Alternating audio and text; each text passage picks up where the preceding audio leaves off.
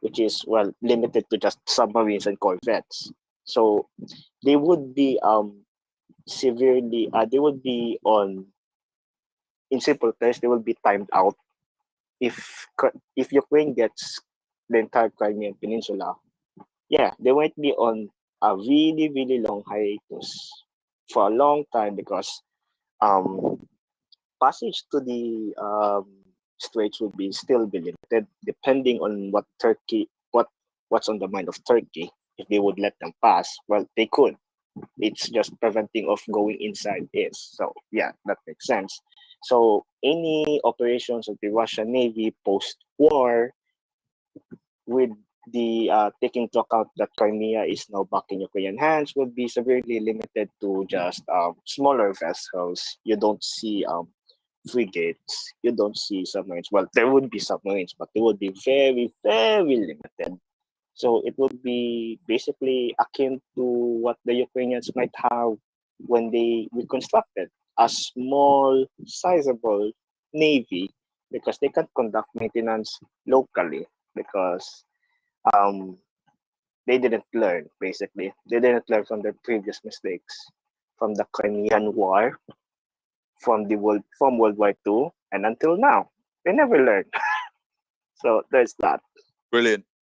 Question answered. Thank you very much. Cheers, buddy.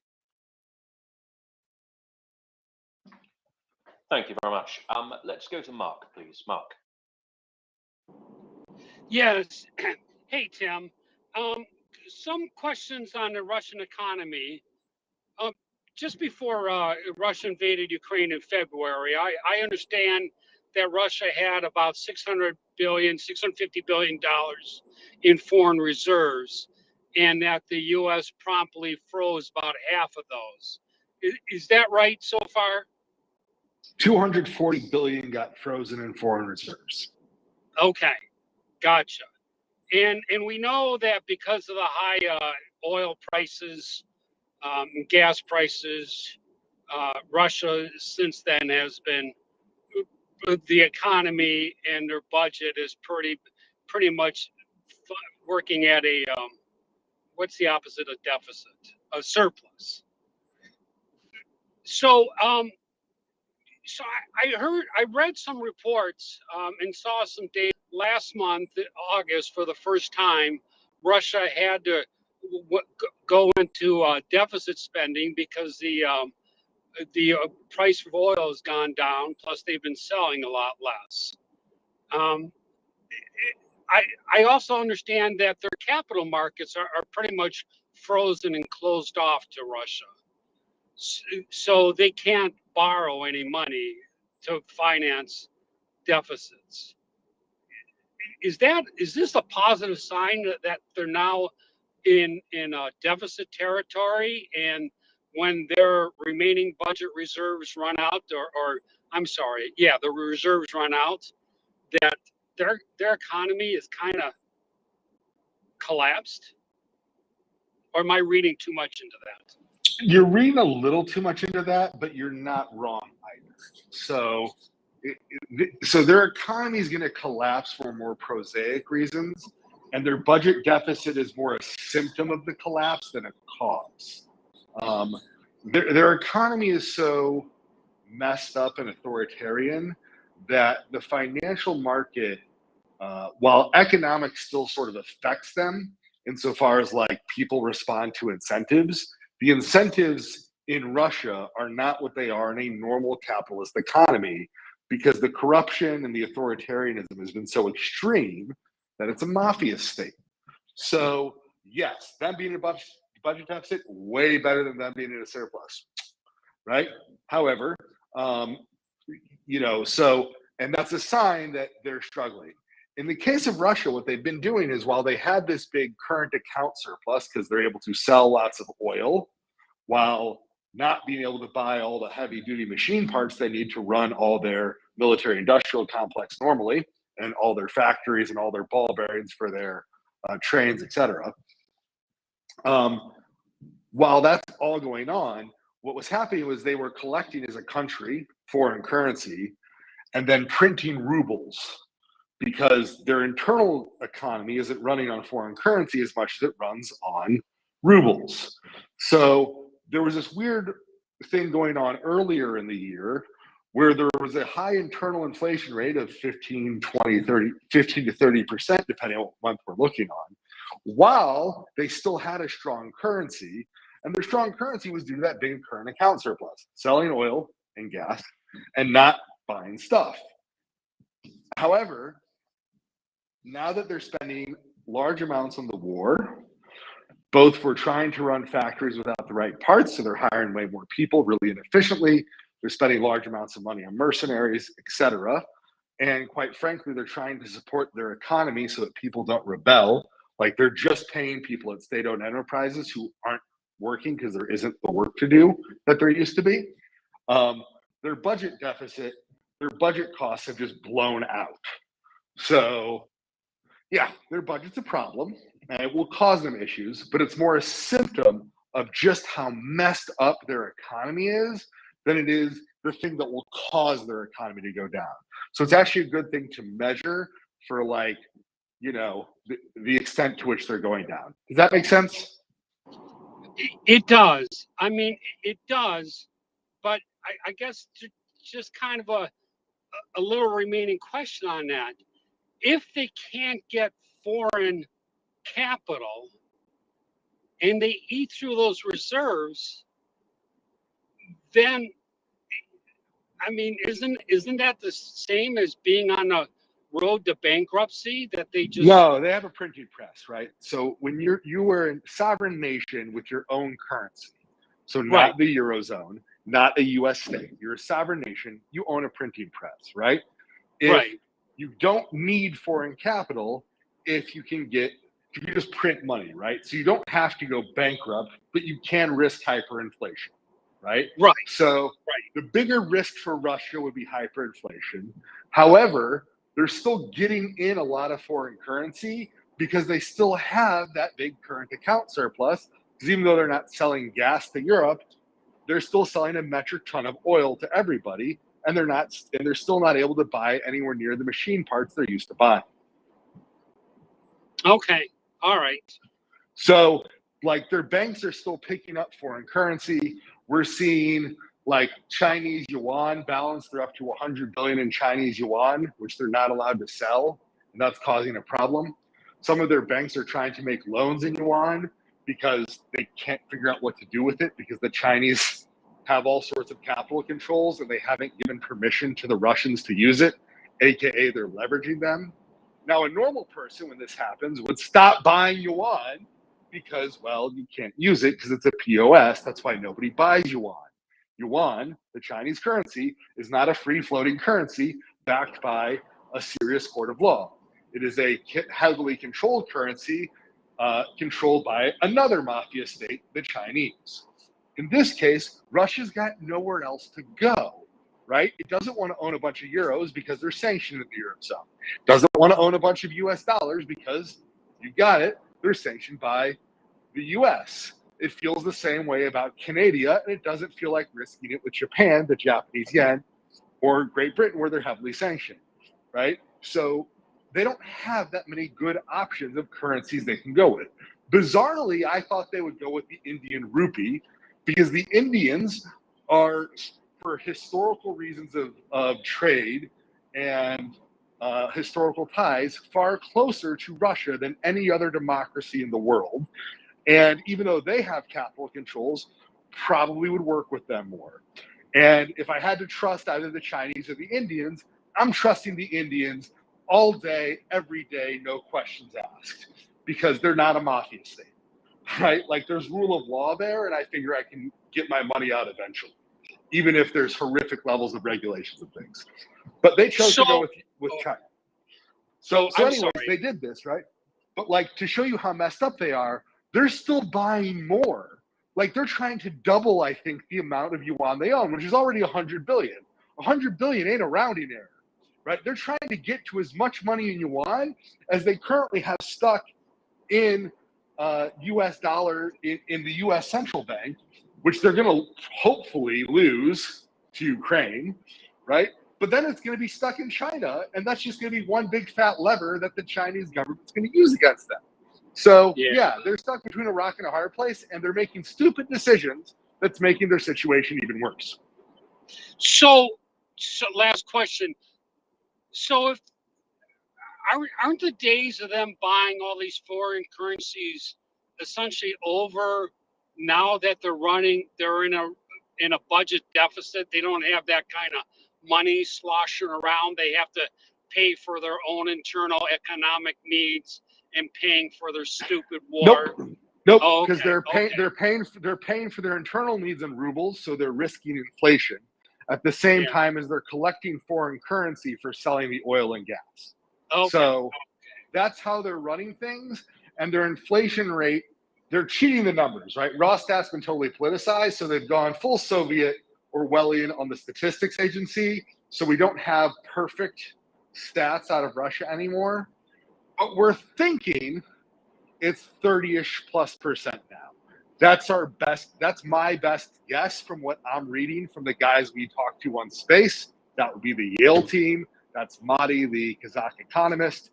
Like the guys we talked to, we're thinking they're probably over 30% now. They were not there at the beginning of the war. They weren't even there a couple months in. They have gotten there by continuing to manage their economy like a bunch of mafiosos instead of like a bunch of professionals. Okay? So, but they can do that, right? Like that is a choice they can make. So they don't have to risk not collecting foreign capital, right? But quite frankly, a normal country wouldn't want to have these massive reserves and figure out what to deal with them and then go to war. A normal country would just spend that money on things that would produce a larger economy, like say sewer systems, so massively large numbers of their people weren't living in the pre-industrial villages with no sewer systems and no electricity. There's big benefits to just bringing running water and lights to your country, and they don't even have that outside of St. Petersburg, Moscow, and their industrial cities. It's nuts. It's absolute insanity. Yeah, barbarians. All right, great. Well, listen, Finance, thanks for taking the time to explain that to me. I understand it quite a bit better. And Doman, Finance, and Ben, thank you for the sacrifices you're making to host the space. I appreciate it. Hey, Matt, you have a good one. Absolutely appreciate it. Come up anytime. As long as you're asking questions in good faith, I'm happy to answer any question I can that's in my field, whether it's simple or complex. Always appreciate good faith questions here. Thank you, Finance. And thank you, Mark, for your questions. Right, who do we have next? I think we have, goodness, I'll make this up. I'll go with Daryl and Cartelli and Termofella, and I know I just brought up Nina just now. That will write them. Daryl. Hey, good afternoon, everybody. Can you hear me okay? Yes, we can. Okay. I just got a little something to posit with, I've been hearing everybody talk about the Black Sea, the fleet, what would happen in the future. I would posit, why not go with a totally autonomous fleet for Ukraine? One that's not necessarily manned, with new technologies to where, because of the smallness of the Black Sea, they would be able to use autonomous vehicles where the loss of life in the event of a skirmish is a lot less, and they could patrol for a lot longer periods of time.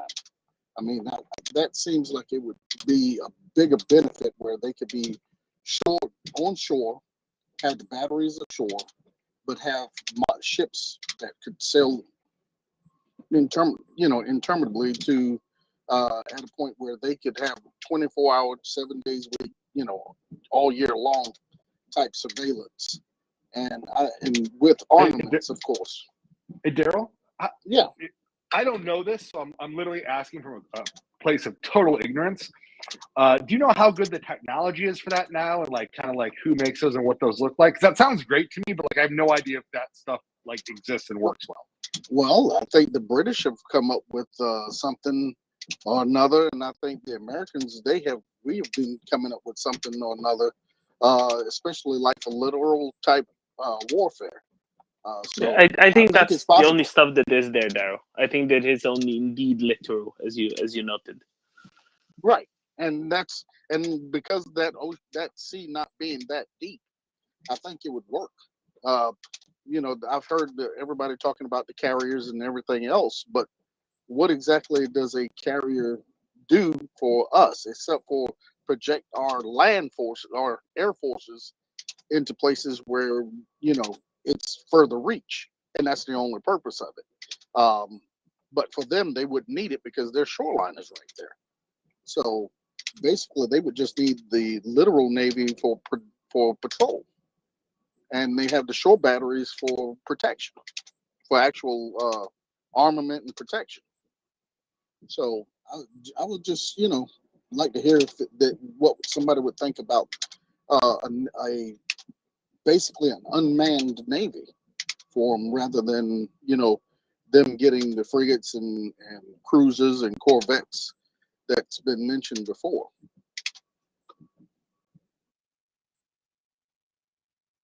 I would like to take a crack at it. Please do. Okay, so there's a problem with unmanned vessels currently in that they are small. In the context of everyone here, the current generation of USVs or unmanned surface vessels is basically the size of a dinghy for some odd reason. They're small. The US have larger ones, like they're you see those vessels that have flat decks at the back of them that you see in oil rigs. Yeah, smaller versions of those exist. They are part of the US ghost fleet because they are mostly unmanned.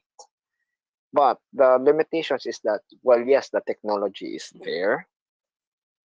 There is still a problem in that they're kind of small. For the meantime, they're kind of small. You couldn't fit larger than the same guns that the Ukrainians used in their missile boats, or not missile boats, but their armored boats. They're kind of small. But would Then you for the need? other But one, would you need guns? That's the point. Would you need guns if you have a actual shore battery that could do what you needed to do with surface to surface missiles? They well, would just be the targeting deck and the surface. The detection deck, and that's it. They would not be there unless you arm them with a torpedo or two, or a surface missile, a surface to surface missile. But other than that, they would just be there for detection only, and it just alleviates the need for men to be unneedlessly killed at sea in the event of a hostilities like now, where the Russians just were able to do what they did because of the size of their navy. Having an unmanned navy, they could do the same thing. They could actually match the Russian navy head to head with a shore system, a shore batteries protection system, and those as a frontline detection and deterrence.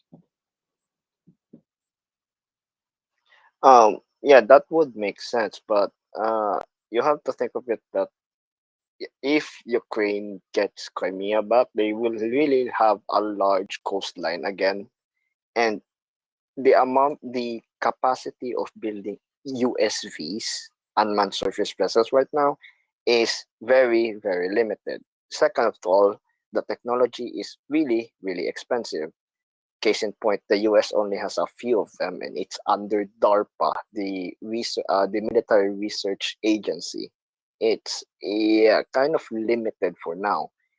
In the near future, literally a year or two from now, you will still need manned vessels because in the context of, say, for example, search and rescue, what would who would look for survivors? So yeah, basically the navy is not for just protecting per se, it's also for humanitarian reasons. So sure, you could protect them against Russia, but when it comes to normal coastline protection, you would still need a man in the middle to basically scout, to basically verify, because currently, while unmanned technology is still good, they are still aided by people in between computers and the actual technology themselves. Basically, man in the middle concept. It's a safeguard and also a testament that yes, the technology is improving, but we still need humans even on naval vessels. Even the US in their unmanned vessels still has sailors in them to manage all systems, to make sure everything works, and if the automated system fails, they could still use it as a normal ship. You cannot run fully automated system, then on the minute chance that the automated system fails, you don't have any vessels anymore. So you still need a person, a sailor in a ship, because it's basically one of the logical sense. If the automation fails, which is always in the field of IT automation, everything could fail. What would you do with your ship? It's basically a sitting duck. So yeah, you still need people to basically operate vessels. So yeah, well, it is possible, not for the near future. This could still man ships, even larger ones, because in the context of they would be joining NATO, they would be you would need a certain level of participation in the NATO's maritime group, and you will not be participating in an unmanned vessel because, yeah, those maritime groups of NATO usually conduct security missions abroad or other missions like humanitarian. You need humans too, so yeah, it's possible, but you're still going to need humans. Okay, but I got two points on that. One, you build enough, the cost goes down, especially if it's an international effort. Secondly, you can design your NATO exercise around those to where it becomes an asset, vice a new technology that's untried. You actually incorporate, just like we incorporate any new technology into the system. So just those 2 points, would be to answer some of that. But as far as the Coast Guard activities in search and rescue, yes, you'd have your helicopters, ashore to go out, and then of course you could always have manned cutters to go out on a fast survival, search and rescue type missions as well. So I'm not negating totally any type of man, but just the need for um, the extra security that they're going to need against a hostile neighbor such as Russia. Thank you, Daryl. I think we should move on from speculative technologies here. I think Daryl raises a good point in that Ukraine doesn't have a navy, and the rebuilding of Ukrainian naval forces in the Black Sea after the war, especially as Ukraine becomes a NATO partner, will be an opportunity to invest in, will be an opportunity to experiment, shall we say. But let's move on, because fascinating as it is, and I really do appreciate the conversation. We could talk about this for an awfully long time. I'm not sure of the order, but I believe Termafella was first. Termafella. Hello, yeah, just a quick one. I just read over Reuters, well, about an hour ago now, that Spain has ratified NATO accession for Norway and Sweden. That's it. Thank you, Termafella. I mean, it's always nice to hear, but I guess there were no surprises there, right? We weren't expecting any resistance from Spain, were we? Or does anybody have other information? No, it was just kind of, it just came over the wire, so I thought I'd just mention it because people were kind of waiting for the official announcement type of thing. Brilliant. Thank you very much, Termafella. Okay. Let's go to Alex, please. Thank you. Yeah, regarding the drones, I even heard that the US gave some drone submarines to Ukraine. It was probably a couple of months ago. So I think Odessa is right now quite well protected in terms of they have now anti-ship missiles. And I'm not sure how those drones are used, but they're probably experimental. So a lot of things Daryl said make a lot of sense. It just probably takes time. A lot of this stuff is experimental, and I think some of it was given to Ukraine. Because it's also like the Black Sea, it's kind of a lake, but large enough. So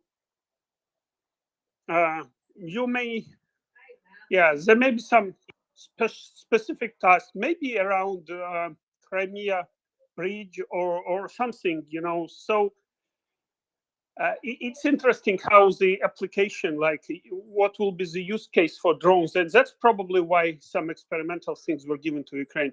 But I'm speculating here. So as far as Black Sea goes, you know, Sevastopol historically it has limitations. Like I do not know if it can even hold big ships because the entry is so narrow there that.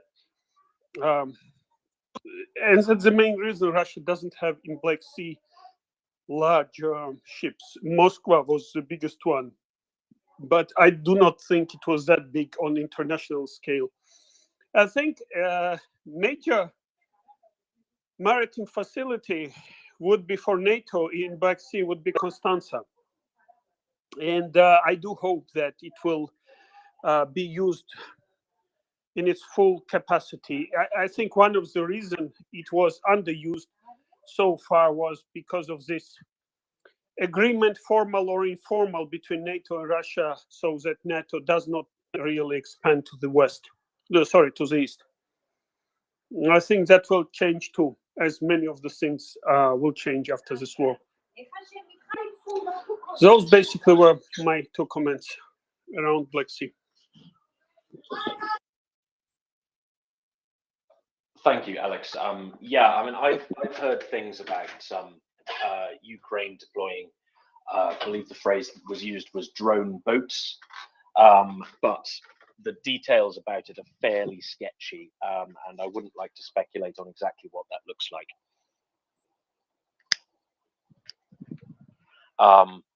However, yes, I mean, as our friend Daryl said, I believe the rebuilding of the Ukrainian Navy from scratch will be a good opportunity to, shall we say, innovate with completely new technologies and completely new systems.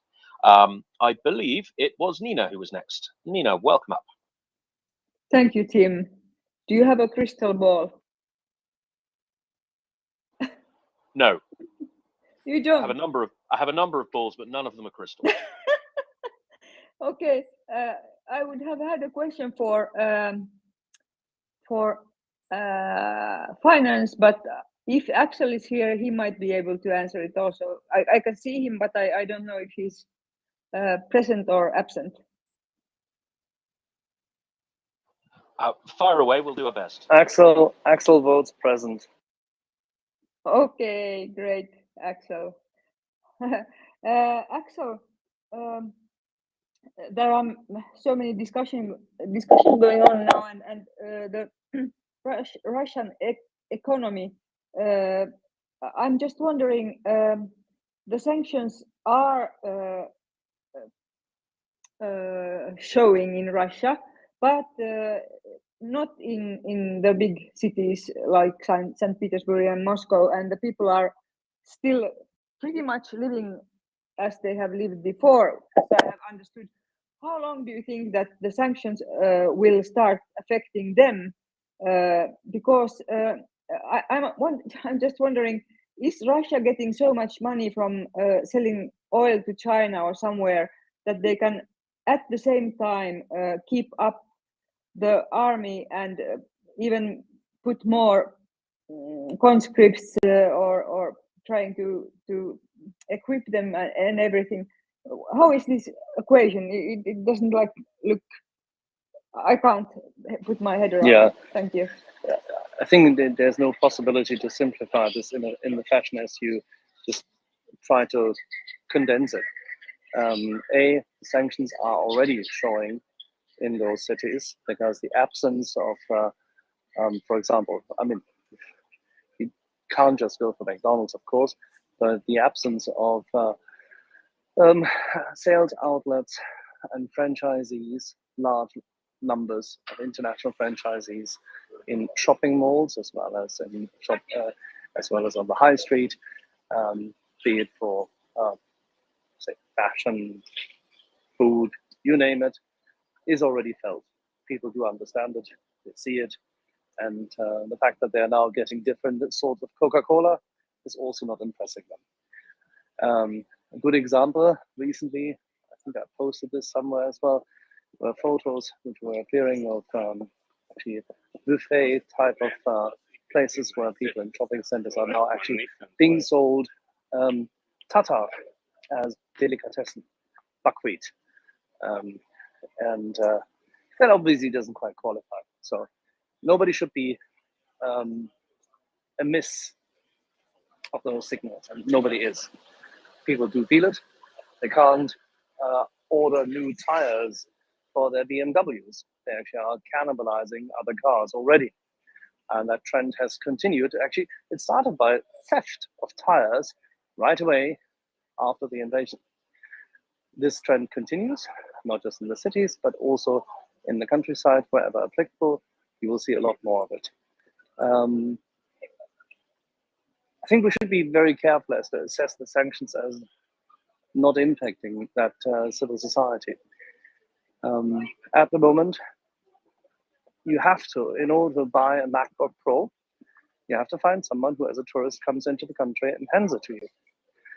And people are making, of course, this a real boon to the extent that tourists are still returning, and they are, as we all know. It's a good friend of ours who's currently traveling and arriving here in a few minutes in Tallinn Airport, Lennart Meri Airport, who just had the pleasure of traveling back from Barcelona with tons of Russian tourists who should never have been in Spain to begin with, but they were. I think the fact that a MacBook Pro currently being traded through vKontakte and other pages in Russia, hand to hand, the price is already triple the existing price in the West, should give you significant signaling in that regard. They can't access the App Store. I could go on and on. This is just anecdotal, but it helps people understand what it means for consumers, so the consumers are aware of it. And these are leading signals, leading factors. What is happening at the moment is that the complete breakdown of the supply chain in industrial and semi-manufactured products is already being felt. The vast amount of unemployment which is about to occur in the country as a consequence of the failure of the industry to be able to employ people for much longer will hit the market. Yes, they can supply this by means of additional support payments through a few months, but that will increase their budget deficit. They're not in a position to supplement this. They're not in a position to compensate for it. And they do not have the capacity to attain further revenues from the outside for that matter. This will ultimately hurt the economy in the coming months. And whilst they can heat and technically feed people, the allocation of food and the composition of the daily diet and the basket, of the shopping basket, will change massively. This will ultimately lead to shortages. Now, separately, water treatment plants in Russia are currently running out of spare parts. This will have an impact on the availability of potable water. It will have an impact on the availability of everything going even up to public swimming pools. So the impact on life in general will cascade through the economy to the consumer just as well.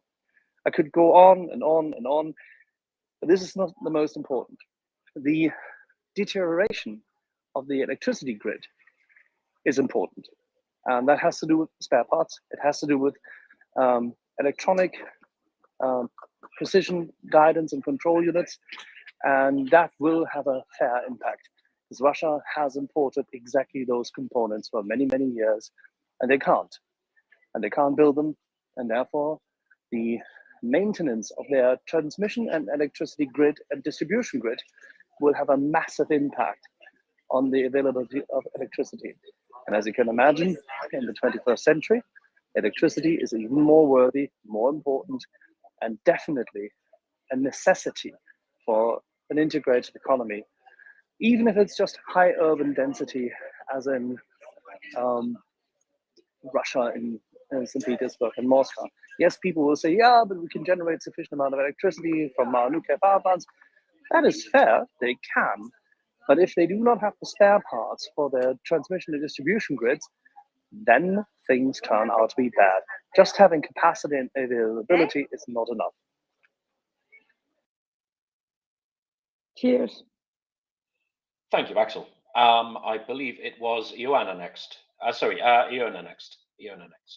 Yes, hello, my name is Ioana. I'm from Romania. It's my first time on a Twitter space, so please be kind with me.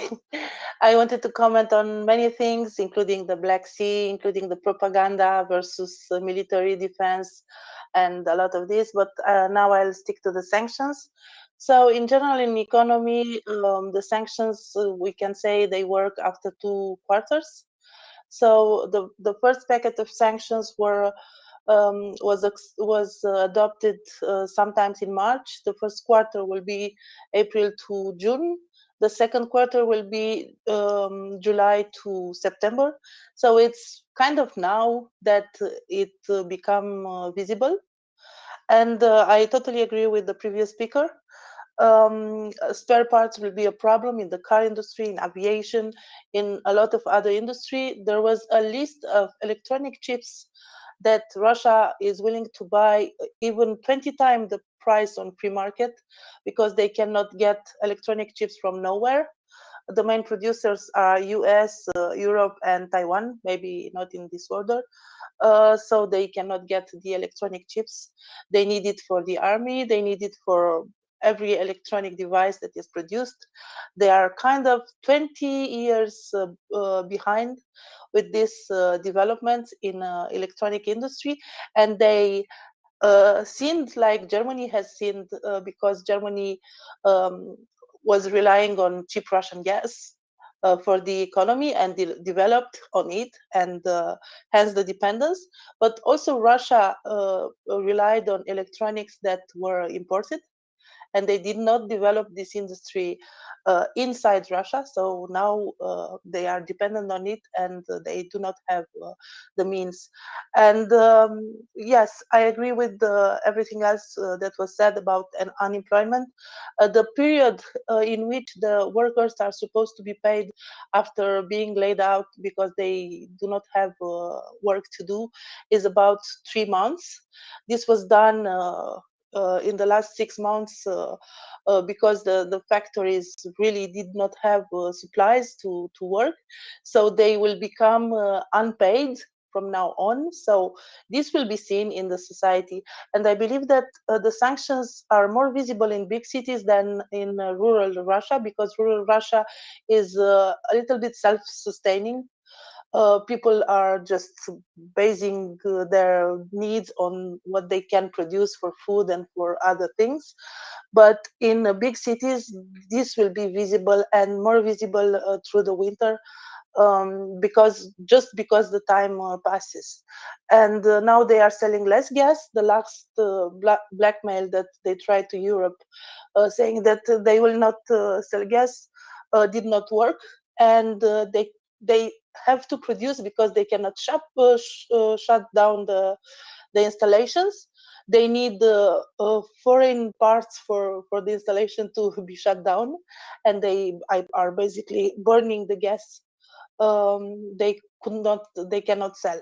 And what they are selling to China and India, they are selling in incredibly discounted prices. So the revenues from there will not cover the revenues that they used to obtain from Europe. I don't know if I was very, very clear No, on what that's I all said. true. Absolutely. And one thing we should maybe highlight, Joanna, is that they can't really up the quantities of natural gas that they're shipping to places like China easily because they can't compress it, and there's no more capacity in the pipeline going to China. Yes, exactly.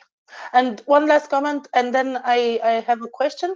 The comment is about the Black Sea. It seems like a lake, but it's quite big. It's 400,000 square kilometers, and the depth is up to 2 kilometers, so it's quite big. There are Russian submarines currently in the Black Sea.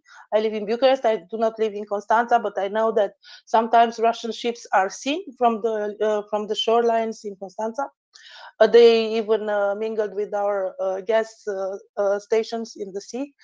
They tried to deter the people to go there, to the workers that were going there with the ship. Yeah, it happens. They are mingling on our operations on the Black Sea. And about the drones, yes, the Ukrainians did receive some drone boats, USVs from the States. I don't know the number, but I know that they are like 10 meters, not very big, and they are used for intelligence, like information collection, even checking the mine lines, reconnaissance, things like this. And my question, coming back to the war, will be: I know that there were hints about a third army, a third offensive of the Ukrainians. They were talking about a potential offensive in the region of Melitopol, where there is partisan activity, and maybe even towards Zaporozhia, which will be interesting, is a small word to say. So do you know something about this? Thank you. I'm done.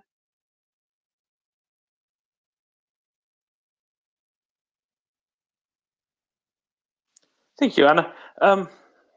Yeah, it's an excellent question because I myself am confused about that. Tim, Axel, you're much more militarily minded than I am.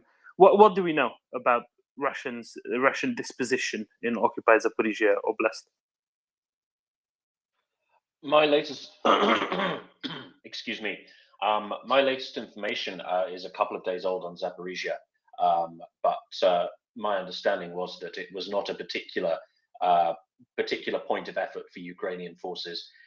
Nevertheless, Ukraine had taken a town was reported as having been fired upon by Russian forces, which suggested that it had transferred into Ukrainian hands. I can't remember exactly what the town was, but this is a couple of days old. My information is still that the Zaporizhia, that kind of horizontal line, going across just to the north of Zaporizhia itself, is basically not doing very much, and it's not a point of effort for Ukrainian forces. But while there were some reports of Russians departing from Melitopol, my understanding is that yes, they've departed, but it's, the CJ said as much. Yes, a number have departed Melitopol, but this probably isn't as much them leaving the area. This is more of a rotation of troops, with some Russians going off the Crimea, across Chongar, into Crimea, and then possibly back into Russia from there. But that others will be almost certainly replacing them in those positions, somewhere in occupied Zaporizhia Oblast, maybe in Melitopol proper, maybe somewhere else outside of Melitopol. If hypothetically, if the situation in Melitopol, because of partisan activity, isn't conducive to having so many Russian troops in Melitopol itself unnecessarily. But I wouldn't think that they're actually withdrawing en masse, as was perhaps suggested kind of a couple of days ago. I think that might have been too hopeful. Thank you. And it's great to have you here with us, Jana. We're here 24/7, just so that you know. We will be here 24/7 until Russia departs Ukraine. And just like we have many Finns around, we also have many Romanians around, and it's great that we do. So feel free to jump in anytime, and listen to us whenever. So just so that you know what what you're dealing with here. Thank you very much, Jana. Pablo. Thank you, Doman. Yeah, do you mind if I go back to the Black Sea, or do you want to quick touch about You the can economy? go to the Black Sea if you'd like to. That's fine. It's the temperature's still fine, I think. All right. Yeah. So I was thinking, about what you guys were saying about the unmanned surface vessels and everything. I guess they're gonna be similar to, let's say, the TB2 drones, or they're gonna have similar technologies. But at the same time, I was thinking that I don't believe that Ukraine should waste money in rearming its navy, because if they have, as we very well know, surface batteries that can go and reach, let's say, 800 kilometers. I think that's the range for the Harpoon missiles. They practically don't need a navy for defense. Of course, the Russians are using the Black Sea as a departure point for missile strikes all around Ukraine. So I think that instead of focusing on the navy, we should focus on, let's say, air defenses, which could prevent or intercept those missiles that are coming from the Black Sea Fleet. And also, let's say, Russia has a very big, I believe it's 6 submarines in the Black Sea. So those are very, very quiet subs, and they would be really difficult for the Ukrainians to hunt.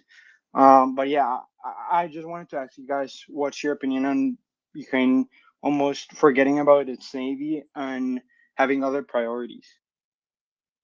I think that's it. I think other things will be prioritized once Ukraine evicts Russia from Ukrainian territory, for very obvious reasons. Also, if you look back over the recent years, there has been some criticism in Ukraine for overinvesting in the big surface vessels, frigates and the like, I think. And I think this is the sort of thing that is going to be kind of pushed on a back foot going forward, just because it will be much less of a priority than an air force and ground forces, things like air defenses, coastal batteries, etc. Just because that will be easier to build up more quickly and a little bit more cost effectively, and then the rest will probably come a little bit later on. And funnily enough, it's something we kind of discussed 2-3 days ago here. And we kind of came to that conclusion with Gunny was on at the time as well, and some others. So probably that's not going to be a high priority initially, but then later on with time, it's very possible that they'll work more on that. But as Granger said earlier, right, you can't just rely on unmanned surface craft. It doesn't work like that. At least for now. Maybe in the future, as technology improves, etc. But at least for now, if you go that way, you need to go that way properly. If you don't, that's probably fine for a few years, but then in the long run, they'll probably build it out somewhat, primarily for literal use, maybe anti-submarine. I think it's 4 kilos in the Black Sea, by the way. Just noting that real quick. Pablo. Oh yeah, sorry, yeah. So it's four. It's still a big submarine fleet. And also I forgot to mention, and you touched up on this, about the size of the fleet that Ukraine might be able to create after. Big a big ship, it's almost going to be impossible to fully automate it. Let's talk about, let's say, damage control. It's almost impossible, if not non-viable, to automate damage control. Maybe you could get it to close some valves or some doors, but you're still gonna have a hole in your ship. So I think if Ukraine wants to have a open sea fleet, it's gonna be impossible to automate it. But they could build some littoral ships that could have 2 to 4 missiles and are fully automated, and they just swarm an enemy. So that could be another possibility. Possible, but I think at this point we're maybe going a little bit further than is reasonable or necessary here. I think, I don't know, Granger, maybe you have something to add on this. You're very navally minded. So yeah, Domin is right.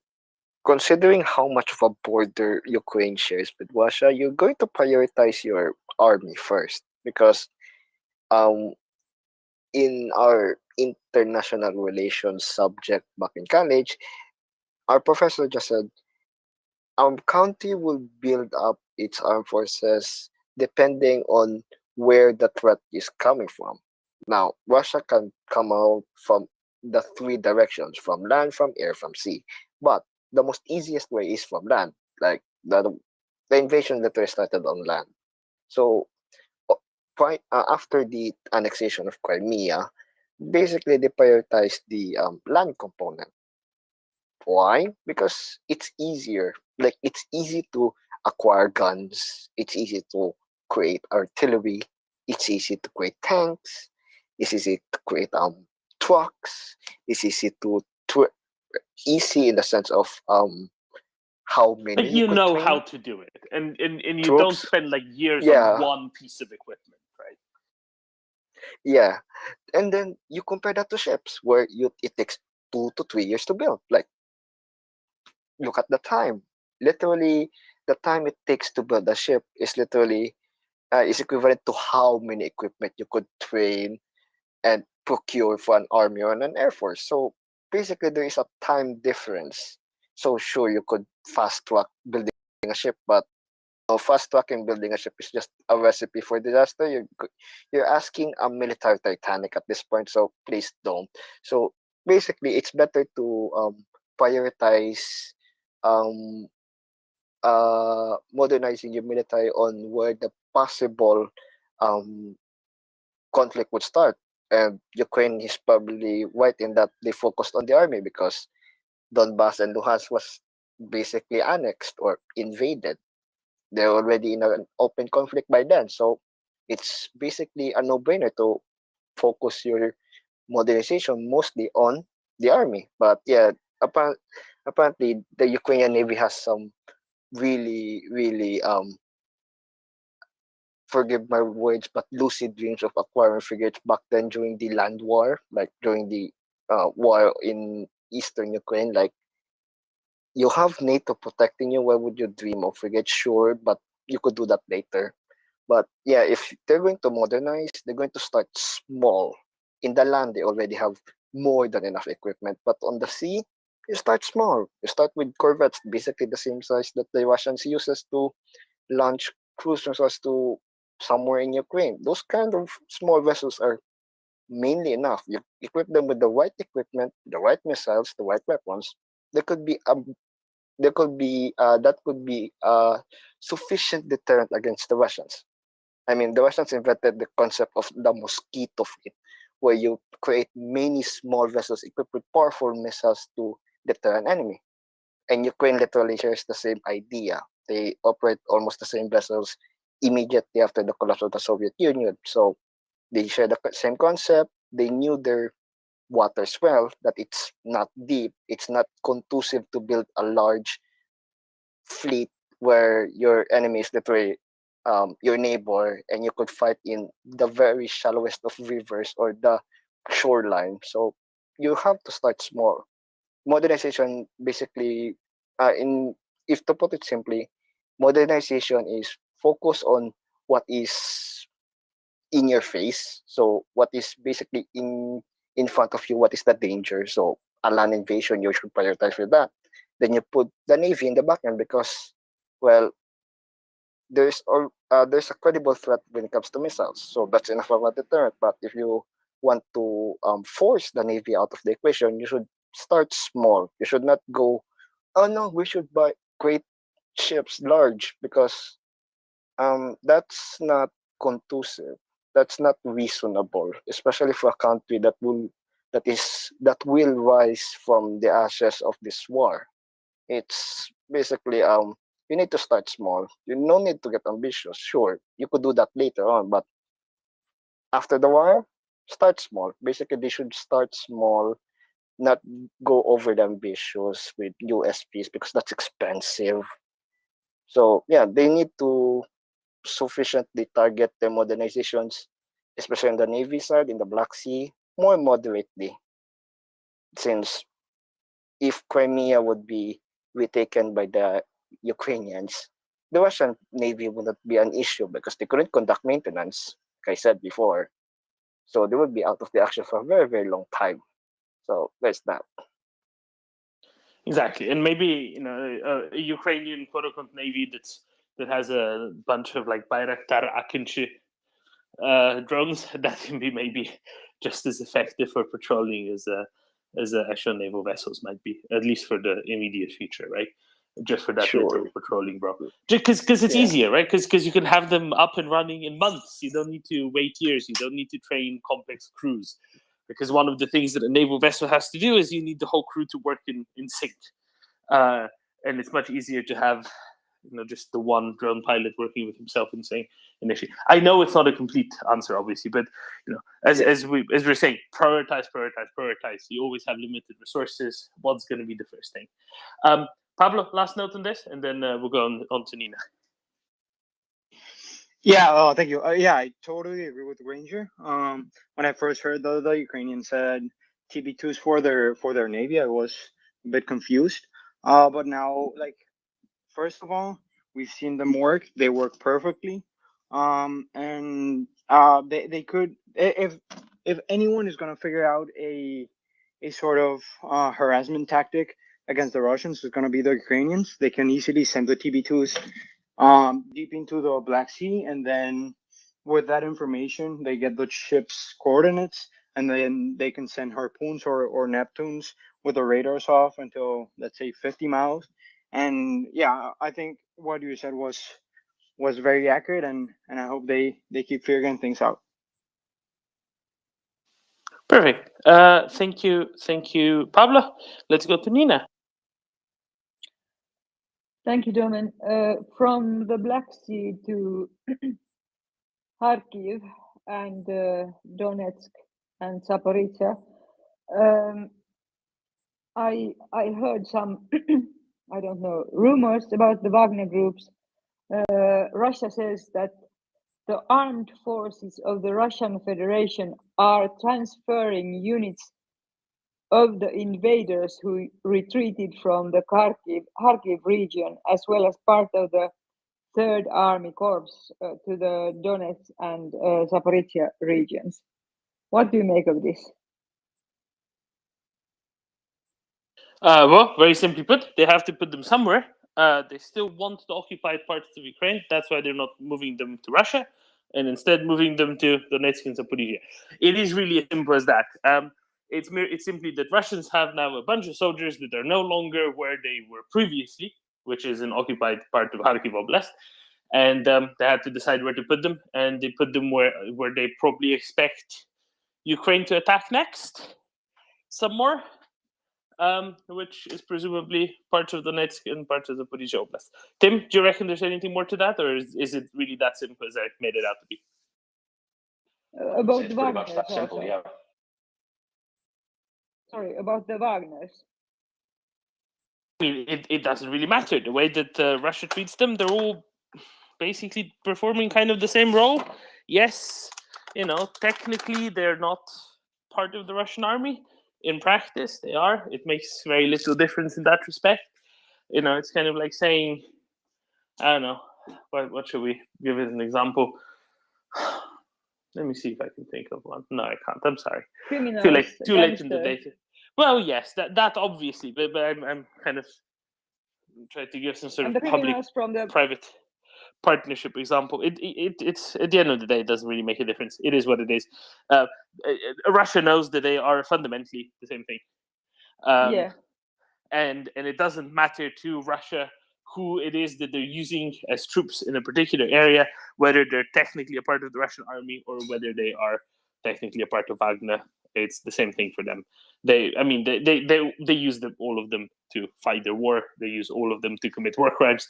They use all of them to commit genocide against the Ukrainians. Frankly, I don't know if it matters that much who they technically work as, because at some level they are all pretty much the same. They're basically the Russian army in different clothes. Like, yeah. And the criminals from the prisons. Yes. Yeah. Do you think it's that different? Yeah. Well, you. Yeah, but they want to go and make the genocide or the atrocities. Correct, and it's the same with the technically regular army as well. No, it's not that different. It's much more similar than it is different. They use it the same way. It's makes little difference. There you go. There you go. There we go. Danny, there you go. Hey, thanks, Domin. I don't know if you've spoken about this previously. I've heard that China and Kazakhstan have signed an agreement, like a security and defense agreement, to have each other's backs, while Kazakhstan is leaving the CSTO agreement at the same time, or along the same timelines, I guess. And while today, China's president had met with Putin, so it kind of sends all kinds of messages, and I wasn't sure if we've discussed it, or maybe if Mahdi is on the space, he can tell us his point of view, or anyone else. That'd be really interesting to hear your thoughts.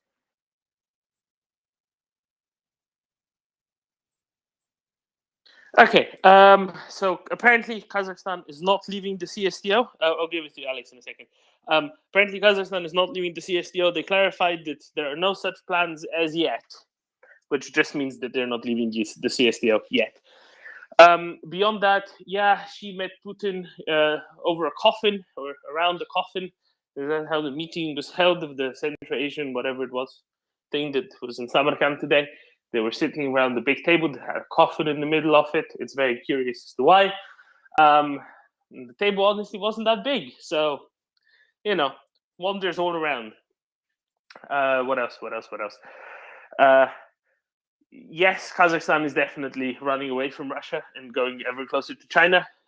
How significant that is, well, we can all guess at that, but it basically means that Russia has lost a whole lot of influence and soft power in the region, which isn't really a surprise to anyone. Mistake.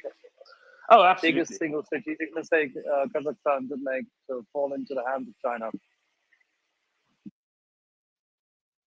You can say it's both, right? It's the biggest single strategic mistake for Russia because it just lost a whole lot of soft power, and it's a mistake for Kazakhstan the way they're doing it. Right? They finally get out of the frying pan and they jump straight into the fire.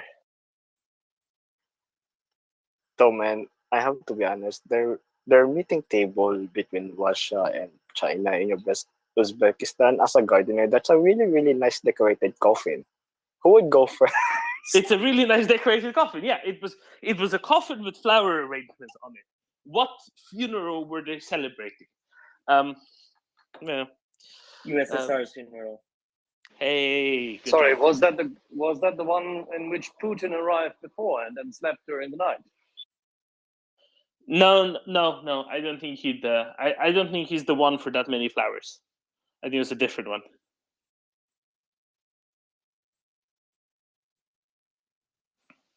But yeah, there you go. Alex, I'm sure you have thoughts on this. Yeah, I just thought it was coming like Kazakhstan was under kind of protection of China, and it was clear since this recent spat and the recent trip of new Kazakhstan president to, was it in St. Petersburg earlier this year? Yes. Made it clear that he was under protection of China and did not, basically he refused to deal with Russia as his sovereign or something. And that was also obvious earlier in the year when the new president used ODKB forces, real Russian forces, to secure his power in the country, and then basically tell them to leave. Russian troops do not leave so easily in general, unless somebody, a bigger gangster, asks them to do so. Is it good for Kazakhstan? I do not know, honestly. I do not want to look into that far, but clearly at this point, Kazakhstan has escaped Russian grip. That's one thing. Another thing is there is a lot of Western capital in Kazakhstan, and Kazakhstan is rich of oil. It remains to be seen whether this oil will become available for Europe. At least at the last meeting between Kazakhstan and not meeting, but there was phone conversation between, I think, EU official Joseph Borrell and Tokayev, right? The president of Kazakhstan's name is Tokayev. Recent phone conversation, he said Kazakhstan can provide as much oil to EU as they need, pretty much as much oil as they will not buy from Russia. That was kind of message. So yes, it escaped the grip of Russia. Remains to be seen whether this choice is smart. Another question is, what were the choices they were facing anyway? But clearly it is a defeat for Russia because like this Russian fascist group, they never recognized sovereignty of Kazakhstan, and they openly want, like basically they claim all northern Kazakhstan is real Russia. Some narrative that we already heard vis-a-vis to other countries and states. So yeah, that's what currently Russia is, but that's a blow to Putin, even if he tries to keep a good posture. I'm not even sure about that. So thank you, Alex. John. Hi, mate. Thank you. I just wanted to agree with a comment made by Sergei Lavrov that Ratko Mladic should be released from hospital on humanitarian grounds, which is something I agree with 100%, as long as they're releasing his dead body, obviously. Yeah, so for people who missed it, the Russian Ministry of Foreign Affairs released a note in which they said that Ratko Mladic, the butcher of Srebrenica, should be released from the prison in The Hague on humanitarian grounds because he's ill. Some of us have noted that there is clearly great foresight in the Russian Ministry of Foreign Affairs, for they want to set a precedent for what gets to happen to them when they're ill in their cell in the Netherlands, where we hope they will end up in. There you go.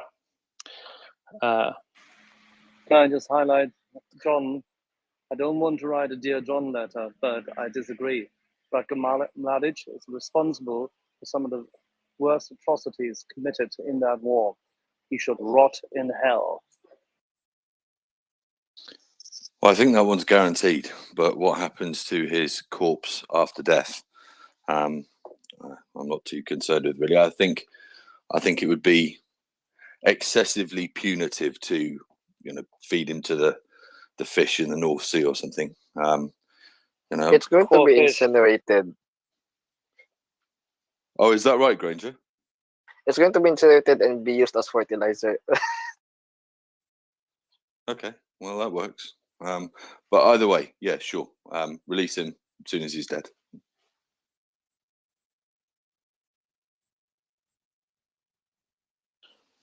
Slava Ukraini? Героям слава and слава ЗСУ.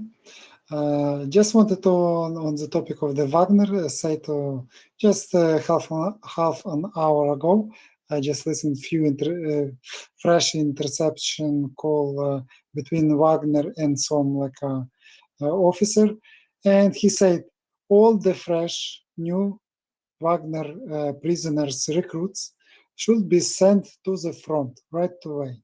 Don't care about it. They said that we don't need this come in our home. This is like a future for all this, like a Wagner prisoners recruiters. So just respond to the Nina. Thank you.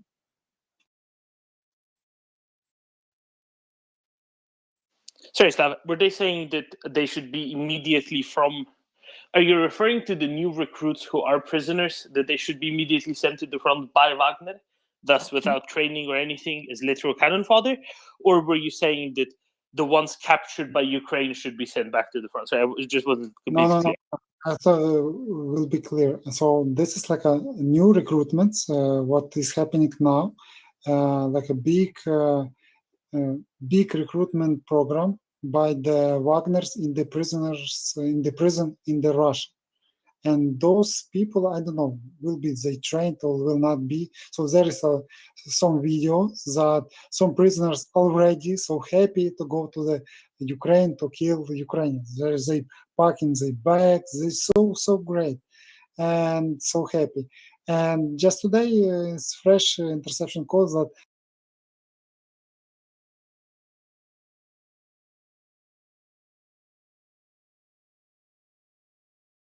people and to some like officer that all they are like a prisoners. That's fresh recruits. He calls this like a fresh recruits.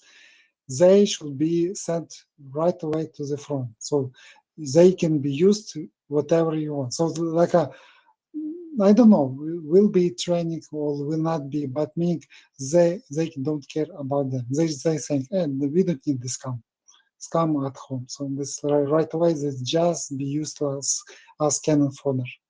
Thank you. Prisoners. Understood. Thank you, Slava. Sorry, I wasn't paying full attention. That's my fault, honestly. I should have figured that out. This was my fault because I right away just expected that you like know what is happening. But no, yes. This is like I try to explain, so I hope you understand. So thank you. No, and yesterday we were able to read some of the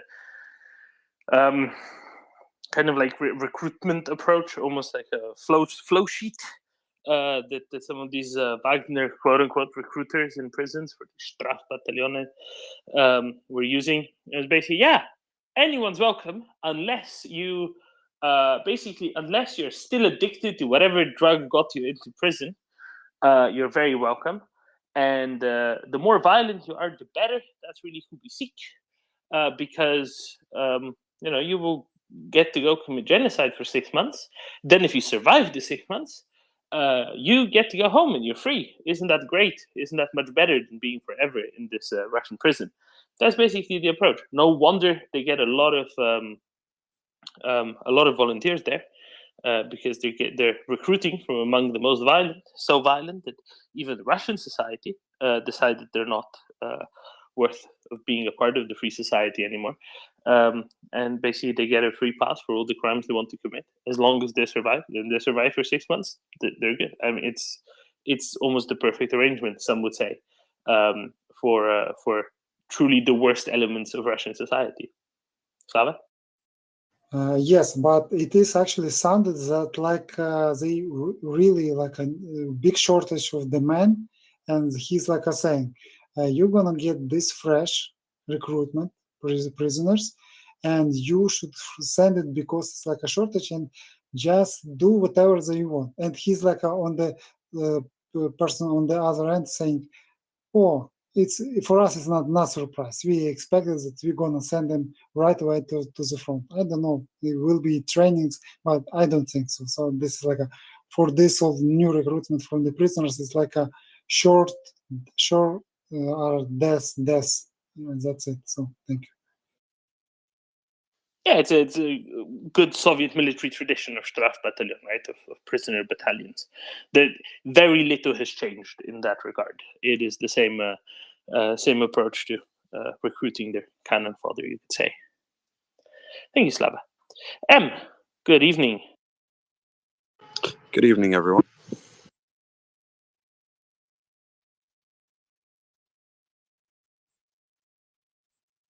So, a day and a half ago, you flagged there might be something big coming.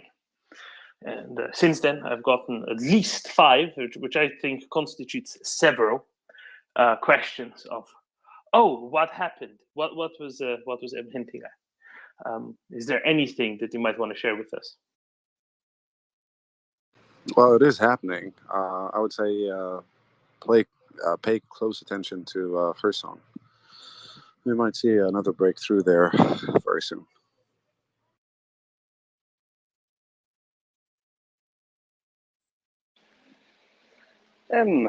Good evening. How are you doing? I'm good, Axel. How are you? Waiting for Alex, the backers. Should only be another minute or two. Quick thing, did you see the news that the German government now finally has decided that we can release dingoes and an unspecified number of Mars? No, not at all. Is it confirmed? Yes, but it's only 50 dingoes and an unspecified number of Mars, but no. I think it came out as 2 Mars, no no? tanks. Well, it is the Mars 2, so but we do not know whether it's 2 Mars. 2 Mars 2? We do not know. 2 Mars 2. It's 2 nice Mars symmetry. 2 was the initial indication, but we do not know whether that is still the number. 50 dingoes are, of course, a joke. They're great. They're perfect. They should have been delivered in March, but as such, they are a joke. If you read the message which I sent, Mr. Klingbeil, the social-communist leader of the party, is an absolute, he's a thrombosis, quite literally. Absolutely stunning. Highlighting that supposedly Ukrainians had asked for things to be delayed. That's a special kind of snowflake. Holy.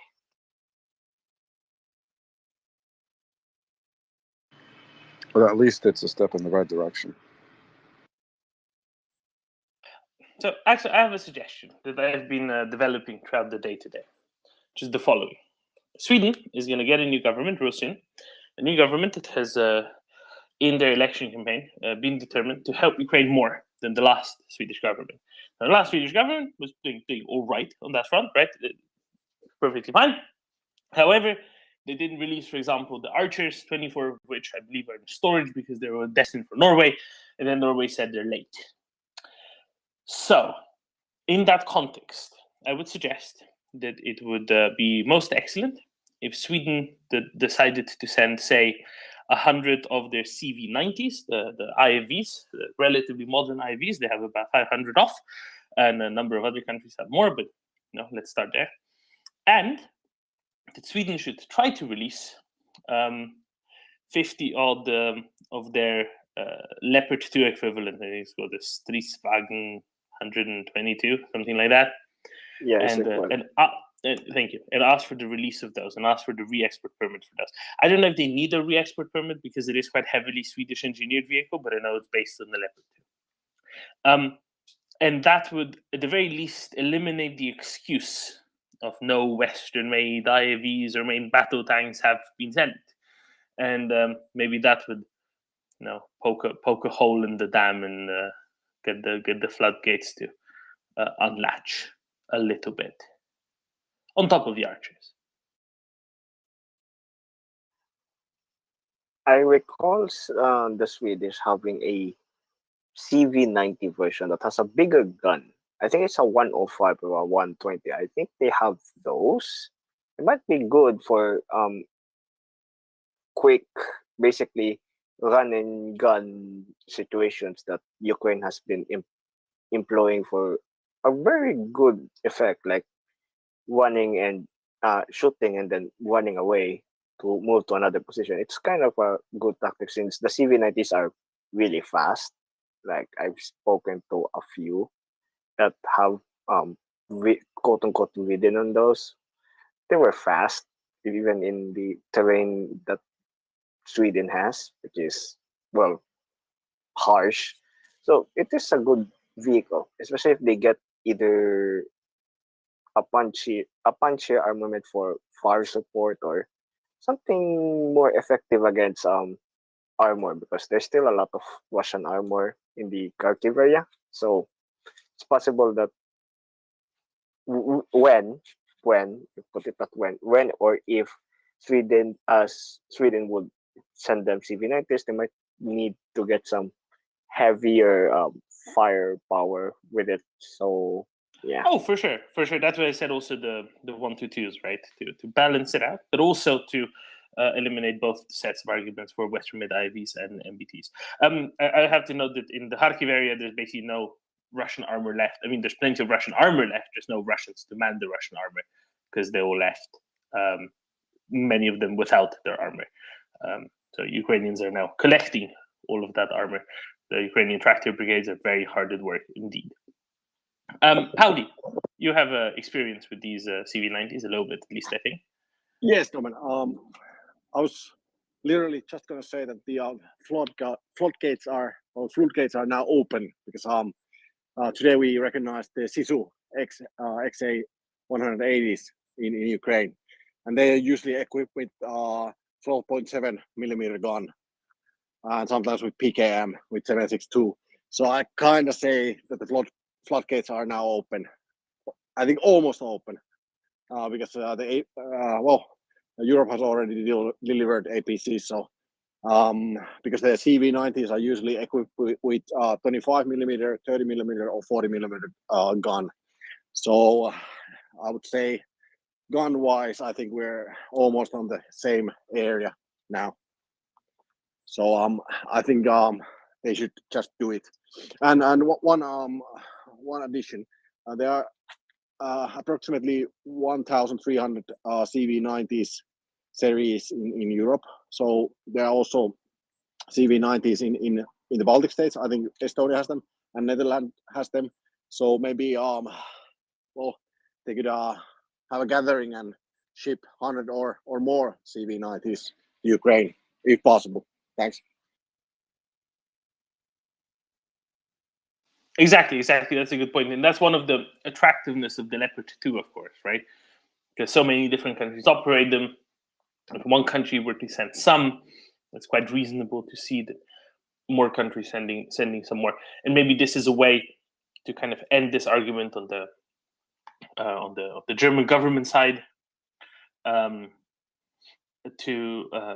no Western-made ones have been sent because Sweden definitely very Western country. I think it'd be really good.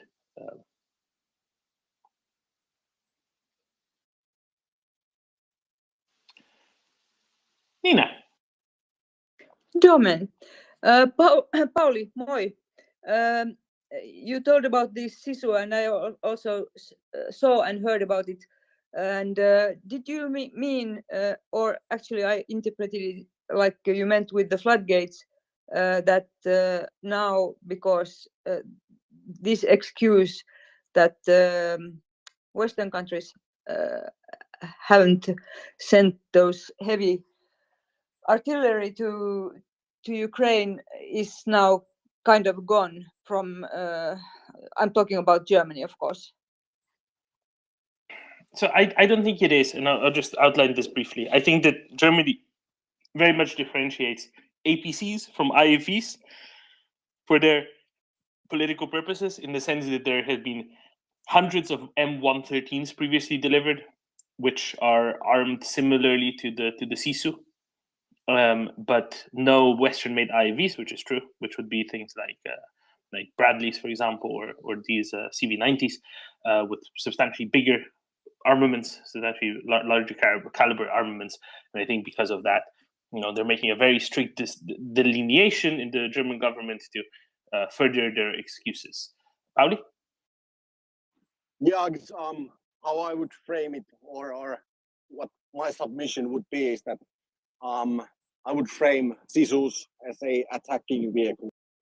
So you use it for attacking. So it's I would say with the capabilities that Sisu has, you can go. It's an amphibious vehicle. You go over water. It goes like 70 miles per hour. It has all the capabilities that the attacking vehicle requires.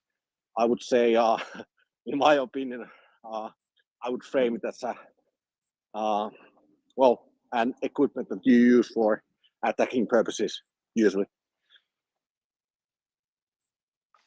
If only Pauli were in the German government, and I think that they'll keep every little bit of an excuse that they can, and is gonna take a while because of that.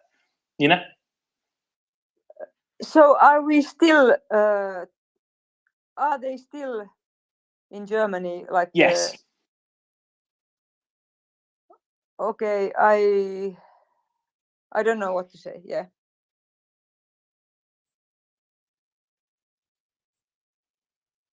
I will once again, just in case any advisors to the German government are listening, I will kindly ask you to please shut us all up ASAP by doing the thing that we are asking you to do, which is delivering many hundreds of MADAs, Leopard 1s and Leopard 2s to Ukraine ASAP, instead of sending MADAs to Greece, so that Greece can send much inferior BMP 1s to Ukraine instead. Please do the right thing and shut us all up. No, man, I found it kind of odd that Greece would send BMP ones when Ukraine is literally capturing like BMP 2Ms. Like, yeah, if you compare both to the ones that Ukraine is capturing in Kharkiv right now, is far better than what Greece is planning to send if they get mortars. Like, kind of unfair, to be honest. Absolutely. It is what it is. Of course, Ukraine needs a whole lot more armored vehicles, armored cars, even MRAPs and the like. We've seen in recent videos during the Kharkiv offensive, kind of Ukrainians still making their way to the front lines in Soskin vehicles, vans, SUVs, etc.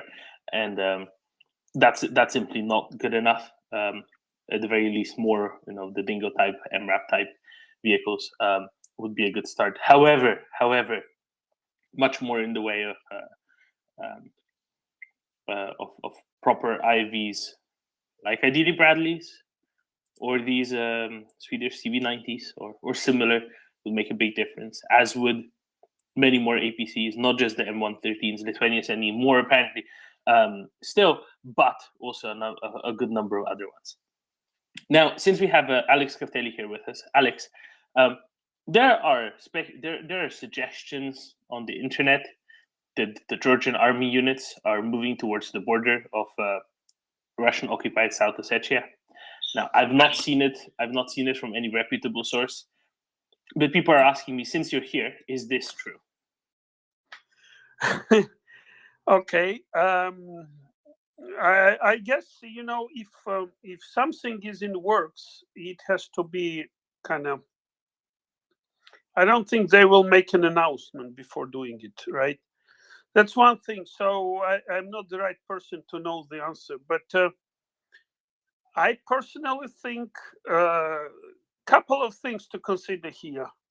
First of all, the territory is so small that any movement of Georgian army would be either closer to the borders of South Ossetia, or like 50% of any movement has a chance to get closer to the borders.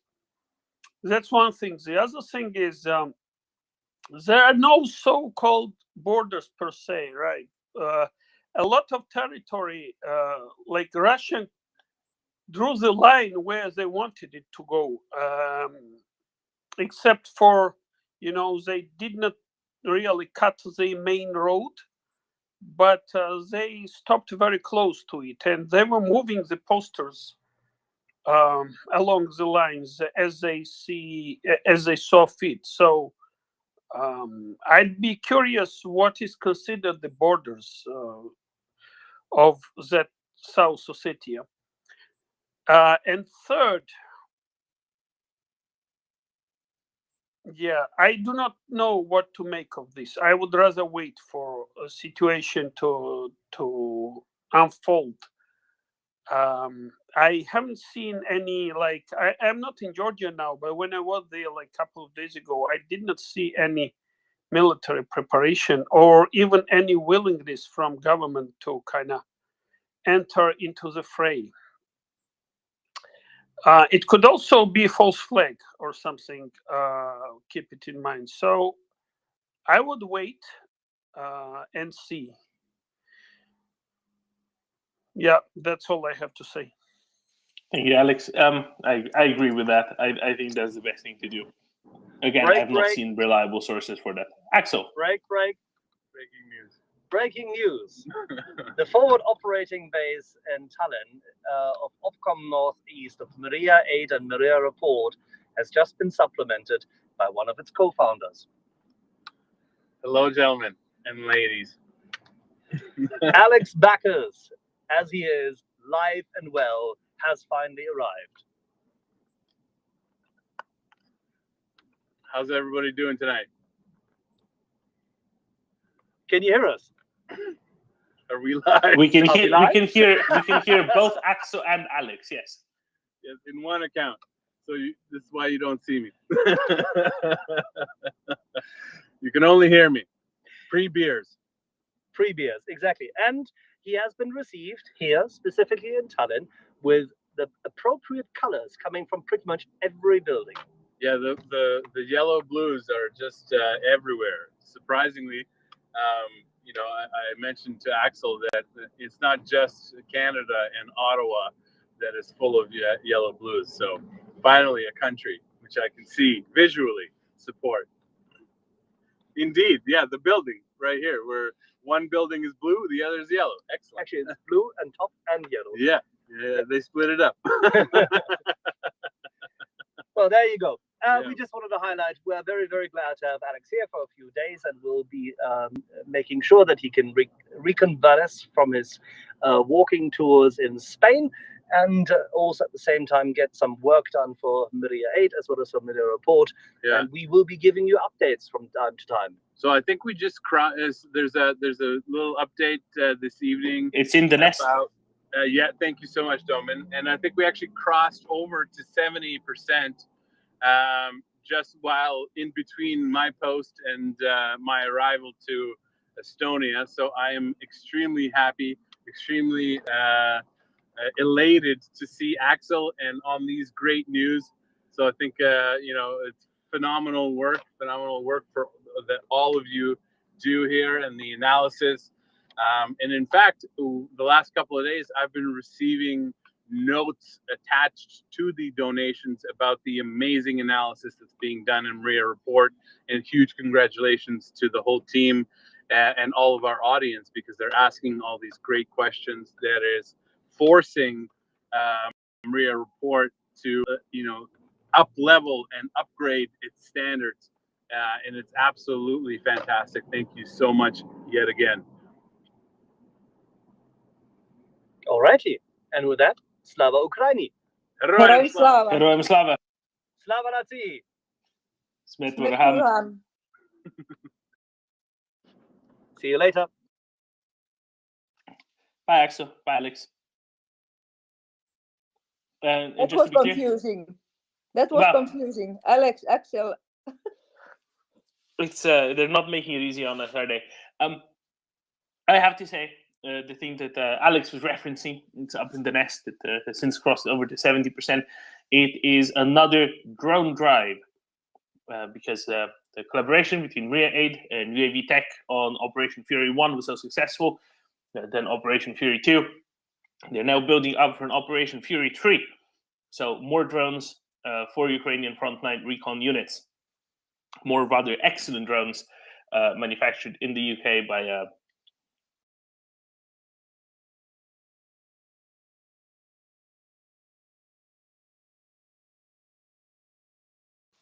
and now they're working directly with certain Ukrainian frontline troops as well, supplying these.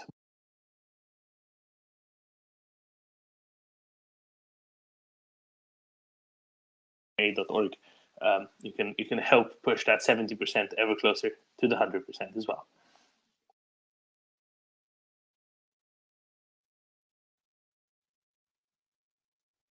So, guys and girls of the space, I'm going to take my break now because it's 2:08 in the morning here in the Philippines. Oh, and it's kind of the probably the first time in a long while that I've been up this long because of any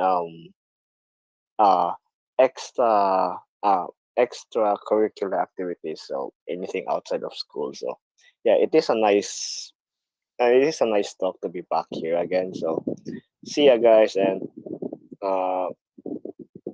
talk to you soon. Talk to you soon. But hopefully there won't be too much to talk about, because hopefully there won't be too much going on in the Black Sea. Because as we know, as of late, unless it's more Russian coral reefs being built, simply because as of late the Russian Black Sea fleet hasn't been doing much except for lobbing cruise missiles at Ukrainian civilian targets, and we really don't want to be hearing much more about that. They have been degrading their engines far too much for the course of this one.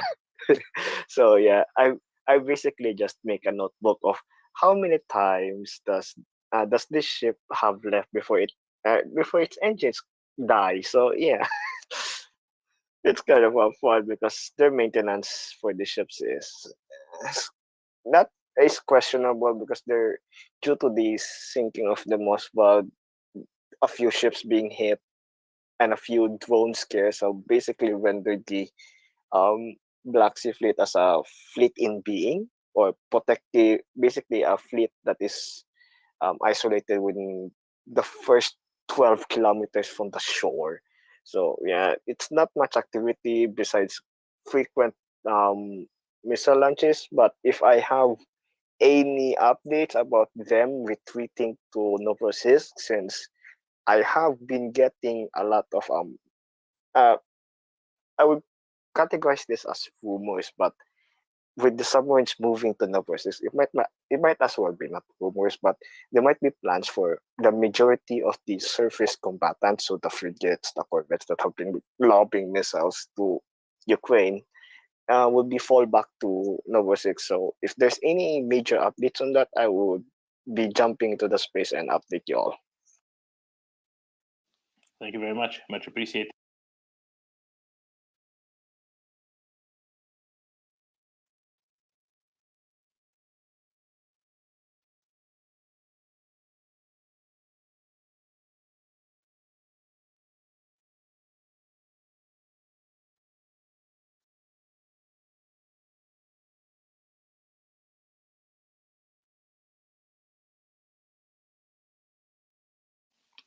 Go ahead, the fella against fascism.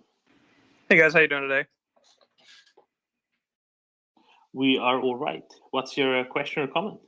So I had a little comment, and a bit of a question as well.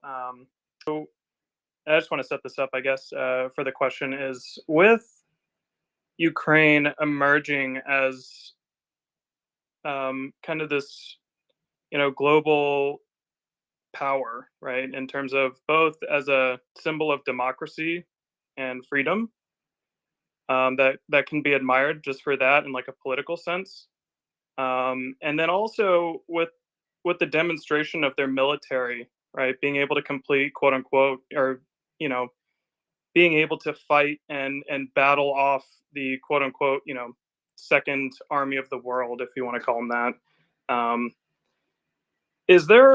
Is there an opportunity for Ukraine to kind of exploit both of those, those rapid changes in its kind of global standing, right? Like, and what I mean is, if you look at like Georgia, right, they were, and you'll have to forgive me, my historical knowledge of this stuff is, I'm still learning, but I know in 2008 there was something that happened in Georgia, right? And my question is does Ukraine have an opportunity to kind of act as like a security guarantor, so that some of these some of these governments in these regions that are close to Russia and can be kind of victimized or bullied by Russia, does Ukraine have an opportunity in the future to kind of leverage their new status as an influence in this region? And will that be a way to kind of supplant some of this Russian influence and replace it with positive Ukrainian influence? That's an interesting question. I will say this much to start with. Let's have Ukraine kick Russia out of Ukraine first. And that's step one.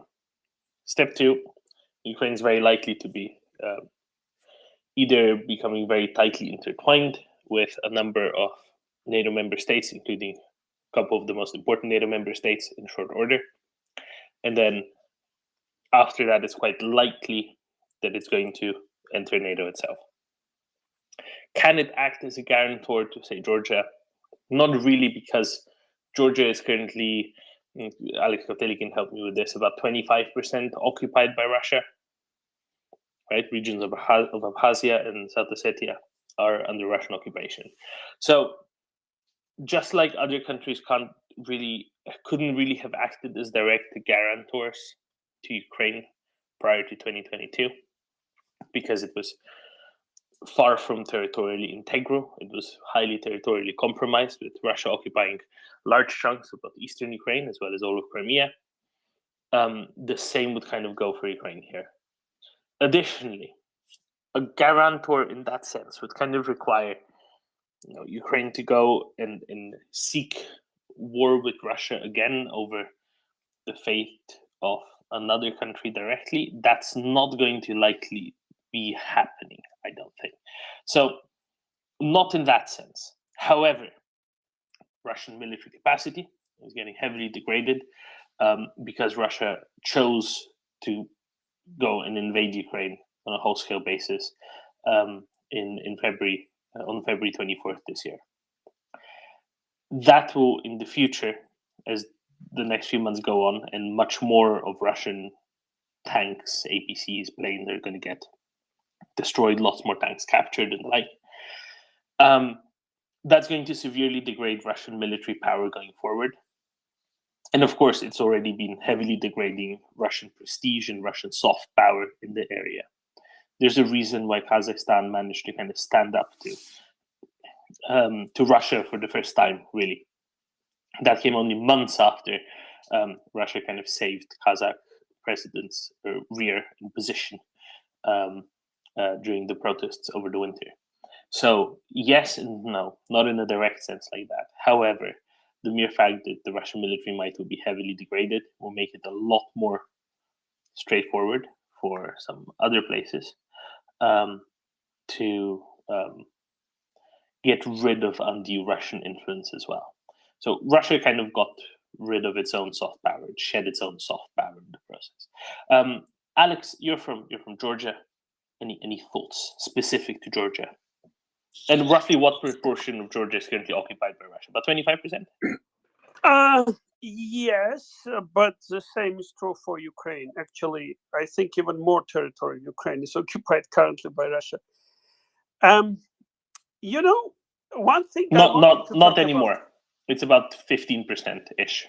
Okay, see, 1 week can make such a progress. At some point, Georgia will have to deoccupy its territory. Even if current government is, holding referendums about do it now or do it like then, or whatever they want to, like this referendum idea is nonsense, obviously, but at some point, Georgia will deoccupy its territory. Now, but speaking more generally, I do not want to speak about, guarantor or something. Definitely, there will be alliance. Definitely military alliance, and definitely Ukraine will have a pivotal role in such an alliance. And a lot of countries around Russia will, hopefully Georgia will be one of such countries. But if you remember before, actually, I can't even, but after collapse of Soviet Union, there was an organization called Guam. It was Georgia, Ukraine, Azerbaijan, and Moldova. Azerbaijan and Moldova, right. So, and even though, and then different countries were holding reforms at different pace. At some point, Georgia went ahead, then it fell behind, but more or less, these countries still remain in close ties. And those ties were kind of also helped by the West, and there was a lot of reasons behind that. There was like Azerbaijan has a lot of resources, Ukraine has a lot of industrial power, and also like other and knowledge, and there were very close cultural ties. And Georgia was on the crossroad, like again, if you look from Azerbaijan to where its markets, Azerbaijan's main markets are, you would find out that it's a landlocked country and it needs Georgia or Armenia, but they like those Azerbaijan-Armenian relations are a different topic. So they were really voting for Georgia to transit all the resources to the West. So those ties made a lot of, and then Moldova was like, it's much more logical for Moldova to be logistically or economically connected to Ukraine and Europe rather than Russia, which doesn't even have borders there. And Moldova is also, I think they can open, go to the open sea. So like it made a lot of sense. And I think, and then there were Baltic states, which they helped a lot Georgia during independence. Well, like I almost speak about these things in the past, but Georgia is still independent, at least on paper. And I think those ties remain in place, and we do hope that they will kind of be, they will get second, how to, athletes sometimes have this second, they run, they get almost feel like exhausted, and then they get like suddenly a new influx of energy and whatnot. So kind of second burst of energy, for the lack of better wording. So I do think it has a future. I do think there will be alliance, and I do believe it will be under umbrella of NATO, because why anybody would want to reinvent the wheel? Now, I still think there is a chance Germany and France will oppose it, but I think that's where we're all going, basically in future. So, and Poland, obviously, Poland was also helping Georgia a lot, like really a lot. So, yeah, I think those ties remain in place. They will, and with the victory of Ukraine, which I don't think a lot of people doubt at this point, they will get second. I need to find the word for this, but anyway, yeah, these ties will only strengthen over time, and they will also be military will be part of it. Thank you, Alex. I just want to say Moldova does have access technically to the high seas because it has a little port on the Danube called Giurgiulești. It's between Galați in Romania and Reni in the Ukraine. And because of the treaty of the use of the Danube, I forget what the proper name is, they have the right to sail from there into the Black Sea. So in a way they do. The other thing I want to say is even if Azerbaijan sends stuff through Armenia, they would still have to send it through either Georgia or Turkey to get to a coast somewhere, because Armenia, like Azerbaijan, doesn't have access to the sea. Two minor points before I get flooded with geographical pedants in DMs. But the rest of it, Alex, thank you very much. Carl. Hi. Regardless of which alliances are in place when Georgia decides to deoccupy itself, I can imagine, just like there is a Georgian legion fighting in Ukraine, that there'd probably be so many thankful Ukrainians who would, independently be willing to join something like a Ukrainian legion there. That's just my hunch.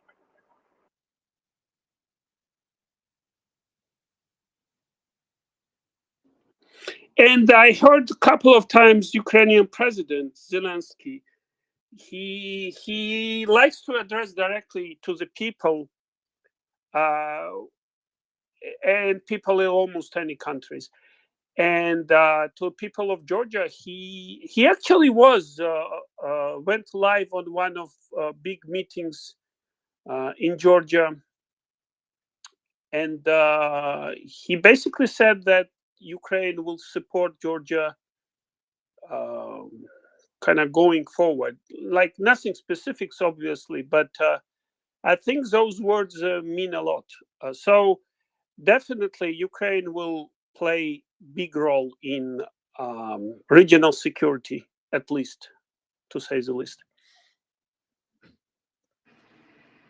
Okay, thanks everybody for all of that, and I'd really love to visit Sibley someday, and I hope to see all of Georgia territory liberated soon.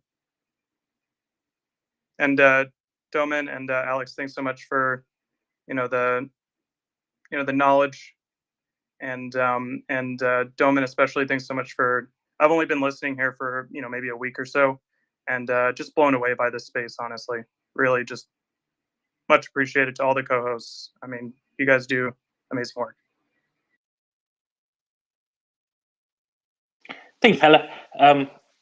We try, but to a large degree we're here because we think it's very important for people to have a place where they can be reliably informed in a sensible way without any other allegiances but Ukraine, and we're here to talk about Ukraine for Ukraine, but also we're here to a degree to raise awareness of MriyaAid.org as well and the wonderful job that they do. Now, we're not exactly related to them, but we are familiar with them, and specifically, we, just as many people in various Ukrainian government offices, are very familiar with the founder of MriyaAid, Colonel Melanie Lake, because she is a Canadian colonel who used to run the last round of Operation Unifier in Ukraine, 2021 through 2022, which is the Canadian Armed Forces training mission in Ukraine. And let's put it this way, she's met a whole lot of Ukrainians in appropriate positions through that. That's why she jumped together with a team of other people on this very quickly after the Russian full-scale invasion of Ukraine. And we're very happy and we're honestly honored to be able to support them like this and to bring attention to them like this. Esperanza. Hi everybody, thanks for having me. Domin, has anybody tackled the subject? What happens to MriyaAid after this nightmare is over? After the war is over, and what happens to MriyaAid then? Could you tell me? Honestly, I don't know. I don't know what happens. I guess there's a chance that it stays together to help the reconstruction or humanitarian aid effort after the war is over. But I really don't know. Because the MriyaAid deserves.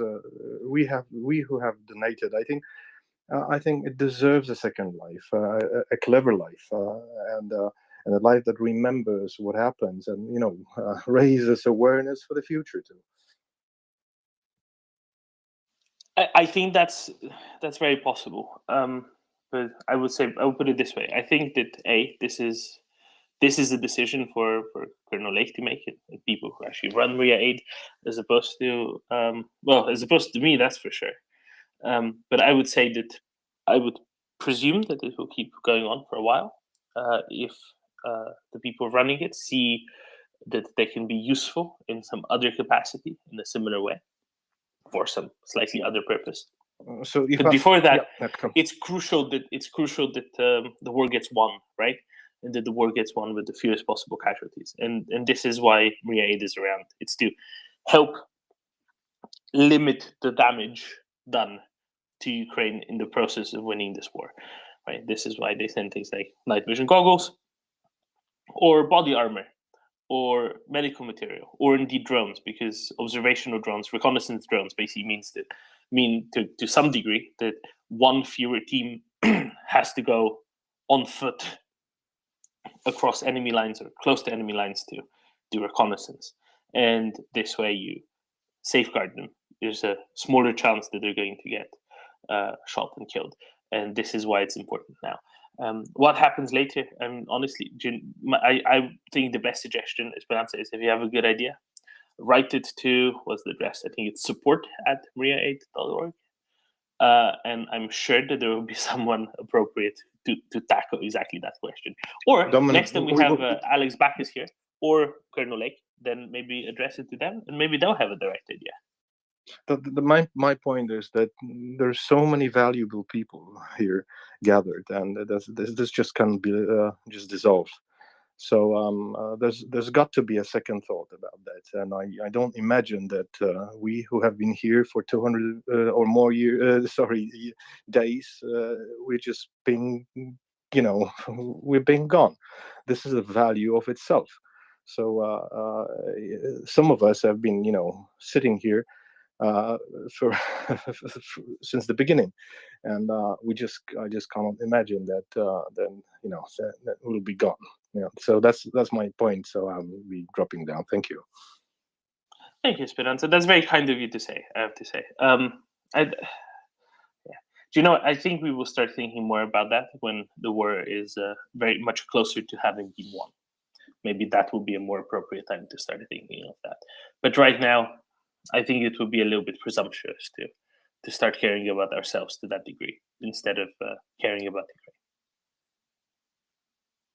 But thank you very much, because it's very thoughtful and very kind of you to say that.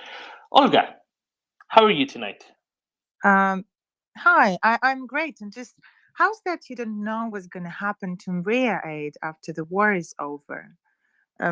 I hope that. Oh no, the immediate, the one event we're familiar with. Yeah, you know what's going to happen. You're all going to plan a visit to Ukraine or Odessa. We will coordinate the visit. Absolutely. And my great hope is that one day, in not too distant future, some of us, or many of us, will just go on air, just like excellent Alex today, speaking from one account, because I will pick you guys from the restored airport that is functioning, and you just come for a visit. I thought it's kind of an obvious answer, and I'm so upset it wasn't the first thing that came to your mind. Oh, I'm sorry. That's obviously what's going to happen. Of course. We're gonna go to Kiev, we're not gonna go to Odessa, and we're gonna go to Crimea and a few other places, I'm sure. Yeah, because the only reason Odessa region is trying to restore that poor bridge over the Dniester estuary is for us to go to Shaba winery. One of the reasons, maybe not the main reason. That's in Bilhorod, right? It's Bilhorod-Dnistrovsky, yes. Not there, but it is Shaba town. It's called Shaba town. Yeah, but and it's next to it. Yeah, it's very close. So we can travel to both places, but I don't think that after Shaba we would want to see anything else. We'll be okay. So maybe 2-day visit. Oh yes, no, absolutely. I think Esperanza was asking more of a long-term kind of question. Yeah. Okay. So he was asking the sort of many months kind of question, as opposed to, or maybe even years, as opposed to a few days or weeks. Definitely weeks more than days. There's a lot to see. No, I'm very sorry. I didn't mean to put the wrong impression on this. You know that. Now we need to go to Shaba, and we need to go see what the Russians left at Massandra and Novi Svet after they've been there for so long.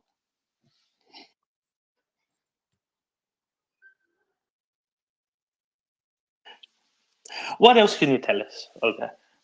You know what question I can ask you, right? What's the mood in Odessa? The mood in Odessa is the same as it was last week. Nothing actually is happening, except that yesterday, for the first time in like 1.5 months, I guess, since the grain deal actually started to work, we had air defense working above the city, but the reports go that it wasn't actually over the city. We just heard it because it was very close to the city, but still not over the city. And the local officials still believe that the grain corridor is something that keeps the region relatively safe, in a safer position than it used to be. And that's the very reason why Putin can play this card and just put some pressure, just bargain on something, because it expires in November quite soon. So it's going to be a new round of negotiations. And so we're facing some, I guess, pretty tough negotiations in November. Turkey and Ukraine versus, Turkey and Russia. Because, well, this corridor is important and nobody denies that from the Ukrainian side, both for Ukrainian economy and security and for many other countries. So we'll see what will happen. I just want to say a couple of things about the grain corridor, since you brought it up and since Ehud is not here to stop me. So in the month of August, Ukraine managed to export some 5 million tons of agricultural products. That's about 500,000 tons more than in an average month last year. In the month of September, and this was published a week and a half ago or so, they plan to export 8 million tons, so almost double what it was in an average month last year. That is really impressive. And it's not just about the grain corridor out of the greater Odessa ports, Pivdeny, Chernomorsk, and Odessa, of course, but it's also all of these alternate routes, right? And a lot of them actually go through Odessa Oblast, because Galatz and Reni are also in, sorry, not Galatz, Izmail and Reni are also in Odessa Oblast. Trains that go to Galatz go through southern Odessa Oblast, or southwestern parts of Odessa Oblast, southern Bessarabia. Right? It isn't just about those 3 ports in Odessa and just around Odessa. It's also about the cooperation with Moldova, cooperation with Romania, and those parts of Odessa Oblast that are on the other side of the Dniester estuary, and that's really important to remember as well, because so many million tons go through the Danubian ports as well, and with the excellent work of people in all of those ports, as well as Ukrzaliznytsia and their cooperation with Moldovan railways, just a massive effort has been done. I mean, there was even a new section of a rail line opened that hasn't been opened in decades, from Berezina to Basarabeasca, right, connecting parts of southern Bessarabia to the bit of Moldova. So the trains can go down the length of Moldova and then into southern Bessarabia, because, as you previously noted, the Zatoka bridge is not exactly operable. And I just think that is really fantastic, and it's a testament to the whole region, but it's also a testament to Ukrzaliznytsia, and it's a testament to the dedication and the hard work of the many who work in this field, keeping exports flowing, keeping agricultural products flowing out into the wide world. And I just wanted to say this, Olga. Yeah, today Moldovan and Romanian ministers are in Odessa, hosted by Ukrainian foreign minister and also the energy sector reps. So they're discussing, according to the reports, all kinds of stuff. A new cooperation between Ukraine, Moldova, and Romania in Odessa. Well, I guess more intensified cooperation, because they never stopped cooperated, and a new level. A new level, maybe, yes. So, but well, anyway, the river ports can be even closely compared to the capacities of seaports. So yes, they are responsible for close to 5 million tons of grain. I mean, both river ports and trucking, but it's like just, I don't know, 10 vessels of course, departing from it's the still port, a big so. It's a big effect, right? All together, that's the everyone together working to clear the backlog of many months of not being able to export. Yeah, and speaking about the volumes being shipped from Ukrainian ports and compare against the same periods last year. Still, if we look at quarterly numbers, they're still very, very small, unfortunately, because we speak about 10 up to 20, maybe million of tons of grain compared to 80 million tons of grain last year. So there's long way to go, and we only speak, I'm afraid, about this year. Last year, I guess, harvest, and we didn't even start exporting this year harvest. So it's really need to make the ports work at full capacity, because now, of course, port is more alive than it used to be, but it's still just several terminals and just one or two berths involved. The port is still relatively quiet, and well, it's definitely not at the same level as it used to be. Thank you, Olga. Thank you so much for coming up, as always, and thank you for if what was necessary was me slightly misunderstanding what Esperanza was driving at. Yeah, so great. I'm gonna go to some people who have their hands up for a while. Jingu first, and then to August, and then to Vic, even though it's not August anymore. Jingu. Oh, I just want to make a comment. I think it's too early to speculate what will happen to the MriyaReport, but what I'm echoing what Esperanza was saying. So basically, view this Ukrainian war right now as the first stage. Things will start to unravel because you will see right now the Armenian-Azerbaijan conflict start to escalate, and you will quickly see that in Central Asia, because a weakened Russia will create opportunities. Also, it will create a power vacuum. So all these things, and also the other thing is, with regard to China, all these things will start to unravel with the domino effect. So what I can see is that such a format provides a platform for a lot of very interesting, insightful, open source discussion. Then that can be something very valuable. So that's my point. Absolutely, Jingo. Absolutely. I think that's an excellent point. Thank you. There will indeed be a lot still going forward, of course. But we'll see if we'll still have the power to persist. August. I guess in keeping along with the theme of where the MriyaReport is going afterwards, and I'm an advocate of keeping it, as a think tank and helping with the rebuilding.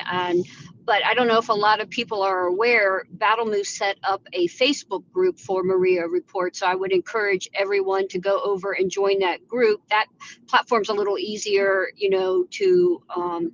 for group activities and things like that to keep up with maybe after Ukraine wins the war. I can imagine it's exhausting to try to keep it 24/7, for all eternity, but I definitely hope that it will evolve, to help with the fundraising and also with conferences and organizations, and people who are on Twitter are probably following that. A lot of people want to come to Crimea in 2023, and on Christmas Eve in Kiev, some folks are planning to get together. So I hope that we will be able to meet in the aftermath. Absolutely. If you're into Facebook, do seek the MriyaReport page on Facebook. It's run by Battle Moose, so you know that you are in good hands there. Thank you, August. Mick. Yeah, hi everyone. I wanted to make a comment regarding the trip of a foreign minister of Moldova and Romania. I knew the second you were coming up, and I knew that that's exactly what you were going to talk about. And I knew what you were going to know, what I was going to talk about. I saw that today the foreign minister of Lithuania came to Chisinau, and from Ireland as well. And I was thinking maybe our foreign minister is just meeting them, but kind of the same day I'm seeing that he's traveling as well to Odessa. So apparently, I guess it's a larger event happening there, and it's interesting to see. And I'm really happy to see the trilateral discussion with especially for Romania, Moldova, and Ukraine. There, I'm just wondering, like again, I know that it's very concerning, the logistics, grain logistics. I'm wondering, is it possible to repair the bridge next to the Bilhorodnestrovsk or next to Zatoka? Would it be possible then to have like the enough capability to defend it, or it's still quite vulnerable? I know, but I think Ukraine has said it's going to take like a long time to repair it. I'm not sure if there has been any sort of discussion on there, but I think it might help quite a bit, right, to the logistics. I think it's just not worth doing it while they can still launch caliber missiles at it still and just destroy the whole thing. Olga, what did they say in Odessa? Well, yeah, you're right. It doesn't make any sense to trying to restore the bridge because as of now, from what I know, Russians launched around 30 missiles to hit the bridge. Not all of them hit the bridge. Some of them missed the target and ruined the coastal area and private houses and resort facilities. But about 30 missiles were targeting the bridge.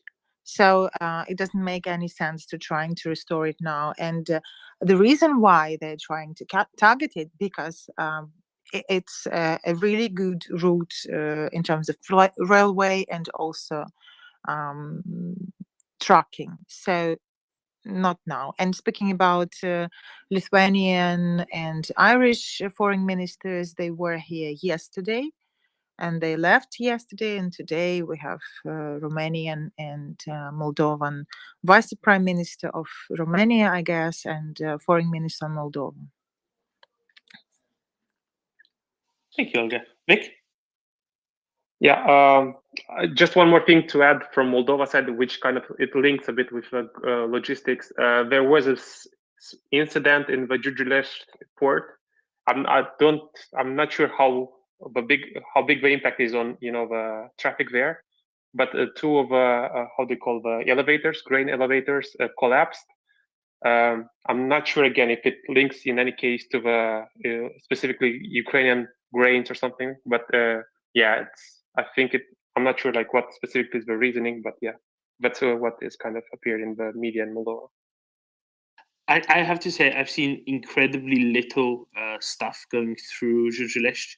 I was kind of shocked at how little was going through Giurgiulești when Ereni's Mail and Galați were all working at high levels. So I don't think it's going to affect that an awful lot. Yeah, exactly. But maybe I'm wrong, but I really don't think it's going to be that big. Anyway, thank you very much, Vic. Let's go to Nick and then to Babak, and then we're going to get Joanna up. Nick, how are you? Good, Doman. Thank you for letting me talk. I have a question for Jingu about the conversation between the Russian or Putin and the leader of China, and wanted to see what his thoughts were.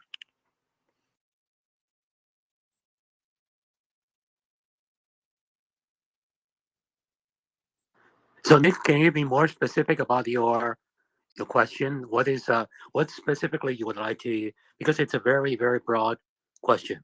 Yeah, I just wanted to see, based upon your perception and experience, what the Chinese how they're handling Russia. Are they going to be more supportive or even less supportive? Wanted to see if you could provide that feedback. Okay, so I cannot give you the exact prediction because this is a very complex issue. But what I can tell you is the number of things that you will see very common on the Twitter, and these are baloney. So avoid these traps. So I can give you several things which are 100% wrong if you see that. The first is there are many people saying that she could talk senses to Russia and then can somehow talk Putin out of this aggression.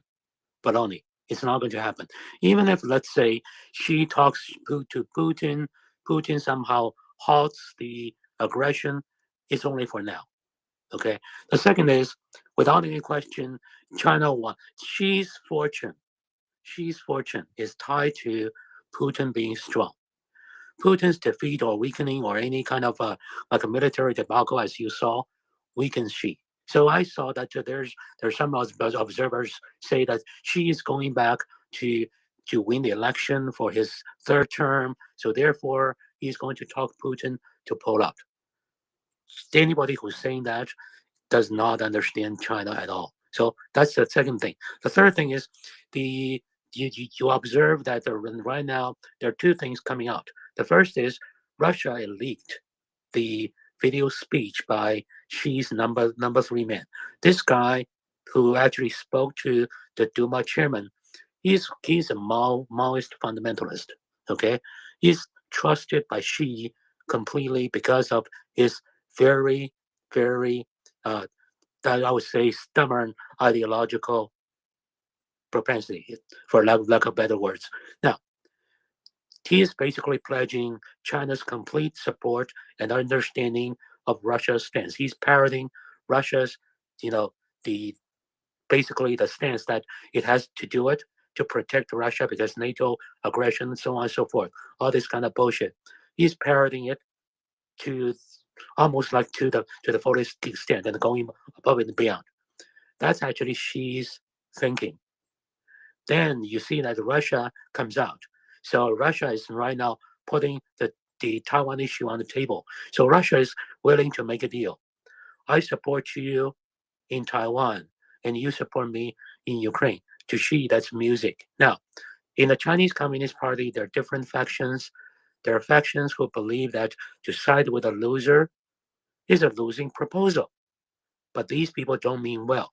These people may not agree that China should right now stand 100% behind Putin, not because they believe invading Ukraine is wrong, but they believe there's a better way to do it. To do it right now, like Xi is doing, is not the best approach. So that's the third thing. And you will see that there are people talking about, what's good for China is the economic growth, and so therefore China will do. The logic is wrong. What is good for China is Chinese Communist Party stepping down from the power tomorrow. Will Chinese Communist Party do it? Absolutely not. Understand, Chinese Communist Party's interest is often diametrically opposed to China's national interest. Okay, and also China itself is an empire, which, in my opinion, should not exist in today's form.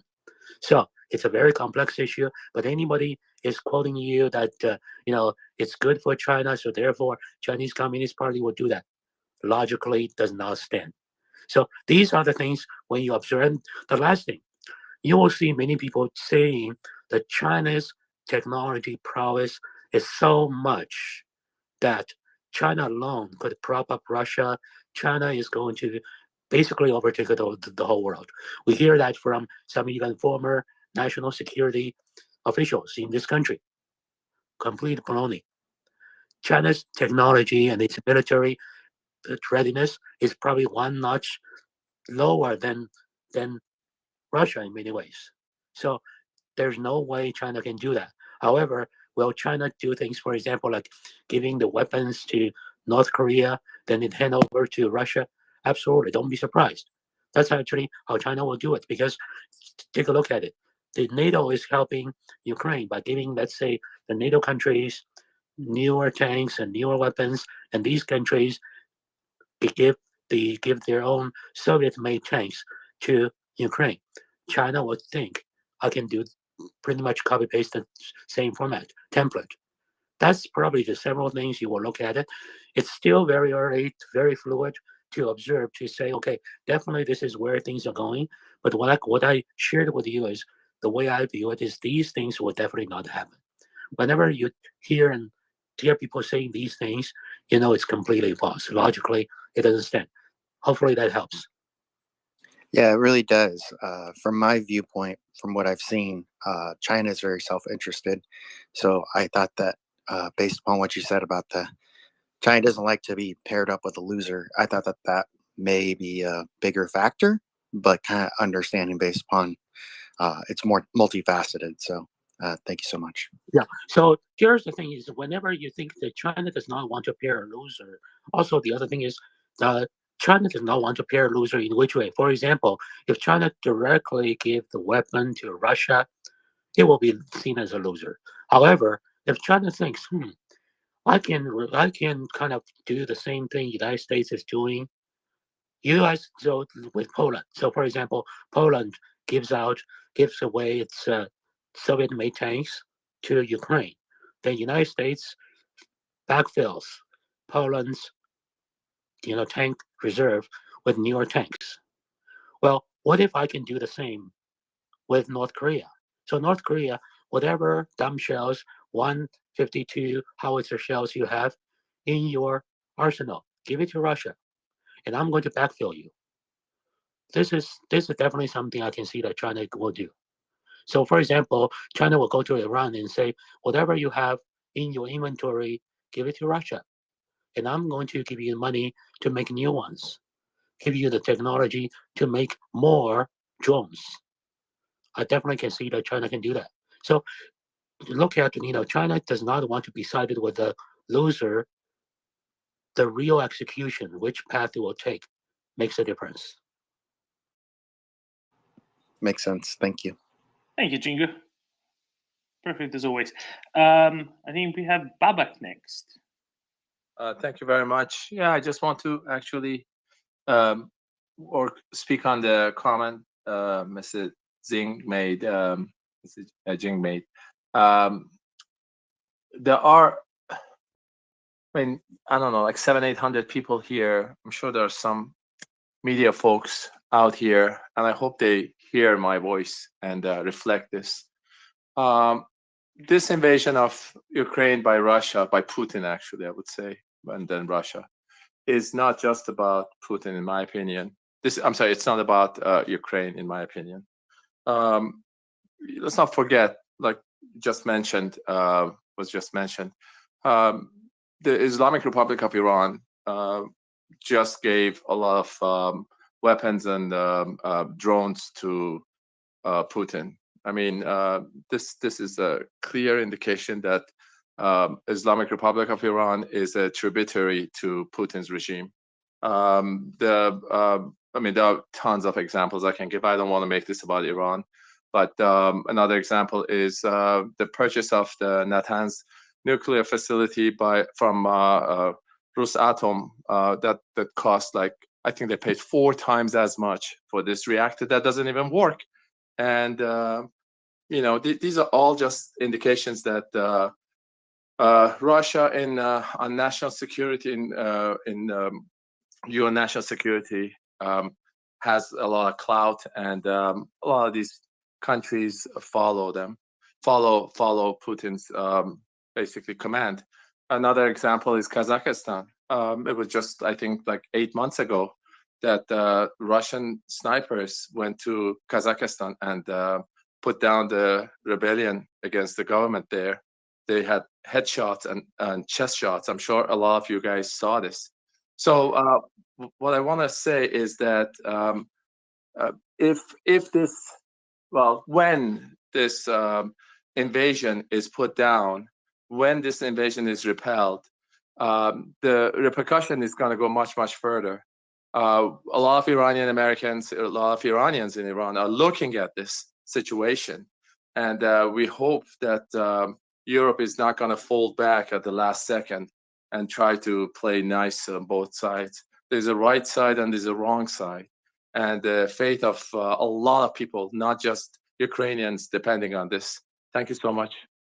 Hey, Babak. So you could say that Ukrainians are bearing the brunt of the consequences of this because Putin had additional reasons and motivations in his perverted mind to do so. But yeah. Anyway, let's maybe narrow things down back a little bit, because I think we've spread out maybe a little bit further than we should have. Let's go to Prince, and then I want to chat briefly with Mika about some wonderful new things that Ukraine apparently has that it didn't have previously. Prince. Hello, Doman. How are you doing today? It's good. I'm all right. Go ahead. Yeah, and I was so glad to see Alex Caftelli back in the group. Uh-oh, here comes Yehuda. Uh-oh is right. Yeah, I'm really glad to see you. You might know more about what I'm about to ask than Doman, but just Almost the certainly. just the obligatory. I have to ask Oscar how things are in Odessa, and I'm totally joking about that because we know that become a joke at this point. I love Oscar. Anyway, I was just wondering about the dam at Kiviri and how much flooding there's been, and do we have a projection of if it's going to flood a whole lot more or not? That was sort of what I was wondering about that I haven't heard a lot about. Yehuda, do you want to grab that? I can say what little I know. That apparently Ukrainians have repaired it somewhat, and it has dropped the water level below the dam somewhat, but not fully yet. That's all I know. Yeah, that's all I know as well. Not too much on that. Sorry. It's all good. It's all good. I'm anxious and excited to hear what Yehuda has to say because he's usually got some military stuff that we haven't heard. I appreciate when he comes up and shares what's happening. It's just a little, just an analysis of what we know. I can do another one. I did one earlier in the day. I could repeat the same one, just because with some additions. But we might wait a bit, wait for Colonel Spencer to pop up so we can dissect it. I think that's a fantastic idea, Yehuda. And if we could have Colonel Spencer up, that'd be great as well. I don't know if he's busy right now. I'm just saying. Absolutely. I mean, I see where you're getting at. Shall we go to some Finns, Yehuda? Yeah, let's get finished with the Finns. Yeah. Mika, are you proud that Sisu is now in Ukraine as well? Absolutely, 100%. Like somebody says in this space usually. Yeah, absolutely very happy about that. And now you see, some heavy equipment is flowing to Ukraine, and we're very happy about that. You saw, I tweeted that comment, and one of our majors who is in the doing some panzer stuff, he said no comments. So totally. I just want to say to Babak, he says the Rosatom reactor doesn't work in Iran. That's bullshit. So the centrifuges are spinning heavily, and they are very much enriched uranium in Iran already. So that's not the real comment. So I'm happy to answer some questions if you guys have. Actually, Grit is from Copenhagen. I'm here in Denmark now. Just earlier today, we were talking to a number of other Finns. We got more Finns. I think slowly we'll get the whole country on here. In talking about the Sisu, Pauli, I think specifically was talking about it because he used to work around some at some point, and how it's a pretty good armored personnel carrier, very reliable, and nicely amphibious as well. Not like those Russian ones that are amphibious for the first 3 meters and then sink. Exactly, Domen. And when I mentioned, PTRs can do the amphibious operations as well, like DMBs. But now you have now Ukraine has a better stuff, and these are very excellent vehicles. What has been sent, and this wasn't shared actually, not the public, but now we see, that we've been sending. So yeah. It's great to see. It's great to see, Mika. Antti. And Domen, before Antti starts, we have a next step from this APC carriers. So we will have we need to lobby now for Finland to send the Amos, 120 millimeter, mortar system, which is actually sitting on top of this Sisu. It's a very good stuff. It has two different tubes, and it can shoot, two 120 millimeter mortars with 2 tubes, and then move around. So that's a very excellent vehicle as well. And we are fully supporting Ukraine. And then of course I have a couple of questions to Yehuda, but let's give it to Antti first. Perfect. Thank you very much, Mika. You know what I'd like? Some of those CV90s that Sweden has, that Finland has a few of as well, because that would eliminate one country's constant excuses about Western-made IFEs. That's just my thinking. Antti. Good evening. What a coincidence that Mikko has questions for Yehuda, because I have a question for Yehuda. I think you should ask it.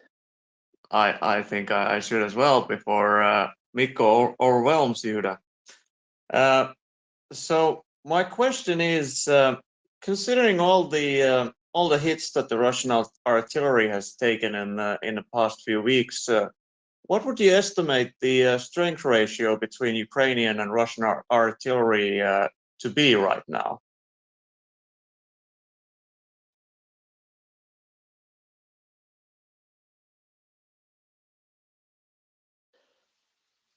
Yehuda, did you catch that?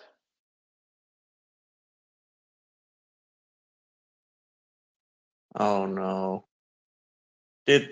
He'll be back. Did two Finns break Yehuda already? Yeah, you finished him. We finished him. Oh damn! Because I mean, it used to, as far as I recall, the strength ratio used to be something like 1 to 10, or even worse. But I have a feeling that at least locally at Kharkiv Oblast and also in Kherson, the that ratio is a little bit different, I would say, and as a whole as well. I don't know. I saw something on the order of hundreds of Russian guns in Kharkiv Oblast. I mean, they're still there. The Russians aren't, but the guns still are. Can I comment a little bit? It's not about actually Certainly. artillery, but I have now F-18 program for Ukraine as well. So Finns are replacing our F-18 fleet. We have the normal Hornets, and starting from 2015 onwards, we will get the F-35s, and we will replace the fleet of over 60 F-18s, and we want to sell it to somebody. And let's see who somebody will be. But this is going to be from 2015 onwards, and I think so. 2025, you mean, right? Yeah, sorry, 2025 exactly. Yeah, sorry, I was onwards, but that's a little bit late for this offensive. But for Ukraine, this would be great assets. But I hope they will get the F-16s and A-10s before that. But I think so. We have now clear path. What they will have in the future. I think you might be very much onto something there with that, Mika. I think it'd be great to see those in Ukrainian colors someday as well. Exactly, and these Hornets are midlife updated fully, and they have full FA capability. So they do air-to-air and air-to-ground everything. And we were actually, well, you saw a little bit my profile. You saw I know some Air Force guys in Finland really well, and so basically, well, this will be a little bit later on, so 3 years from now, and Hornets will be free, every year, and that's a very good weapon, against let's say against Black Sea Fleet, against any kind of air-to-air, air-to-ground targets, and I hope we're gonna make an agreement on this. I mean, it sounds like a plan to me. Antti? Yeah, I mean it's only fair since with Finland acquiring the F-35s, it's us and the Norwegians and the Swedes will have so much firepower in the air that it's only fair that Ukraine should also have overwhelming superiority in the air as well. I find Mikko's proposition about the F-18s very, very reasonable, fetching. It's an active thing to think about, and we can probably do that. and that has been discussed already. But that's a later on project. But happy to support. Roger. But I'll stay on so I can ask Yehuda when he gets back. Yeah, I think we'll get him back pretty soon. So, do you reckon, and maybe this is more for Mika to start with, but Mika, there was a lot said about Lockheed Martin benefiting greatly from all the HIMARS in Ukraine and getting lots of good exposure. Do you think Patria will gain some similarly good exposure with the CISU there? Yeah. So, thing is this way that when we apply, when we accept it to NATO, we will start transferring more and more stuff to Ukraine immediately.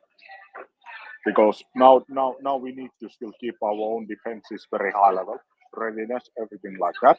But if we are accepted to NATO, so we will start transferring much more stuff.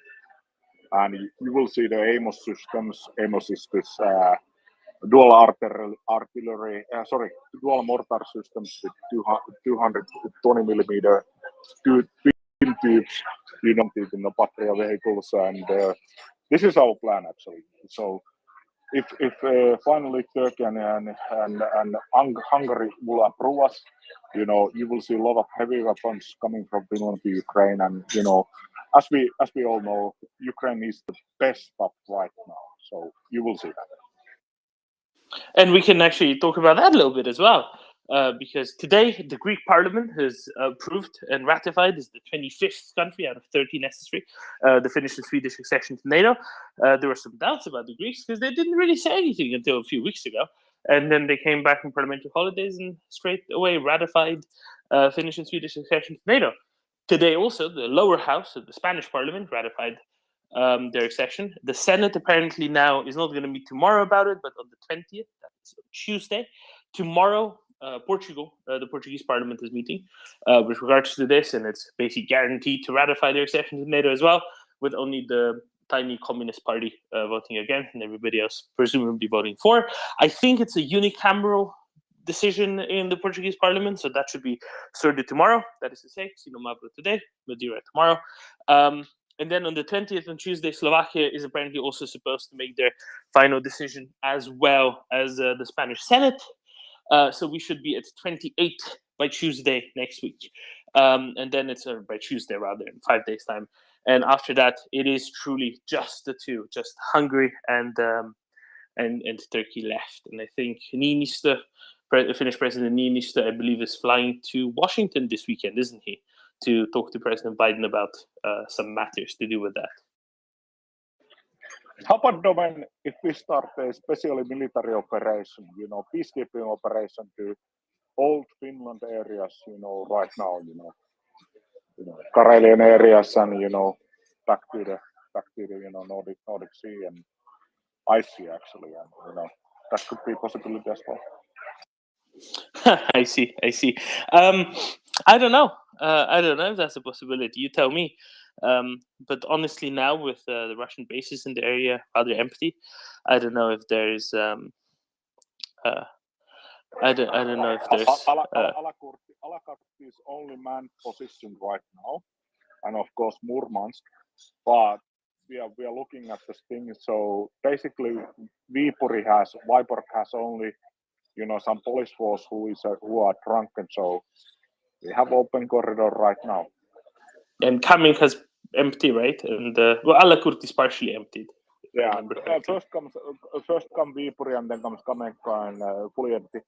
And Alakurti has actually, they haven't sent anybody yet, but we could actually. Oh, interesting. Yeah. Alakurti they keep, but that garrison camp is smashed immediately. With F-18s, Leopard, HIMARS. Well, actually we have a M207s, if I say it correctly. So yeah. So we can actually start putting a little bit of pressure, but of course we won't do that. But I think so. It's a good talking point in the Twitter. If some Russian trolls are listening.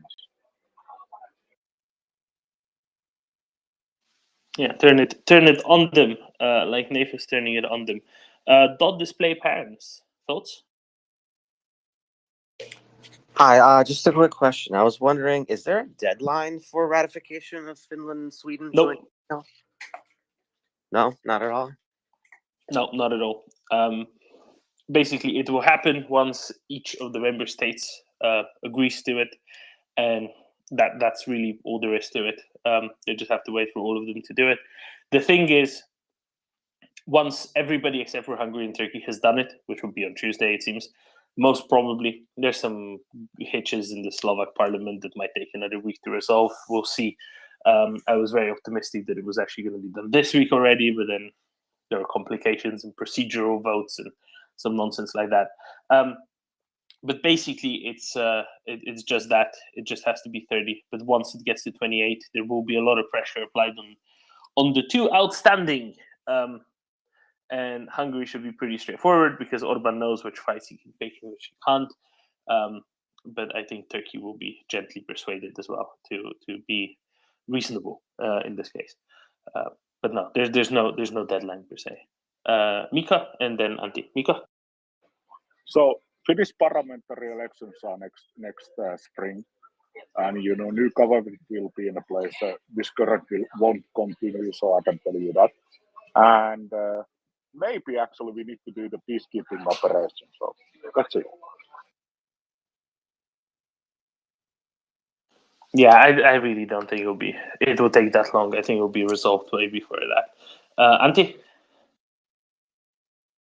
Yeah, I just wanted to kind of tag along to what Mikko was saying previously about peacekeeping operations, that there was apparently reports of Georgian army units on the move towards the borders of South Ossetia. We asked Kaftelia about this an hour ago, maybe, and he said he hasn't really heard anything, and it seems, and there was no really reliable reporting on it either. It was all kind of weird Twitter accounts. I mean, the trouble with that for me as well, when I read it, it was that I cannot, for the life of me, imagine the current Georgian government doing anything whatsoever. No, probably not. It's it is what it is. It's a nice idea, but unlikely. Domen, how about if Zaporizhzhia nuclear plant is done some harm and radiation goes away, starts exploding everywhere, and Finns will do some kind of peacekeeping operation. That's always possibility, to be honest. We just need to start securing, some places. So I can tell you some stuff about it actually, because there's some news. But before that, I have a request from the audience for the Finns to say how to correctly pronounce Sisu, and to explain what Sisu is, other than the name for the armored personnel carrier that got delivered from Finland to Ukraine. Okay, so there's two things. So Antti will actually answer better. We have Pasi and Sisu. Pasi is like panzer protected Sisu. It's an APC carrier, but this APC carrier can be mounted with different kind of systems. And, now, Mika, other than being an APC carrier, what is Sisu as a concept in Finland? Antti will answer. Antti, what is Sisu? What is Sisu in Finnish culture? I'm sure Mikko could have responded with a much more experience than I. But I mean, Sisu is the most easiest translation is guts, but it's much more than that. It's like it's something within the Finnish soul. Just I think if you think about Ukrainian perseverance and the kind of the Cossack spirit, that there is it's a Finnish, I would say a Finnish variant of that, the will to persevere against all odds. I think that's the most succinctly I can put it. I can a little bit add to Antti. Before Sisu was Hakkapelitta. So Because Yeah. Scandic coming now, so Hakkapeliitta was before that, and it's a Hakkas päälle. Scandic, please comment. Scandi, evening. Good evening, Domen. Can you hear me? Loud. Yeah, I couldn't avoid jumping in because things were mentioned. Yeah, this issue comes up quite often, and I think I've integrated in my sort of thinking that CISO is a kind of a combination of three words in English: grit, perseverance, and resilience, and those kind of tied in. And it's not one more than the other, but it's kind of a combination. And also for Mikko's comment about Hakkapeliitta, that's kind of an interesting thing because in the wars with the Swedes, the Finns were known as Hakkapeliitta, which has this interesting sort of history that it was the shouting, it was the battle cry of the Finnish fighters, which is Hakka päälle, which basically translates that smash their heads in. But the Swedes heard it as Hakkapeliitta, and that's how that came through. I had another sort of interesting thing that I thought that would be worth sharing, which is that just today, while I was at the gym, out of the blue, I got a phone call from an old colleague who's basically, he has a Russian background, but he's lived in Europe for most of his life, and works in high-tech industries, or is an investor in high-tech industries. Very high-tech, I would say, very high-tech. And he sort of said that they basically, because of the situation, because of the war, they have been forced to move all of their business out of Russia to Estonia, including all the experts, all the IP, everything. But then he said that, well, actually, and that's been sort of actually quite successful, except for the fact that the environment for their former Russian, now Estonian colleagues is becoming more and more hostile. So now they are looking to establish a company in Finland, which I thought is quite interesting, because clearly, if you're a Russian citizen in Estonia on some work permit, you have no concept of how long your work permit will be expended or extended, and they now consider Finland as being a more, maybe amenable business climate for, how would I see, these high-skilled Russian workers, basically flying out of Russia. And it's quite indicative what's happening in Russia is that you have like super high skill, really, really smart people who are just flocking out of the country as the best as they can.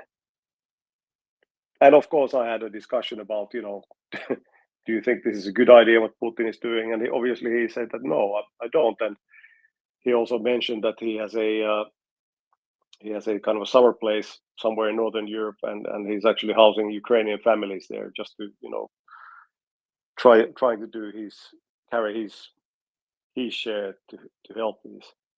So it was quite a sort of a timely, how would I say, I haven't had, over my previous Russian contacts, they've all mostly died out, but this came out of the blue, and it was kind of interesting to hear. Thanks. Thank you, Scandi. It's interesting that you report on such interactions, and I think this is why this again highlights why this is important.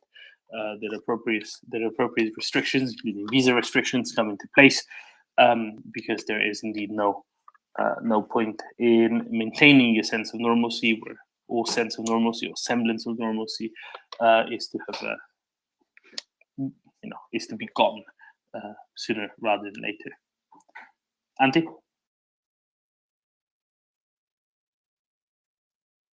Yeah, I just wanted to note that mostly when Hakkapeliitta are referred to, historically that has meant the Finnish light cavalry serving with serving in the Swedish army during the 30-year war.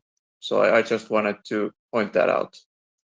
So it's in sometimes it mushrooms to encompass all of Finnish soldiers serving in the Swedish armed forces, but that was basically where the legends began, essentially, during the 30 Years' War in Germany.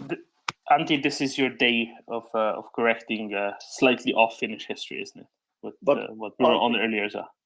Can I ask, Antti, are you driving on Hakkapeliittas? Actually, my winter tires are Nokia, but not Hakkapeliittas. So in Finland, we actually have a brand of tire made by Nokia that's called Hakkapeliitta. That's with the studs. Oh, that is wonderful. Nokia Renkaat, to be correct. Nokia Renkaat, still in Russia operating, by the way. That factory is Really? being closed. That factory is being closed. The factory is closed, yes. I have actually Nokia Renkaat for my tractor, and they're called Tractor King from Nokia Renkaat. They costed me 15K to do that. Okay.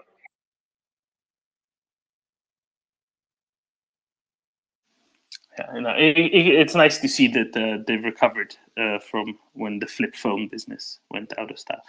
Sorry to say that. No, I know that they started off in rubber boots.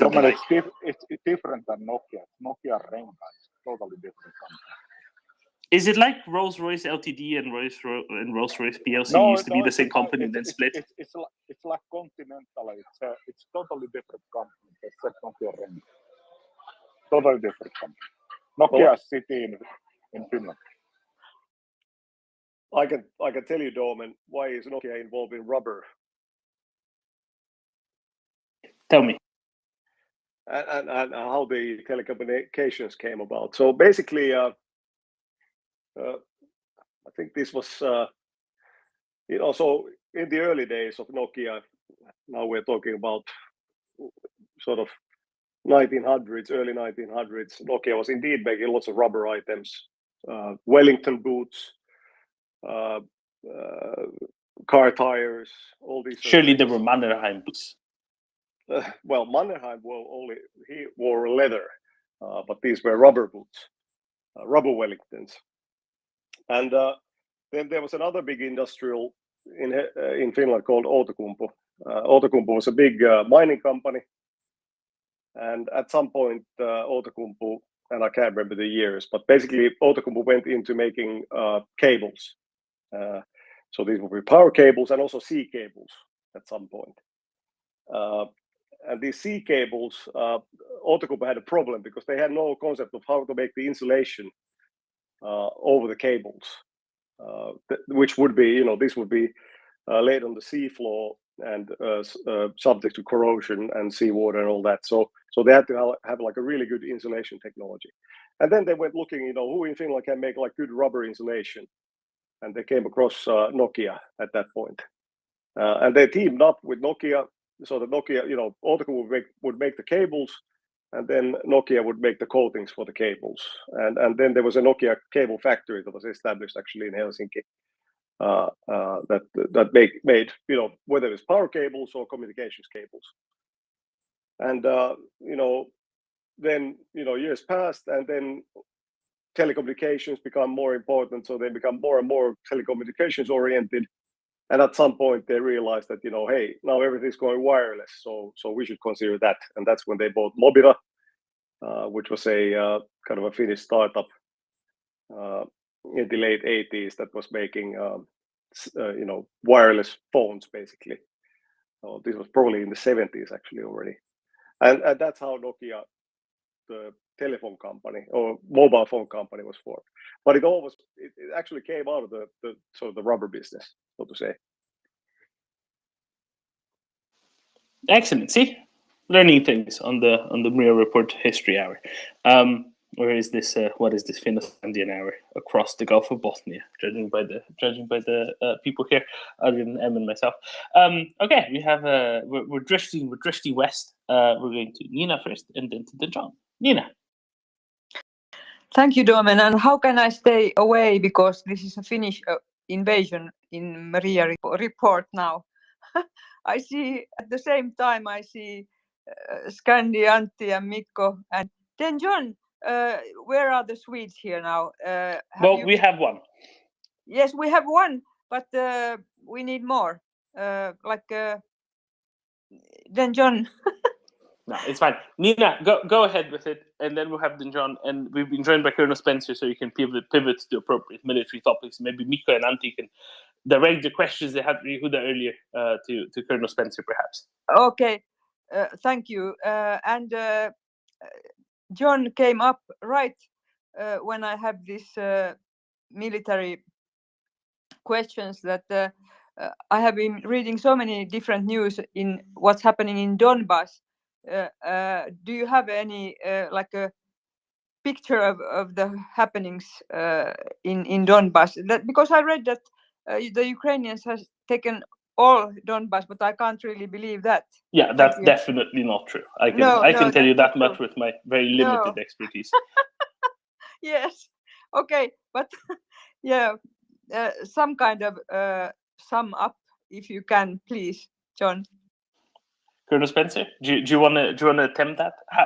How far do you think that the Ukrainians have gotten in their counteroffensive? Certainly not all of Donbass. There's a long way until there. But... Oh no, and it's hard to. So I thought I'd come on because Yehuda threatened the group if I didn't come up, he wasn't going to give his update. And while I was mowing the grass real quick, I am not tracing the front line trace. As far as I know, they hadn't crossed the stars.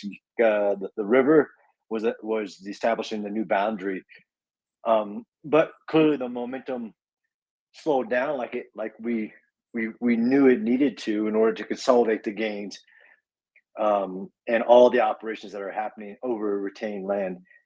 I come to the space to learn, but I haven't heard of any farther advancing past. I forget the name of the city, but they're Kremina.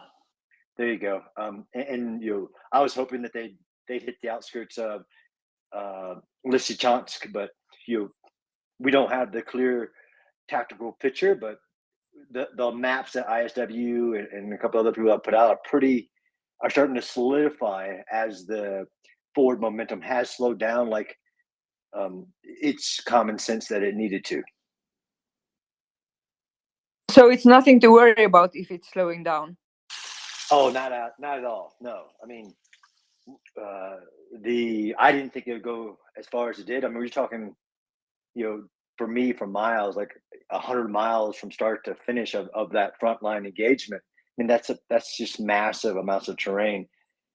And as you move forward, you have to set the conditions to make sure that you start all the operations, which involves the military too, in discovering how bad it is and what the needs of the communities are. They're doing that at the same time as pushing forward and actually fighting any Russian that want to fight. But absolutely not a concern at all that they're slowing down. I think some of us are starting to focus on the increase of operations in the Kherson front. And I think Chuck was really highlighting today in his post, if you haven't seen it, about the air fight and the number of Russian aircraft that are being taken down, which from the military analysts means that the Russians did leave their back door open into Donbass as they were pushing to Kherson, which raises a new concern for the Kherson offensive, which wasn't a phase. But clearly by just the presence of close air support for Russian forces, is that they're trying to push hard against there. So I'm not saying we need to focus over there. We in the group kind of monitor everything, but yeah, the East Donbass, that front line has started to solidify and reestablish itself, while the military formation does need to refuel itself, rearm itself, reestablish its lines. Thank you very much, Colonel Spencer. I think we'll have a bunch of questions now. Then John, then Mark, then Antti, then Mikko, then John. Yeah, Dom, now the discussion has moved on. I just raised my hand because I wanted to restore the image of my Finnish brothers and sisters, because you slammed Nokia quite a bit. Yes, the flip phones are gone, but they rose from ashes and are now a strong and fierce combatant in the fields of telecommunication networks. I fight them every day, so they are not gone. Far from it. Thank you, John. Mark. Yes, hey, Doman, can you hear me okay? We can hear you just fine, yeah. All right, great, thank you. Colonel Spencer, it's always good to hear you come on. I find myself listening hours upon hours to glean whatever information I can from what's going on in Ukraine. But when I hear your voice come on, I kind of stop everything I'm doing to listen to what you have to say. I just kind of had a quick question for you. It's in regards to the Phoenix drones. I guess they're a variant of the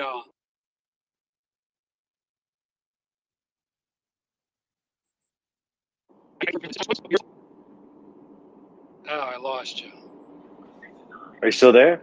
Mark, you said, Yeah, I guess they're I a am. variant, and then you dropped off. I guess they're a variant. Yes. And I think a couple of months ago, we were slated to provide over 500 of them, but I haven't or seen any information about them and their effectiveness. Maybe that's for OPSEC reasons. I was just wondering if maybe you've heard anything about those Phoenix drones. No, Thank very you. limited. That's all I had. Yeah, thank you, and thank you for the kind words. That's a great question. The same thing with the S-300, the kamikaze drones that were kind of hyped up, and then really no juice.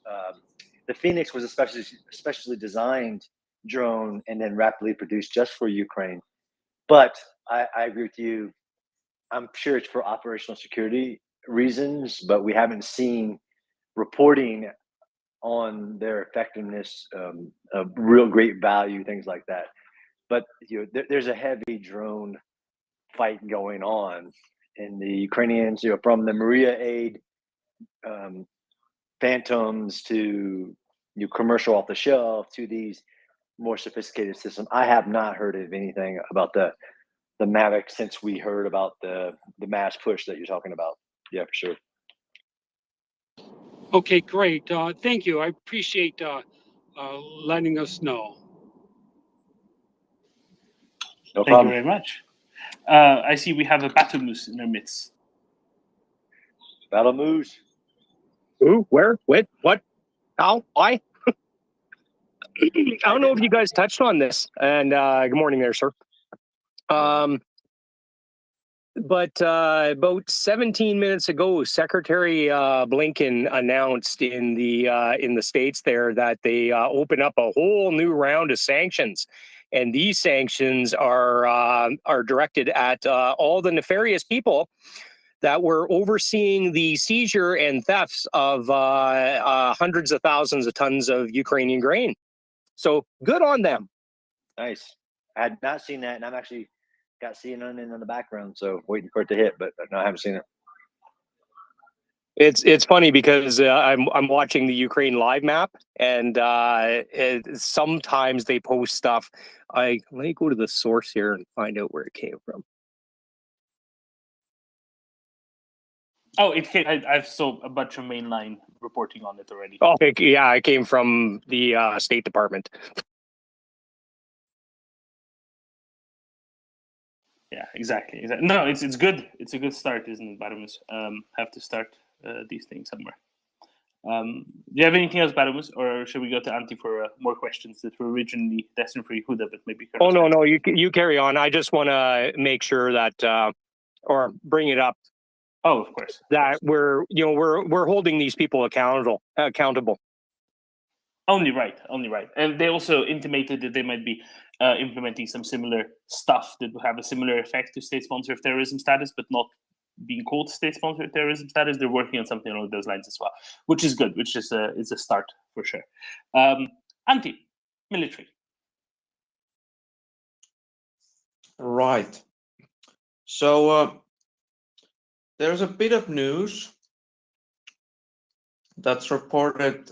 First, I'd like to thank Luis so much for bringing this to my attention. This community is amazing. So there was a bit of news originally from Kommersant, quoting a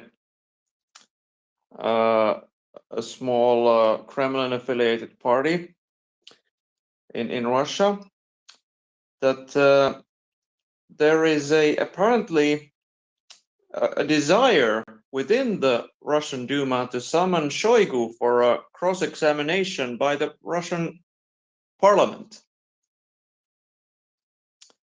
So I'm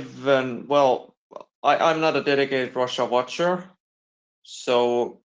but this seems quite extraordinary to me.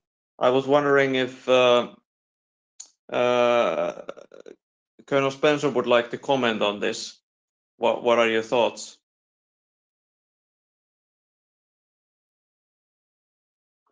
No, I mean, I too am not a Russian political watcher. I try to stay in my lane. It sounds like great news to me. Any amount of friction, discontent, dissenters, response to Russian failures, in my mind, is a great day, as the continued collapse of the Russian resolve, even politically, to continue their illegal war starts to fracture. Yeah, I mean, we should definitely be clear that none of us here know what this actually signifies, but it sure sounds promising to my ears. So I think Domen, you can take it under advisement if you'd like to share it somehow in the nest. It's a bit of a difficulty, since the article in the Bild, at least, is not directly linked to this piece. It's just sort of a live feed of Ukraine news, but Yeah, let's maybe try to find out a little bit more about it first. I think. Yeah, agreed. It's an odd piece of news, but as Colonel Spencer said, right, internal friction, internal discontent. That's what it's all about, and we might not even get the right reporting on it quite yet. But maybe you know something on this. Yeah, well, if it is happening, then it's typical scapegoating. That's why Putin had that meeting before the invasion, televised or recorded, and then showed on television to show that his chiefs of services and military leaders and ministers agree to go forward with, quote unquote, the special military operation, right? So it is written in words and signed in bureaucratic documents. Now, he's a political operative. This is, of course, me just theorizing on the potential news Antti has just referenced, right? So there are bureaucratic documents that govern those matters. That he is, probably he's trying to wiggle his way out of it by scapegoating, and we have seen groundwork for that being laid out on Russian television. How it will develop, we don't know. Is it true? It's just, a matter of time. It's something that we don't know. We can't confirm right now, but time will tell.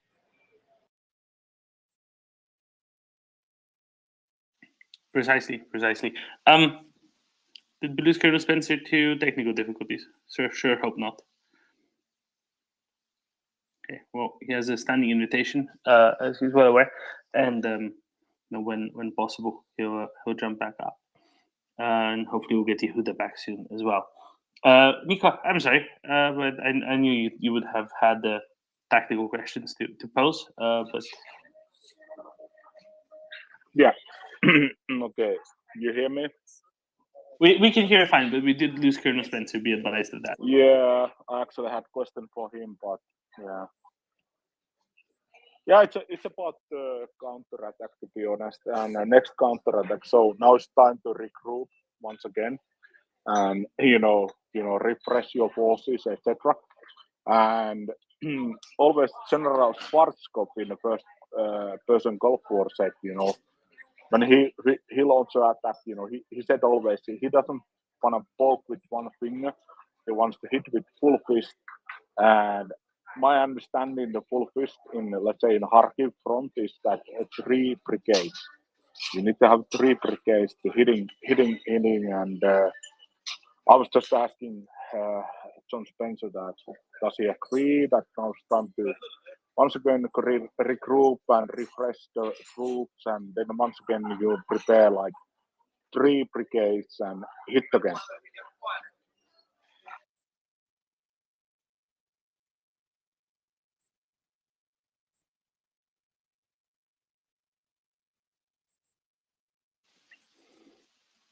I don't know what to say. I'm sure that you're more right on these things than I am. And when we get him and you for the backup, I think we should readdress this. Yeah, but Domen, to be honest with you, you are very skilled guy. To be honest. Yeah, no, not in this. This is people too granular for me. Yeah, but Domen, people don't know who you really are. PhD from Oxford. That's no PhD. Yeah, but anyway. Yeah, certainly no military stuff in there. Thank you, Mika. Nick. Hi, I've been away for a week entertaining friends. It's a change of topic, but it occurred to me this evening, just reading, watching a tweet and seeing a video that was in it, and it was a description of people who've been liberated recently, and what an incident that happened when they were sitting around and Russian soldiers were sitting there drunk and abusing them. And talking about drugs, and I just have this impression that there is a kind of, if you look at my last tweet, there seems to be an obsession in Russian, I don't know if it's in Russian civil society or in Russian discourse. We see it among their politicians right at the start of the full-scale invasion. The Ukrainians are derelicts and drug addicts. We saw fake videos of Zelensky with some huge pile of white powder on his table. And I wonder if anyone here who knows a bit about Russia can give any information or any insights into this almost kind of Freudian obsession that many Russians seem to have about drugs. It's like, it sometimes seems like the worst of what American politicians have, except we know they're not serious because we know they all, did dope in college and whatever. So where does this come from? What is this, Russian, in a country where my daughter went to Russia a couple of times as part of her studies. And she reported that she reported 2 things. One is they have some kind of alcoholic milk drink. And the other thing she reported is that any drink with less than 10% of alcohol isn't even considered alcoholic. So you've got a nation that is permanently off its face and yet seems completely obsessed with drugs in a way that is kind of even more hypocritical than some of the Western countries that still are holding out on drugs. So I wondered just, where does that come from? Is this a Russian thing? Is it a Soviet hangover? What is it about the Russians and drugs that they're kind of, it's like Catholics and sex? Nick, I can give it a go, and then I think Miko wants to give it a go as well. Yeah, I want to dovetail off this too. Yeah, excellent. See, lots of interested parties. That means it's a good question. So I reckon, Nick, that it's a lot of how the West has been portrayed in Russia. There's a big difference. This will take about a minute and a half, and Nick, I think you heard the spiel before. There's a big difference between how Soviet domestic propaganda worked and how Russian domestic propaganda works now. Soviet domestic propaganda worked in a way where they said everything in the West is just the worst, and then people still, listened to smuggled in LPs copied on whatever they were, old X-ray slides, and they still really wanted blue jeans and sunglasses, right? The difference is that after Russia became, not the Soviet Union anymore, these things didn't have to be smuggled in so much. Media was much more freely accessible. Instead of sometimes listening to Radio Free Europe on a crackly old stereo in the middle of the night very quietly so nobody else could possibly hear that you were listening to it, you could watch all the Western films and stuff you wanted, because it was all on bad VHS tapes initially, and then it was all on the internet. But what that meant was that the Russian propaganda now had a lot more a capacity to identify, what they found the worst excesses of the West, by saying, look at all those perverts, those drug addicts, those big long list of things. And it's a way of characterizing it as all bad and all awful and all appalling. And this is why this is kind of a part of this portrayal of decadent West versus traditional values maintaining Russia, which we all know is complete nonsense, a massive case of cognitive dissonance, whether you like the term cognitive dissonance or not, because there's what they might think of themselves as defender of family values. They they're among the highest domestic abusers anywhere in the world, highest rates of alcoholism, etc., and really high rates of illegal drug addiction as well, to things like crocodile and like. So massive case of massive cognitive dissonance is what it is. But it has to do with the decadent West, and that's where the whole drug angle comes from. It's the sort of accusation that they levy against people, even though they tend to be worse offenders at it on average or in aggregate. But it wouldn't exactly be the first time that would have been the case, would it be? Mika, do you want to give it your shot, and then we'll go to Baromus, and then we'll see what else we can do. Yeah. So I learned this like 2007, and when we discussed with Russians that what they do with their pilots, and Russian general said, before the pilots, fighter pilots go to air, they have a breath analysis test for alcohol. And we compared to the Finnish pilots, and the Finnish pilots never had to take that test. The Russians say always they need to have this test before they go to fly. And this was about, how you see how the Air Force was. And then came up that, they have a huge problem with drugs, with all the armed forces. If you think about it, if you go fly like Sukhoi 27, and if you fly the latest MiG, that time it was MiG 29, the pilots were required to do the breath analyzer test, and the Finnish pilots who flew the F-18s, we never had that. And then it got a little bit heavier. And when I heard that, and they said, they have massive problems, you see how the, let's say, conscripts and the people who went for the army, how they treated. So it was always that they had huge problems with drugs, etc. So this is very true what has been said.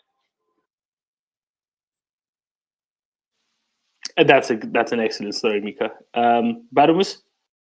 Yeah, it's funny because especially with pilots and fighter pilots specifically, it doesn't matter like how much they drink. As soon as you strap them in and get that 100% oxygen on, it sobers them right up, till they land and take the 100% oxygen off, and then they're drunk again. But that wasn't why it came up. It's known that Russia has a very large opiate and methamphetamine crisis in throughout Russia and its vassal states. The problem is they stopped reporting it around 99 2000. So we don't think things have gotten better because it's Russia. So it's probably a cesspool of drugs, alcohol, and debauchery.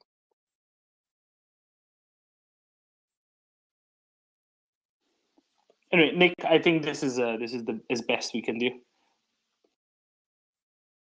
Yeah, thanks. I just find it's so sort of low level. When it drugs, right? It really is Mr. Mackay from South Park. Drugs are bad, okay?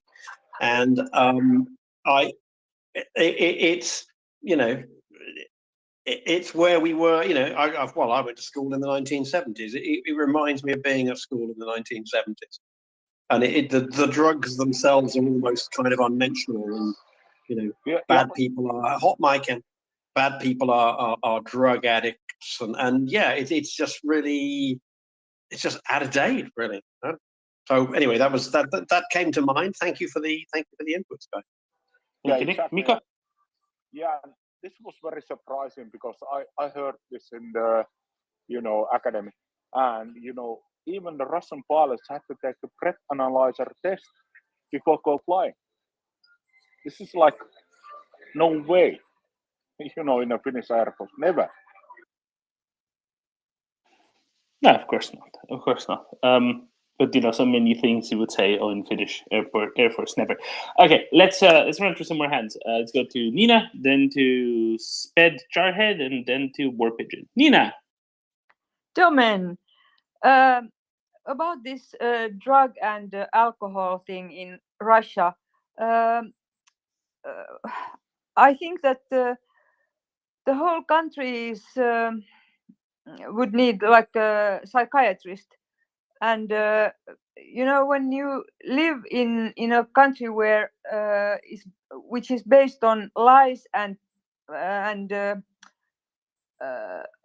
like what is the other word now? I'm lacking. Like lies anyway. It's not healthy. People cannot be healthy if they don't know what is true and what is not true, and sometimes it's true and then the next time it's not true. This is messing up your head so badly that anyone would need like a drink or drugs. I'm not surprised at all, and I have seen so many since tens of years ago. I have seen how Russians are behave in Finland, and they are like completely all over the place and like always drunk. It's not a healthy people. That's how I see it. And then this what Luis talked about Shoigu.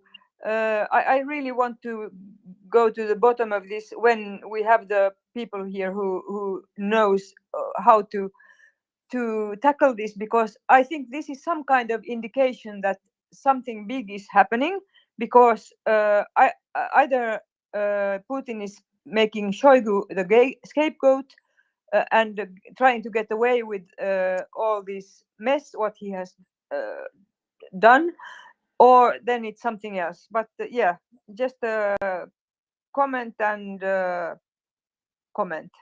Thank you. We'd need to have Tom up to put this in better clinical psychological terms. But I do remember when my wife went to visit my daughter who was doing her 3-4 month study in Russia, and even at the time, with my very, very limited psychological qualifications at the time, I remember thinking what they're describing is some kind of collective low-level, I wouldn't call it psychosis, I would call it a sort of collective low-level neurosis of you're Russian, you're fucked, that's kind of it. And I mean, I've lived in several different countries, and I occasionally make jokes about the nationals of those countries, but I don't really mean it.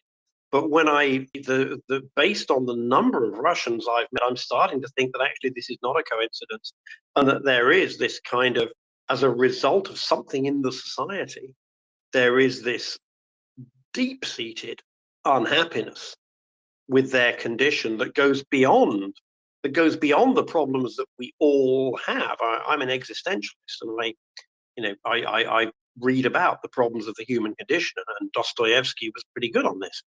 But I wonder if Dostoevsky realized that, you know, he was kind of accidentally describing the human condition, but mostly he was talking about Russians. And it just seems like a very, very melancholy place that you kind of need to get away from before the age of, I guess, 25, 26 is what I regard as the age at which one's personality is fully formed. And if you don't get people out of there before they're about that age, I think they're just going to be in this. It's like an entire country in a rut. And, you know, maybe it would help if we could get them all some good antidepressants. But in the meantime, it's just vodka. It's just horrible. It's a huge waste of human potential. This is 2 or 3% of the population of planet Earth, and the whole country is just like, yeah, this is shit, man. What you gonna do? It's incredible.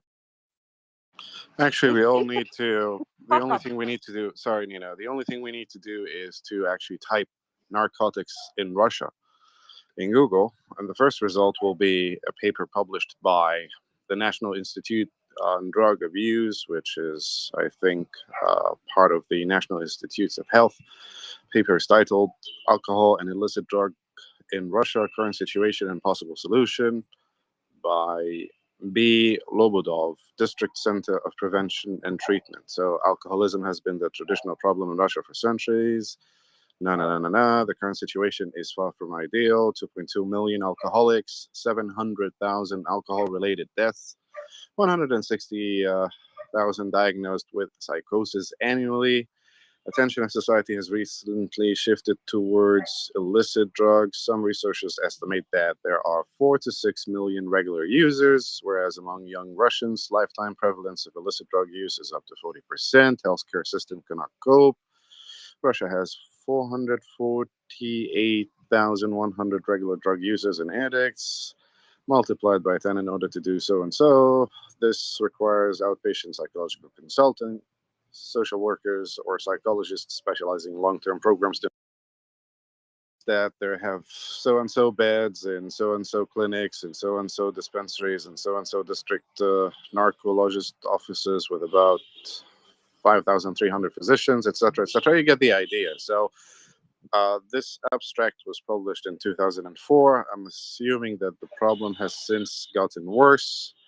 And so, yeah, why it's happening? Is it happening because of corruption? Maybe. It's happening because of bad policing. We don't know. Is it happening because they created the worst street drug ever? Perhaps. Is it a control mechanism authorized by a criminal syndicate that wants to control the population and keep them down? Probably. Do they control the revenues of those trades to some extent? It's a very complex situation, and as a problem to be approached scientifically, it requires a lot of scientific disciplines, anthropology, sociology, medical training, of course, criminal investigation, of course. So I believe it's one of the sad realities in Russia. So we're not engaging in hyperbole when we highlight it, but I think it's outside the scope of this conversation, and we've been having it for more than an hour now. So let's move on. Let's take Antti first, and then War Pigeon.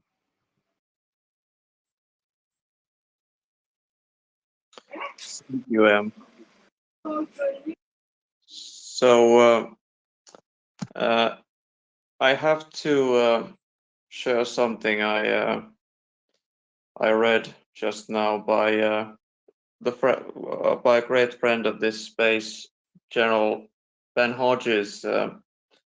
He was commenting on an interview of the Inspector General of the German Bundeswehr, who was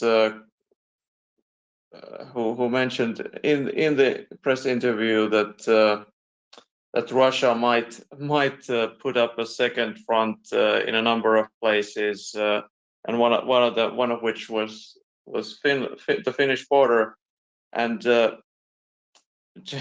General Hodges commented that well, part of his comment was that Finland alone would crush Russian forces. I don't know why, but for a US general to state that in public, it somehow it's a brief sentence, but it somehow feels very profound to me.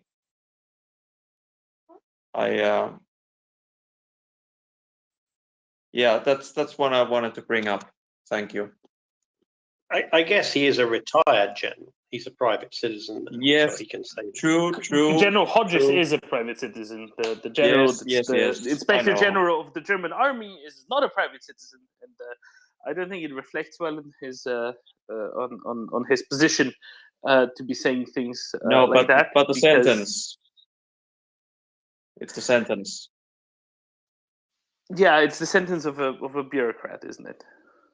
Yeah, it's somebody whose job is to make sure that there is a perception of a large external threat that requires budget money to be directed to his department. I was a bureaucrat once, and that was my job too.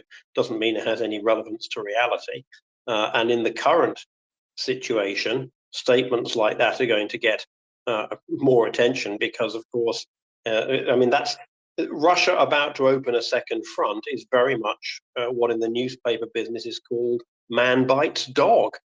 I mean, if they did, it really would be a man bites dog moment. Whereas, and at the moment we've got in the same way that 3 months ago, Ukraine taking 6,000 square kilometers in a week would have been man bites dog, and now it's mainstream. So, the guy is searching for relevance. His department is searching for relevance.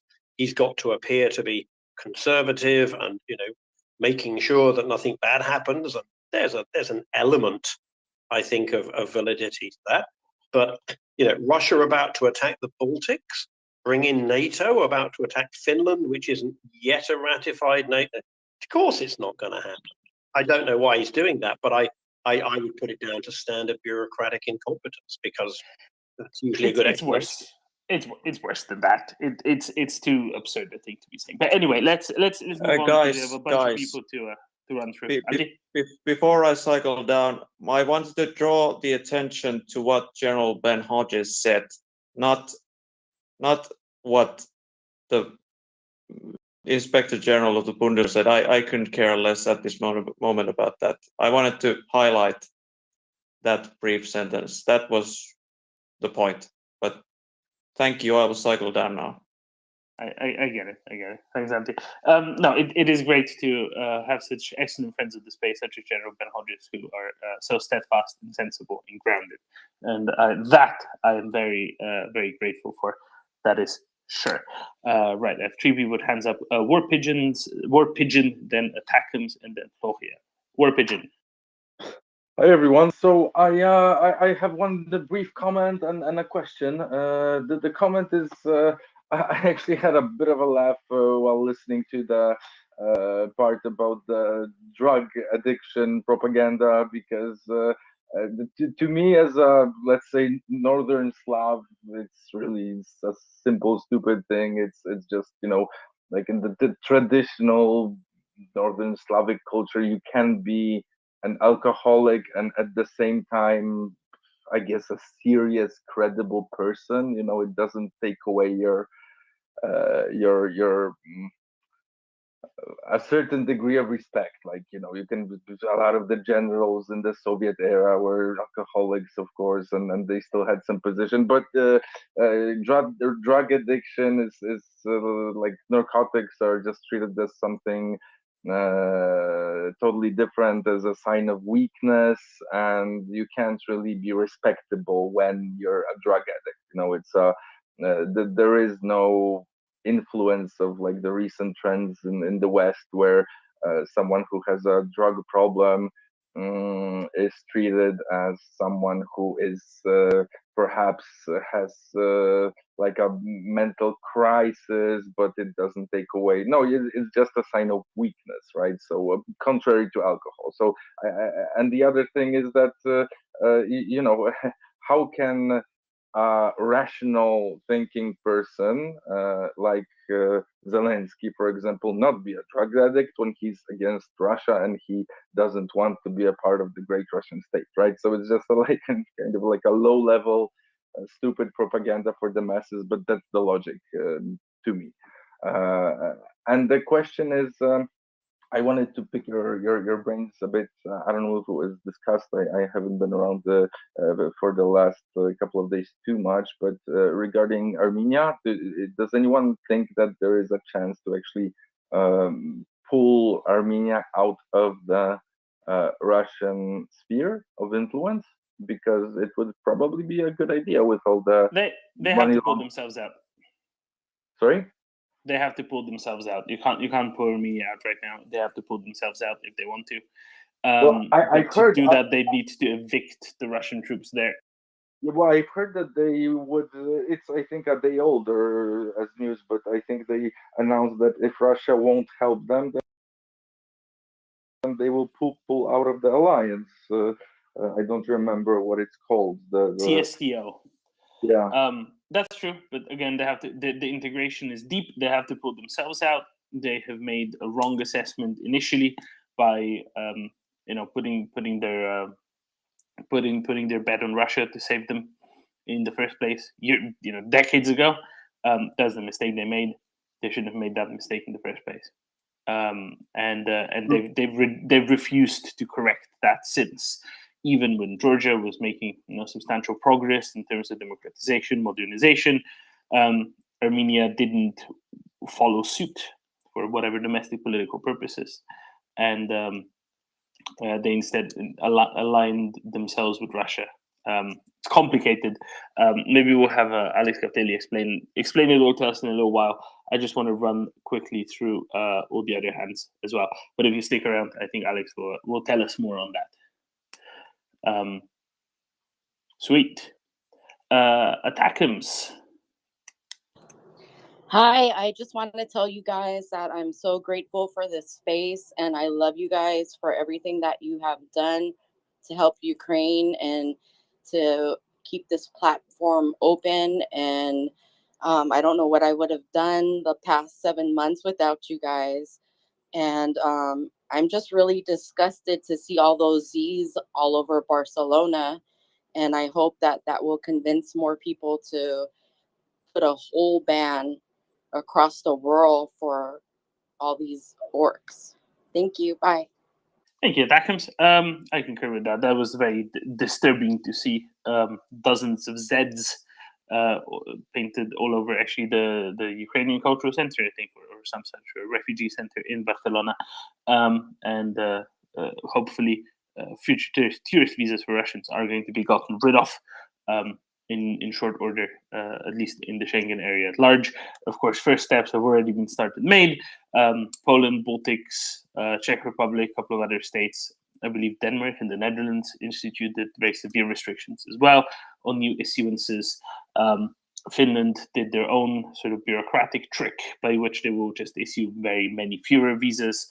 And it's a start, but the rest of the countries need to get with the program because what is this?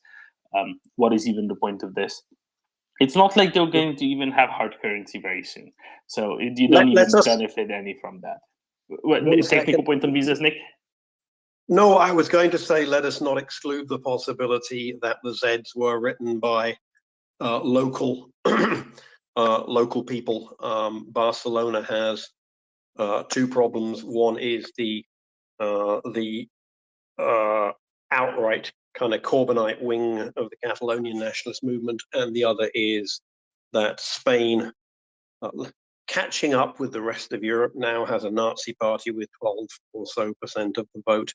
And so I would not exclude the possibility that the people who actually daubed those Zeds were local people. And while I totally agree with the visa ban, let us not imagine that there is 100.0% solidarity and support for Ukraine in Western Europe, because that's we're doing pretty well, but it's not at that. Yeah, I concur. But let's put it this way: let's get rid of this additional what is this? What kind of variable is this? Uncontrolled variable. There we go. Absolutely, uncontrolled absolutely. But let's remember that what we saw are some Zs, and there are many ways to have gotten there. And again, as I say, I totally support the visa ban, but that on its own won't fix that kind of problem. And we need to be aware that these people have still sympathizers, 15-20% of Western Europeans who actually think that Putin is a bang-up guy. You're right. You're right, Nick. That's a good point. But as we said, let's get rid of that uncontrolled variable. Florian, good evening. Hello. I'd like to give you some hard statistics on Russian drug abuse, because I have a PhD in statistical modeling, and I know something about ICD. Oh God, not you two. Oh, you and Nick now sitting together next to each other in the panel. This will go well. Yeah, and gripping radio statistics. Yes. Yes. I don't even have a PhD in statistical modeling, so I'm on my knees in awe here. Okay. So the WHO has a statistic on mortality, and Russia has reported until 2018. And Russia's mortality on drug abuse per 100,000 is 10.2. I just checked the database. Compared to France, 0.7. Germany, 1.3. Russia has a 13 to 8 times higher drug abuse problem than a normal Western European country. And not talking about Denmark and Sweden, where it's basically zero. This reminds me of... Russia is not reporting morbidity, so meaning how many drug abusers are in hospitals and so on. They stopped doing that, but they're supplying still the mortality numbers, or were until 2018. And from this, you know that the problem is huge. It's on the size of the US that has similar numbers, but it's far bigger than any European country. Sorry, no. This reminds me of in the early 80s. I was just starting working in office, and a guy in our office had just come back from an 18-month project in Baghdad, and he reported that everyone who arrived in Baghdad was tested for tuberculosis, which of course was endemic among the population at the time, but was blamed by Saddam on foreigners, and therefore foreigners when was had to have them. About 1980-81. Right, very good. And yeah, so you arrived and you had to have a tuberculosis test, because if we're all suffering from tuberculosis here in Iraq, it must be the foreigners bringing it in, and so it's the combination of projection and denial and just general bullshit. Yeah, the Americans have a drug problem, we don't. Yeah, so it doesn't surprise me. Thank you, Florian. And there's a follow-up problem. Drug abuse in Russia goes with needle sharing. They have among the highest HIV rates worldwide. And it's not reported anymore. They stopped reporting this in 2010 because they don't treat them. There's a follow-up problem of the hard drug abuse problem. Just to put this in perspective. And that mostly hits, of course, the poor regions where the soldiers are coming.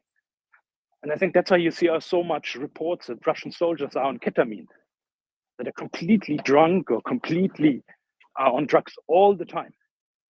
This is reported from Bucha, from Irpin, and now again. So just to have a perspective, and there's the hard number.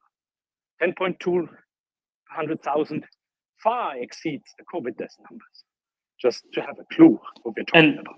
That also correlates highly with, one would presume, with things like domestic abuse as well, and other violent crimes, and right. So on and so forth. But it's a hard number that shows the societal problem.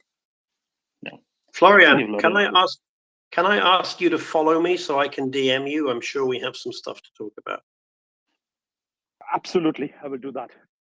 That sounds like a great idea. Excellent. I work around this modeling of ICD-10 statistics, mostly for automating insurance. Very boring, making them pay faster and shit like that. I got interested in the statistics, so I'm reading the WHO statistics on mortality and morbidity for a while already, just for fun. Yeah, just for fun. No, sorry, I'm just kidding. This is the sort of stuff I'm into as well. So, but I have to maintain a fun persona for the radio purposes. Thank you, Florian. Thank you, Nick. Karteli, I think you're next, and then we go to Spring and Puppy. Karteli, can you tell us a little bit about the Southern Caucasus? I think that's where you came up. Yeah, I agree that Armenia has to decide where it needs to go, and it's quite hard. They are right now in a difficult place. Their current president, when he came, there was actually such a moment. His relations with Putin were not so good because Russia was viewing as Armenia kind of drifting away from its sphere of influence. And at that point, Russia, there is an element of Russia's trying to punish current Armenian president. I do not know. I wasn't really following that closely all those events for years, but current situation, I believe. Russia, Armenia has already formally asked its military allies for help, and it's already received formal or quasi-formal response from Russia, basically stating that, we are friends with Azerbaijan as well as with Armenia. Essentially, denying any help, which means now Armenia will have formal and very good excuse to pull out of that alliance and seek for alternatives, which I think could be available. First of all, it needs to deoccupy Azerbaijan territory. But then there is, with international help, mostly European help and US help, I am pretty sure they can, try to normalize their relations with neighbors, which is mainly with Turkey and Azerbaijan. It will take some courage, but I don't think how else they can proceed, because alternatively, what they may try to do is basically ask for Russian help again. But I do not think Russia will help them militarily. What they may get instead is basically proposal from Russia to join the Russian Federation and become part of Russia.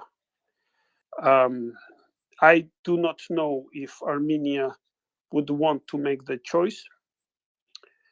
I do not believe their current president is willing to make such a step. Although they already have a Russian puppet in the region of Armenian origin, who would argue. You mean Kalantarian? Vardanyan, yes. Who was arguably sent into the region just for that purpose, So we'll see what will be choice of people of Armenia. I think that call for help was really a ball sent to Russia, because I think the reply of Russia was also expected. So we'll see where it ends. But I do think it's an opportunity if Pashinyan holds the power, and if there is a goodwill to sit at the table and discuss these things at a negotiation table, Armenia may also jump out of Russian orbit, which would be great for Armenian people to begin with. And I think there are a lot of perks to do just that. Yeah, And that would be my assessment. Thank you so much. And as we said a few times, it's on them to do so. Colonel Spencer, well, very warmly welcome back. I got a few questions for you in DMs while you were busy. And there's one on drones, and I know you don't particularly like drones, but I think it's really interesting, and it's from a countryman of yours. Would you be wanting to tackle that? It's kind of like a how does drone warfare work kind of question.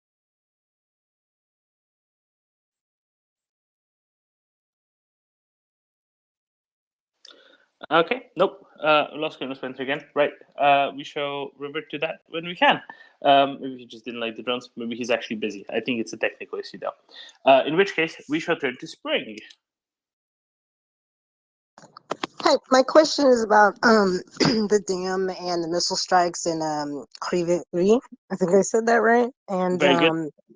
the flooding that's going on there. And I've been trying to find more information and updates on it, and I haven't been able to. And the thing about flooding is, so I've been through a lot of hurricanes in my life. Hurricane Katrina, survived that, survived Hurricane Harvey. These are devastating things that happen in the South.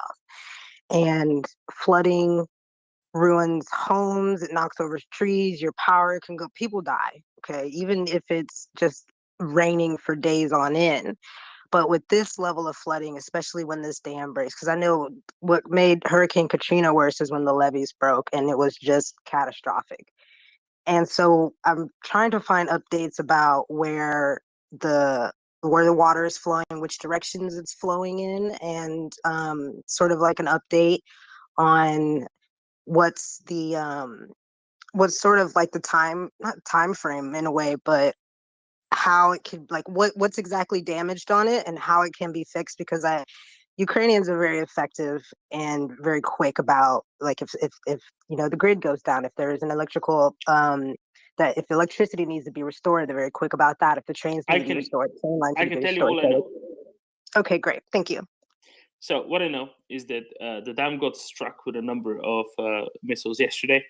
The dam broke as a consequence of that. Water levels downstream went up by about 2 meters or so. Different sources vary a little bit. Today, the dam was partially repaired. Possibly already yesterday it was, but today definitely the dam was at least partially repaired, and the water levels downstream dropped by at least 0.5 meter, but water levels still remain high because it takes a while to drain that. That reservoir upstream from the dam was rather large. There's a lot of capacity for water in them, and there is quite a lot of flooding downstream.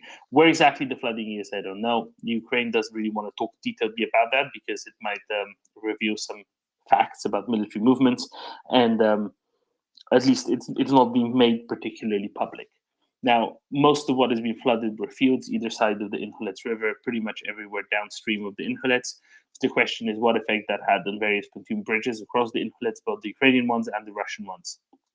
Specifically, the Ukrainian ones at Snihurivka and upstream from Snihurivka, and then the Russian ones primarily downstream from Snihurivka. The Vidiv Brid, being a recent bridgehead across the Invades of the Ukrainians, was probably the one that was targeted the most, if this is why they did it. If they didn't do it primarily for just sheer destruction and spite and hitting infrastructure for those reasons. So it has been fixed. It's getting better, but there were more strikes in Kryvyi today. It's not clear what they hit, if they hit the dam again. Maybe somebody else knows more about that. But that's all I can tell you. Yes, flooding was pretty bad. No, it didn't affect a whole lot of people because it's a very agricultural area. It's a very rural area. And it didn't affect a lot of civilians at the very least. We can't comment on the disposition of Ukrainian forces, and therefore what the effects on them were. Not that I know anything anyway, so that's fine. Right on. Thank you so much. Yeah, because flooding it's really flooding an sucks. awful It's really experience. awful. Yeah, especially Absolutely. the flooding that happened. I forget what it was, a couple or a few years ago. The flooding in West Germany was really bad. A lot of That people was lost their last homes. summer. last summer. So yeah, it's just one of those it's just one of those really scary things that it doesn't get fixed right away, and it takes a long time to recover for. Don't worry. It's so, a very different very different place here, a very different floodplain. In that area. Floodplain, so yeah, that's okay. fair. Right. Thank you very much, Spring, and welcome back, Colonel Spencer. Hello, can you hear me? Yes, we can. Okay. The phone is not liking me this afternoon. Well, that makes your phone and us disagree, because we like you a whole lot. So, would you mind answering a couple questions on drone warfare, by any Sure. chance? I caught that most of the last bit of the question about how does drone warfare work? But if you want to, there's anything more than just that open question. So I'll read it out. It's kind of a medium length thing, but it will give you a feel for where the question is coming from. What does a drone battle look like? I know what tank battles look like, infantry battles, etc., but not drone battles. How are drones integrated into battlefield tactics? Are drones more important for recon or light attack? Finally, what are we learning about drone warfare in Ukraine, and how will these lessons shape the use of drones in the future? Thank you for your consideration. And I'm guessing the start is probably different types of drones, light, small reconnaissance drones versus the sort of Predator, Bayraktar types that carry munitions versus loitering munitions themselves. But you know far more about this than I ever could. So, I mean that's a decent answer. I mean, we can expand on it because he does ask. So I think it's interesting that you add in there tank battles, right? So people envisions. We all have something in our mind when we think about drones or we think about tanks or infantry. But warfare is a combination of capabilities, right? At ranges, as you think about the different circles around an enemy force or a city, and in warfare is a combination of really all capabilities, from Navy to air to the land component.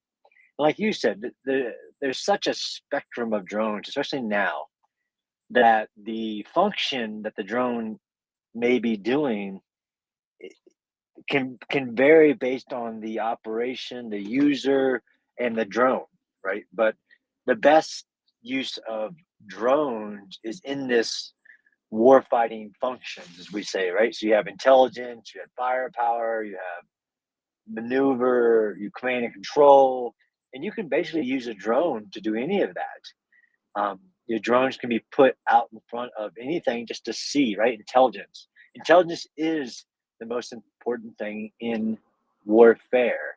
So to say drone warfare, right? So drone can just be a sensor, an eye in the sky.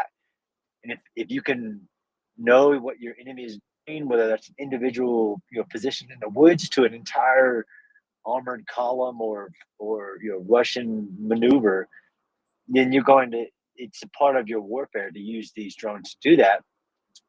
Then we have a wide variety of observational drones, same thing as striking the enemy. Of course, you want to strike your enemy as far away as possible, right?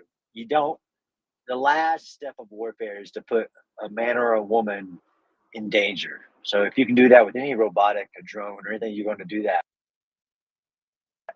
That's really where we kind of see where even the word drone warfare comes about, is just the fact that the rapid advancement of technologies. I mean, you can trace a drone back to the creation of the balloon in warfare, which goes back to like the Boer War, if not before. Even dropping things on top of people. But now we have such powerful drones. I don't personally. I'm not. I think you said that I don't like drones. I love drones. I love. No, it's the loitering munitions you're not a fan of, I think. I love loiter. I just don't like the ones that are sold as having this immense capability when they don't. When it's a loitering munition that can. I love like the Israeli Harap. I put even the TV2 drone. I mean, I love those, and they're extremely powerful. And what has that taught us about warfare in general, right? In the execution of warfare. Some people tried to call the Nagorno-Karabakh war a drone warfare because just some of the drones were really effective at taking out systems that weren't prepared to combat the aerial fight. What drone warfare has taught us is that the strongest military has a integrated air defense system that incorporates low flying or slow maneuvering drones and even the weaponized ones. And that's why I think we have somebody in here talking about one of the few successes, innovations of Russia was their ability to somewhat adapt to the TB2 drone, which is a very effective, and it was very effective in the Nagorno-Karabakh war. But it doesn't replace the need for all capabilities like infantry, tanks, armored reconnaissance, all of this stuff. So that's where I fit into it. But when you get to commercial, same thing with commercial off-the-shelf drones, right? Which started appearing around 2013, 14 in Iraq and Syria. And again, it was because there was no, if you can get things up in the air and nobody's fighting them electronically, then of course both sides are going to use them and maximize their effectiveness. So I sometimes think people oversell the commercial drones and their effectiveness in a wide variety of combat application. Yes, if they're effective, use them, but that doesn't mean you're going to fight a war just with drone. Nah.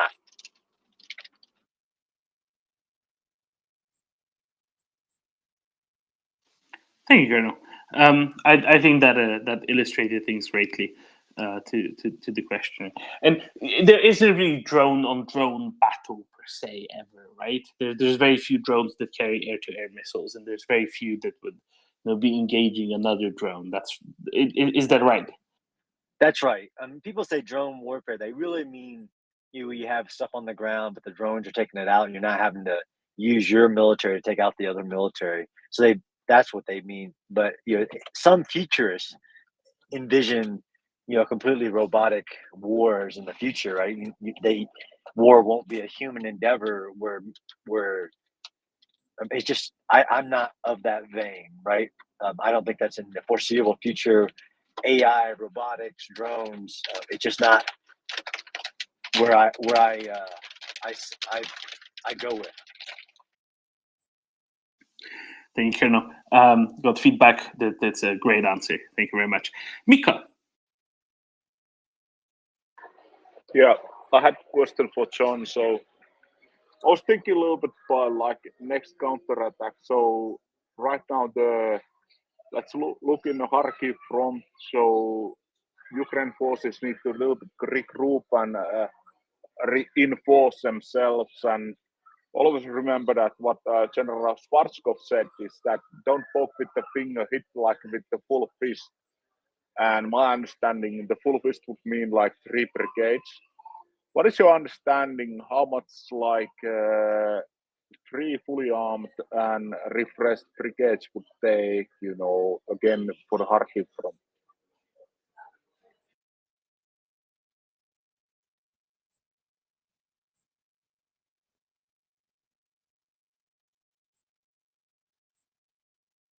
No? Are you there? Yes, we are. Yeah, I didn't. My phone actually, I'm in a storm, which is weird for Colorado. I caught counteroffensive. How many brigades for? Is it to continue to push in Kharkiv? Mika, can you repeat the question quickly? Yes. Like you want to have a breakthrough in some of the positions. So my understanding is like 3 brigades. If you have different understanding, please share. So I'm a little bit asking like how much you look for the time like discover the new offensive could be started, and the let's say old used brigade could be refreshed and regrouped. Because the lesson what I learned actually watching something what General Schwarzkopf said, late general now. He said always, don't push with one finger, hit with the combined fist. Yeah, I think it's a good question. I actually don't have that level of visibility. What you need to reconstituted and ready to fight is really going to depend on what you're facing, right? What's the enemy force that offensive like if it's to push to Lysychansk and even across the river to Severodonetsk, is what is the enemy situation? If it continues to be light, then a single brigade, but then what does we have these different bubbles, right? And I'm sure you know that the readiness levels of the tanks and the armored personnel carriers and the ammo situation, the food situation, and the water situation. So I really can't answer that question without knowing what the current, or what Yehuda would say, orbat of the Russian force is there. As it seems to be, like the majority is, they're pulling back and trying to reestablish a defensive line. I don't know if we've seen basically the end of this phase of the offensive. I just don't have that visibility. So it could be a single hardcore brigade, I'd want it to be mechanized, but it all depends on what the enemy situation is and what the enemy does once you make that first contact with them. Thanks, John, for the answer. But I would put in one brigade. I would like to put some infantry and some mechanized and some tanks as well. So in those battalions, 3 battalions per brigade. Yeah, and I think that was a great. CJ pointed that out yesterday.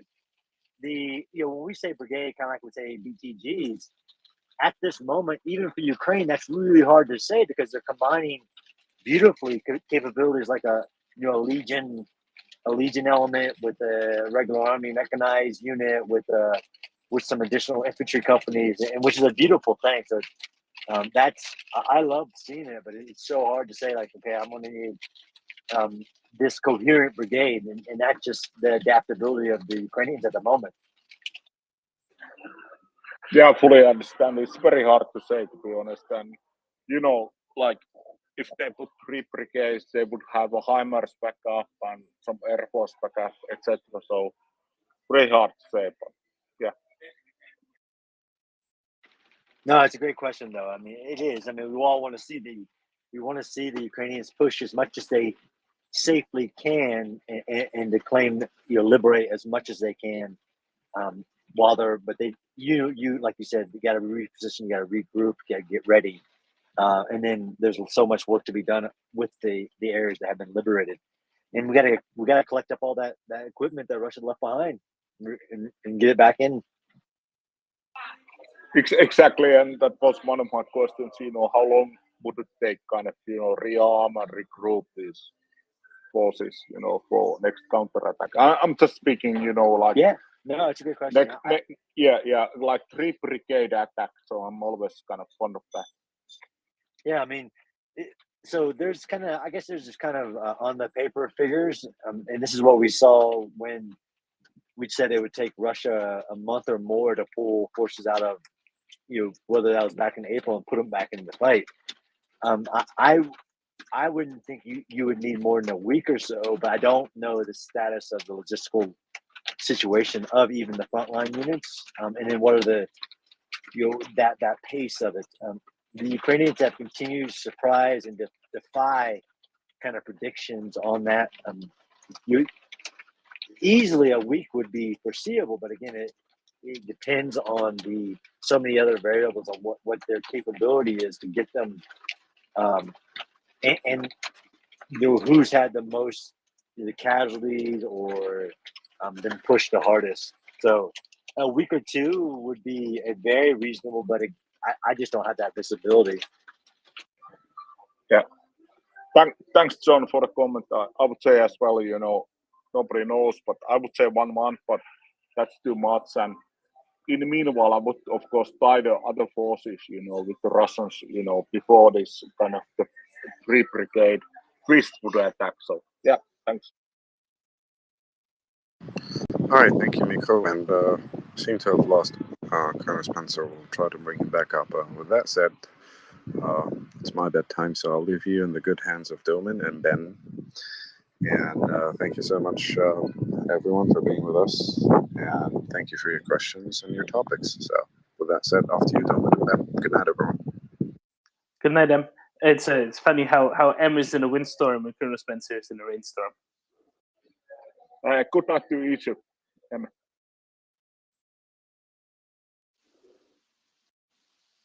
Let's see when we can get Colonel Spencer back up. Rusty, I presume you have a very military question. Yes. Do you want to hold it until we get the Colonel Spencer hopefully up in a minute or so time? That's fine by me. Yeah, and let's try Dr. Nick, who might have possibly also a very military question, but maybe not. Well, I don't know. So, thanks. I have a comment and a question. So when Colonel Spencer was talking about the drone warfare and all that, I just thought of a comment, just the way that you guys were talking about it. Something when I'm teaching about this to my students about the different types of warfare, one thing that the way that I talk about it and sort of sum it up is that drone warfare, when it's used effectively, it's typically used to enhance sort of mechanized warfare, right? Definitely not used as a replacement, but it can be used to enhance. So that's just one way that I sort of, in a parsimonious way, sort of describe it. But anyway, the question I had was, so again, I've been teaching all day, so I just popped in because I saw something come across my feed, and I have this burning question, and I'm so sorry if you've already addressed this No, earlier. go straight into it. Go straight into it. All right, and I'm sorry if it sounds stupid, but Look, the thing is, if we've already addressed it, it'll be really easy for me to regurgitate what conclusion we came to previously. okay. And if we haven't, then it's interesting. Right, but it also may sound pie in the sky, but somebody, one of the accounts that I know tends to be pretty reliable, retweeted something about Crimea. And I'm wondering if there's any updates that anybody knows about Crimea. Okay, all I've seen is that Armyansk has been struck. Armyansk is on the western side of the Crimean Isthmus. Right. It's very close to the border on the Crimean side. That's Right. all I know about Crimea. But that is significant because do you know what goes through Armyansk, Dr. Nick? Right. No. What goes through Armyansk? Wait, what'd you say? I'm sorry. I thought you said something else. What'd you say? What goes through Armyansk? Armyansk. Oh, the water? That too, but more importantly, the railway and the road. Oh, right. So if you're trying to get from Crimea to Kherson or anywhere, exactly, logistics, exactly, and logistics matter because logistics are what bring things that kill Ukrainians to where they can kill Ukrainians, and without them, Russians can't kill Ukrainians, which is a good thing, and that's why this is very significant. So if you look at a railway map of Crimea, it's very interesting, but I'll try to paint a mental picture of it in all of your minds. Is if you imagine Crimea to be sort of diamond shaped, because it is sort of diamond shaped. Right. There's a town in the north of Crimea called Jankoy, and all the railways in Crimea go through the town of Jankoy. There are 4 arms going to the northwest, northeast, southwest, and southeast from the town of Jankoy. If you go to the southeast, you go to the Kerch and Kerch Bridge. We know that. If you go to the southwest, you go to Simferopol and Sevastopol. If you go to the northeast, you go across Chongar and towards Melitopol. If you go to the northwest, you go through Armyansk and towards the city of Kherson, towards Oleshki, and then the bridge that's blown up, and then eventually the city of Kherson that you can't currently get to. So this is why hitting Armyansk is really important, because the railway and the road go through this very narrow isthmus, through the town of Armyansk, or past the town of Armyansk, and this is where that matters. And I don't know what else happened on Crimea, and I'm sure somebody's going to tell us sooner rather than later. But if that is what happened on Crimea, and if it was a big enough boom, then their logistics around Armyansk is severely compromised, which means their logistics in the general direction from Crimea towards the city of Kherson are highly compromised indeed. And that's a good thing, because that means even fierce stuff reaching the Kherson front, or indeed Russian artillery on the left bank of the Dnipro, that is to say the east bank of the Dnipro in Kherson Oblast, where they can already reach Ukrainian positions from. So there we go. That's all I know.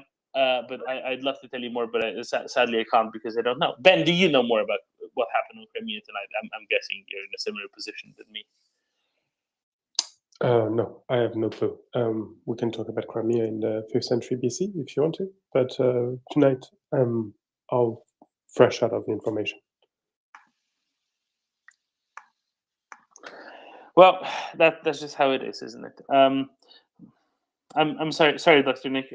We'd love to tell you more, but we don't know anymore. No, that's good. I don't want you to tell me more than you know, but I agree with you. I think that alone is a big deal because that has, been really, kind of been a fly in the ointment for the Ukrainians as far as the Russians' ability to resupply from Crimea.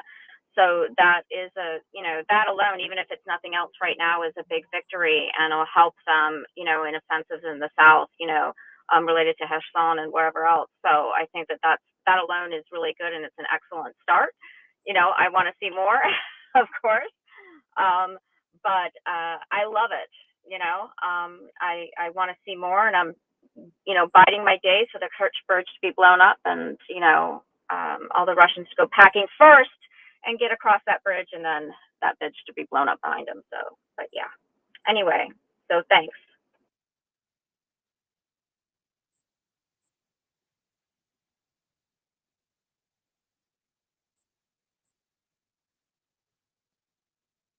Thank you, Dr. Nick. Rusty, I guess you're going to have to be satisfied with Ben and I right now, because I think Colonel Spencer's stuck in too bad a rainstorm to jump back up.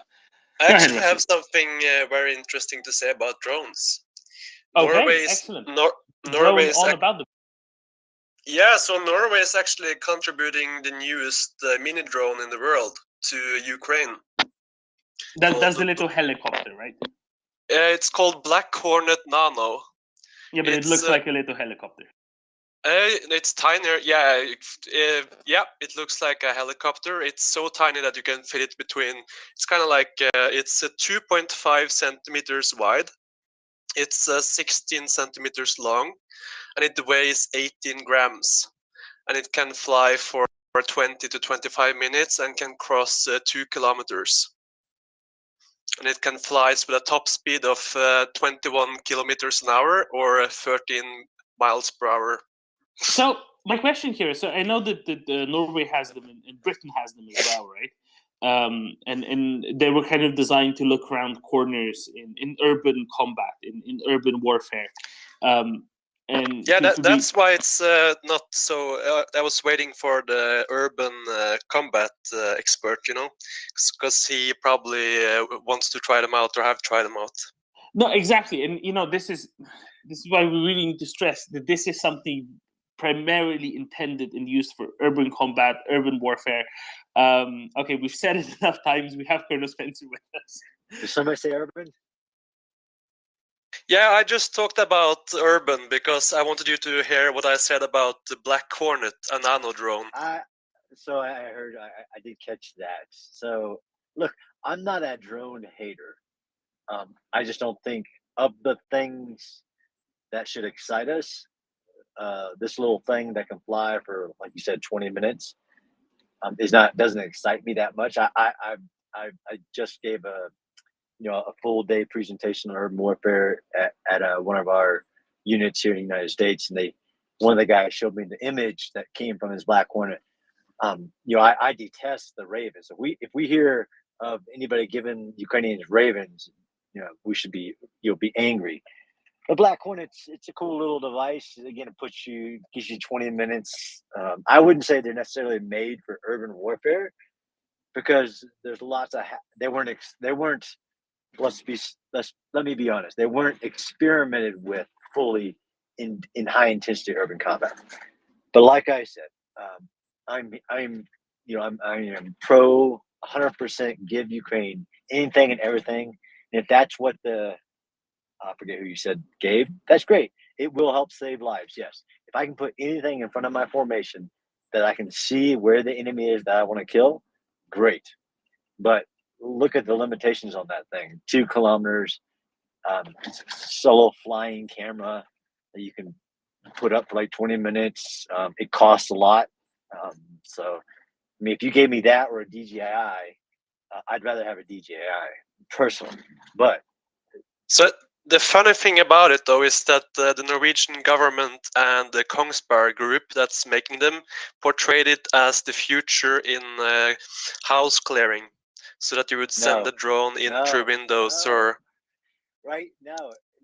And as your urban warfare guy, don't follow that path because it is so false. It's some of it's kind of the counterinsurgency hangover, right?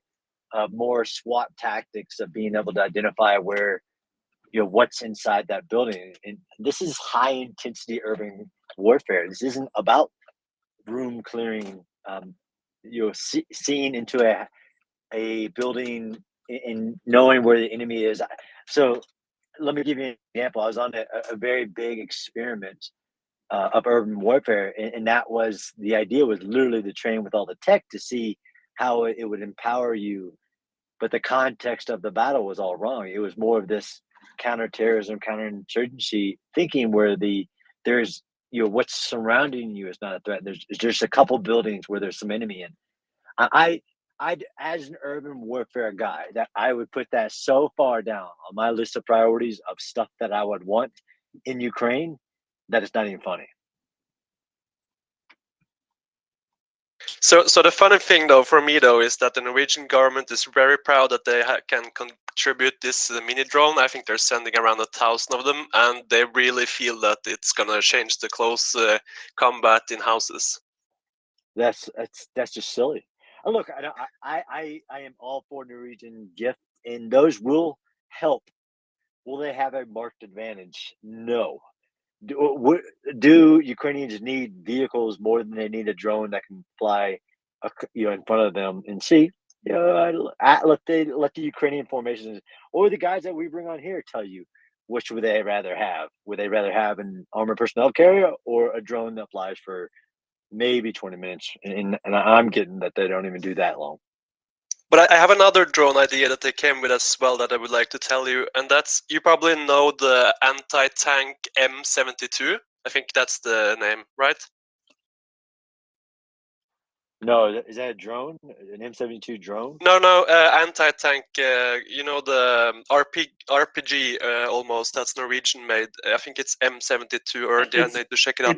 It's the M72 Law. It's a recoilless rifle of some sort, 66 millimeter, I think. Sure. I know this because some Ukrainians were actually mounting two on a drone a week or two ago, and Artur sent me a picture of that, and we were discussing which one exactly it was.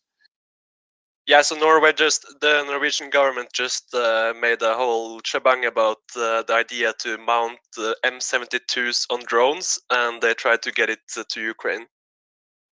Yeah, I'm all for it. And again, this goes back to my kind of little bit of, not a rant, it's just an appreciation of the complexity of urban warfare. If the Russian military is that inept at electronic warfare and counter drone operations, which we know many of them are, right? And not all of them are, then absolutely, mount flamethrowers on drones, keep doing the dropping of anti-personnel and anti-tank mines from them. You keep it up, but they're not it all helps, but they aren't this magic or window into the future of warfare, because they're just not. Excellent. Thank you, Colonel Spencer. I forget what the order was, but I'll go to Taras because Taras is Ukrainian, and that makes it easier for me to start with an order. Taras. Oh, thank you so much. Hi, everybody. So I was kind of late in the discussion, but I heard that you'll be discussing this mini drone.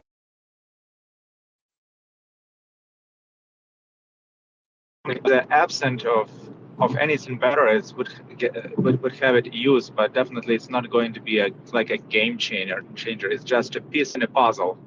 So I don't think there is no place for that. It's probably special forces, special operation forces might have a very good use scenario. It's better to ask that. How and what are they going to use it? And I agree with generals about that assessment. I agree with your words completely. Well, thank you. I So, I mean, if I could have my way, I would give it, yes, what we call a squad level drone to every Ukrainian formation in Ukraine. Absolutely. Would it help? 100%. If you can put something in front of you, and rather than run into an ambush or be surprised, absolutely. But of course, if you gave them that, somebody has to fly it and they're not paying attention. But absolutely. But let's start with, I want every one of them to have a helmet. I want every one of them to have a rifle. I want everyone to have body armor. Look, listen to the Ukrainians on what they need. But then some of these countries are like, I'm going to give them this thing, and it's what they need. Like, look, the Ukraine has given us a list of what it needs. At the very top of the list are long range munitions and tanks and armored personnel carriers. And way down at the bottom of that list is a toy looking drone. But yes, if I, as an infantry soldier, would I like that? Yes. Would I want to make sure all my soldiers had helmets and body armor and weapons and ammunition and a vehicle to ride in? Yes. And then, so I'm not against drones, but I'm also against somebody saying like, look at us, we just gave them the top of the line drone that can, it's a little camera that a DJI Mavic could outperform if the Russians are that inept at electronic warfare.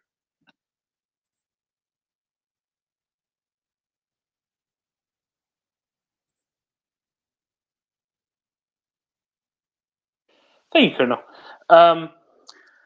Right, let's go to Dr. Nick, and then to Regina, and then back to Rusty. Dr. Nick.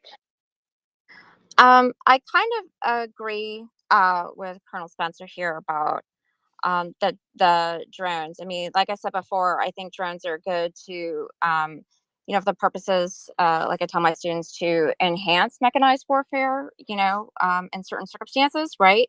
At the same time, I also agree that, look, I mean, I bet if we give, if the Ukrainians were to get these Norwegian little, microcopters effectively, I bet, they could rig those things to do some pretty interesting things. I mean, they've taken some, drones that like my kids have and hooked up, some ancient, Soviet grenades to them and have been pretty deadly with them, with a couple of teenagers and whatnot. So, I mean, who knows what they can do? They're pretty innovative. Necessity creates invention. I'd be interested to see just, what they could do with these things, if they could find use for them. In that, either in the urban environment or outside the urban environment, maybe they could find some other use for them. Who knows? But at the same time, not knowing much about them, I did see something about them. I did see an article about them, and I thought they were kind of cute. But again, I was briefly in the Marine Corps. I did a stint. I wouldn't even try to claim a record of Colonel Spencer's, but we did combat down, and just that little bit of experience, I can see and imagine the hindrance that something like a small drone like that could be in an urban environment, because you need to be much more reactive than that, and human intelligence is better than that. Just a split second between a drone and looking at a screen versus you there in the moment can mean the difference between life and death. So I mean, I don't know.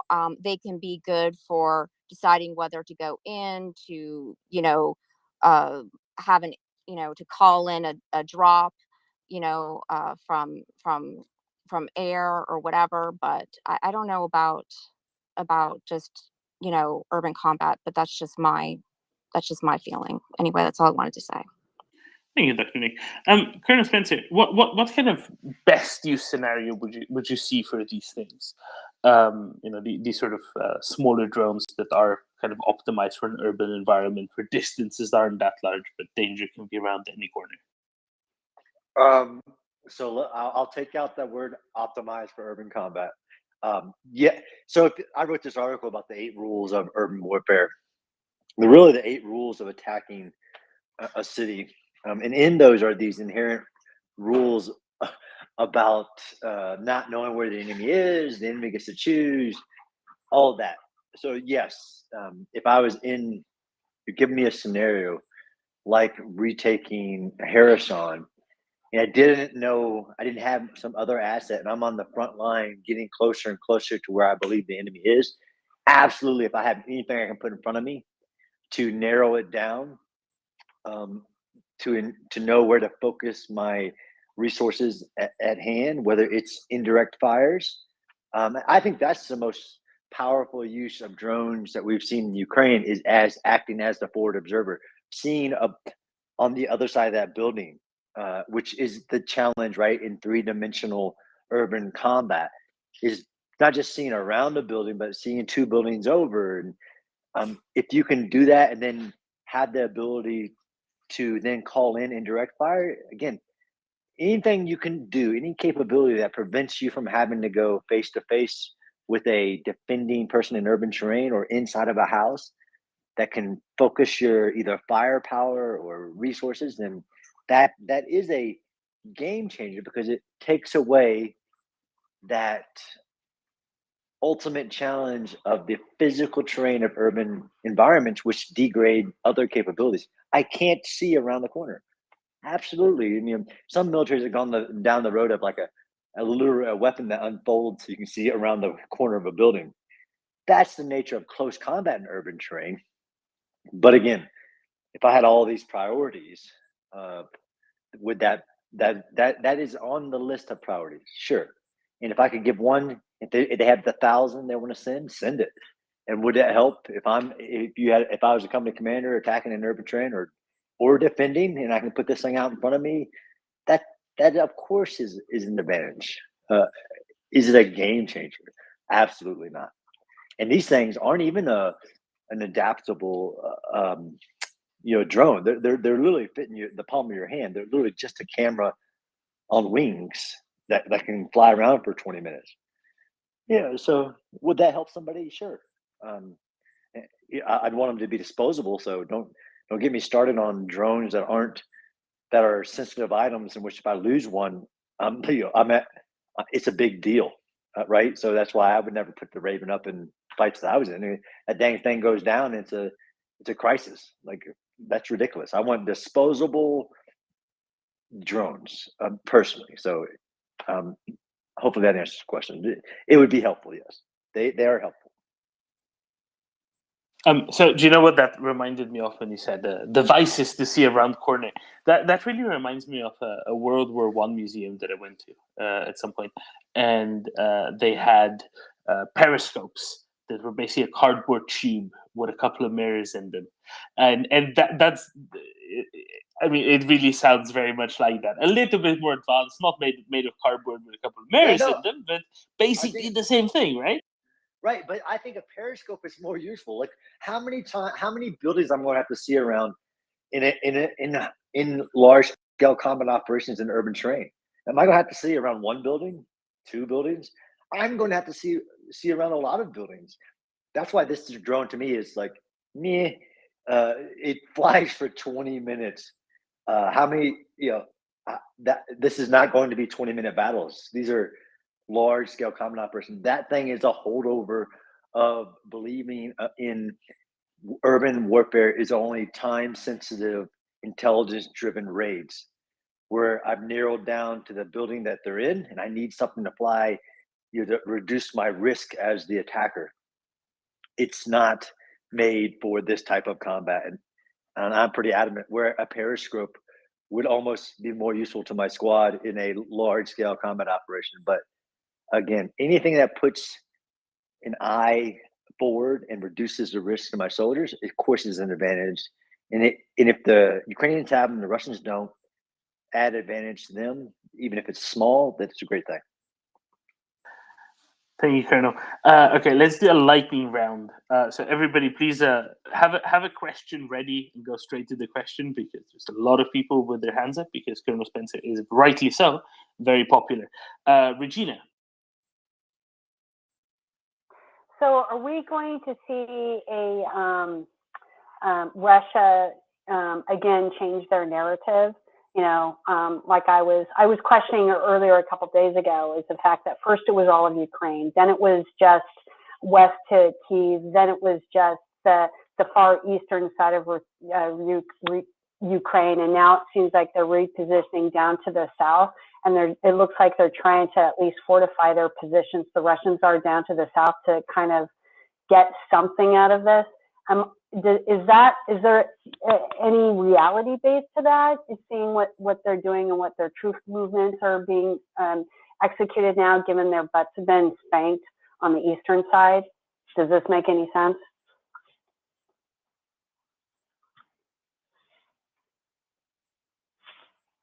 I think we lost Colonel Spencer again. I can try to tackle that one.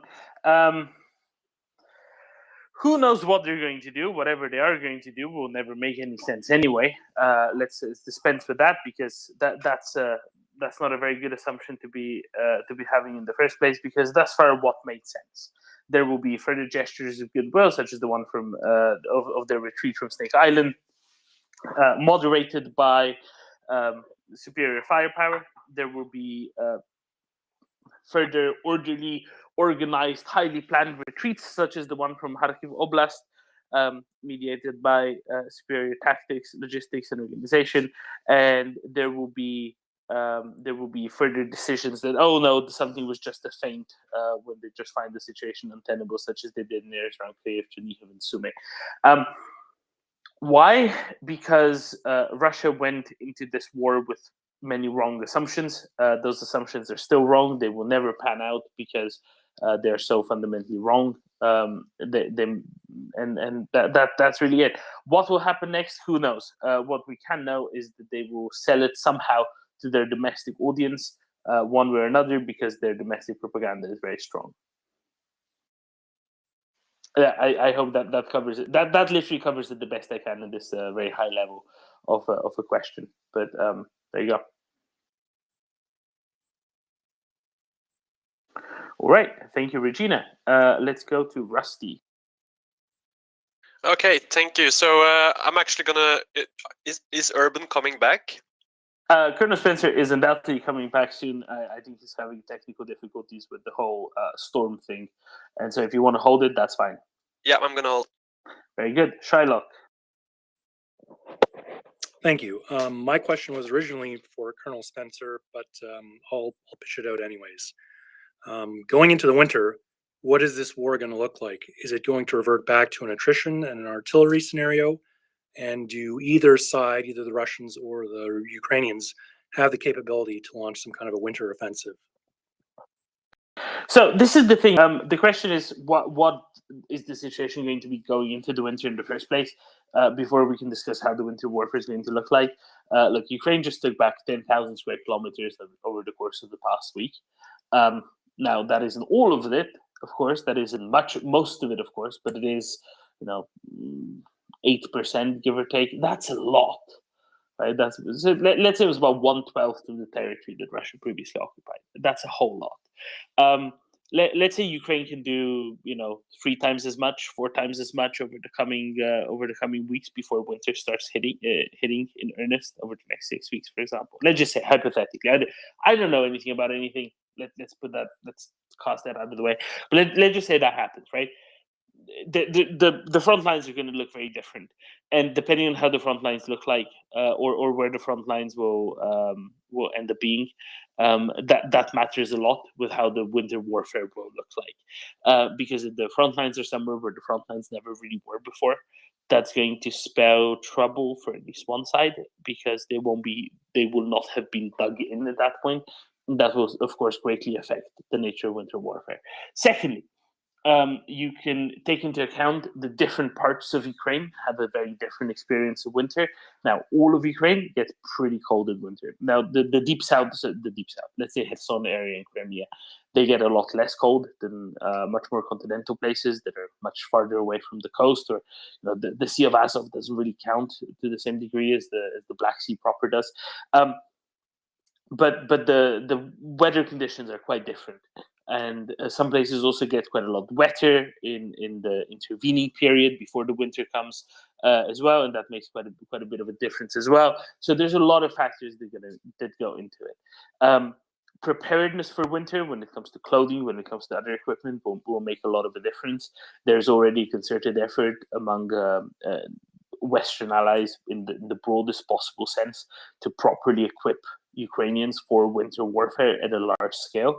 Now, Ukrainians are perfectly well equipped for winter warfare when it's 100,000 soldiers fighting. They're not perfectly well equipped for winter warfare when it's 1 million soldiers fighting, and that's why they just need much more equipment in that sense. More pieces of appropriate clothing is basically what we're getting at. So that's good. Now, there are some speculations that things might slow down. However, on frozen ground, it is sometimes just easier to actually move around as well. And it's a very complex question that deserves a very complex and wholesome treatment. What I would say is, in about a month and a half time, it will be a lot clearer where you can expect the front lines to be over the winter, or at least going into the winter. And maybe at that point, it will be the right time to relaunch this question. Because at this point, who knows? Look at what Ukrainians have managed to do over the past couple of weeks. They made the situation on the right bank of the Dnipro untenable for Russians. They've made the situation in Kharkiv Oblast untenable for the Russians and actually drove them out. They are now making incursions into places that Russia thought were probably secure and possibly secure forever. Because of all of these stark changes over literally the last 2 weeks, I think it's best to hold our speculation, undue speculation, and just wait it out and see how it looks like in 4 to 6 weeks time, when we maybe can bank on having a better idea and have a little bit more specificity in discussing what winter will bring. Thank you for taking my question. Thank you, Shylock. Puppy. So I guess it's good to have this question without Colonel Spencer, so we make an idiot question less embarrassing. So regarding those possible strikes or likely strikes at this point on Armyansk, it would seem that if you want to cut the logistics... Sorry, I just have to say I've been sent messages since, thank you, Misfit, that apparently nothing happened in Armyansk, and okay, then I take it back. I had he went and looked into it, and it was just full speculation, it seems. Okay, good. Then I will think about it when it actually happens. That kind of confirms one of the true hypotheses, but fine, good. No goal in speculating about stuff that did not happen. Good. Thank you. Thank you, Puppy. I really think nothing really happened. I had Dr. Paul next, but Dr. Paul had left us. Dr. Paul, if you want to come back up, then please do. And otherwise, very soon Ben and I will start talking about sanctions again, and nobody wants to hear that, do you? That's a threat. That's not really a threat. Okay, Nina.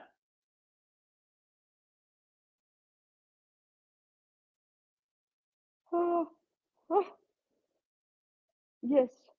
I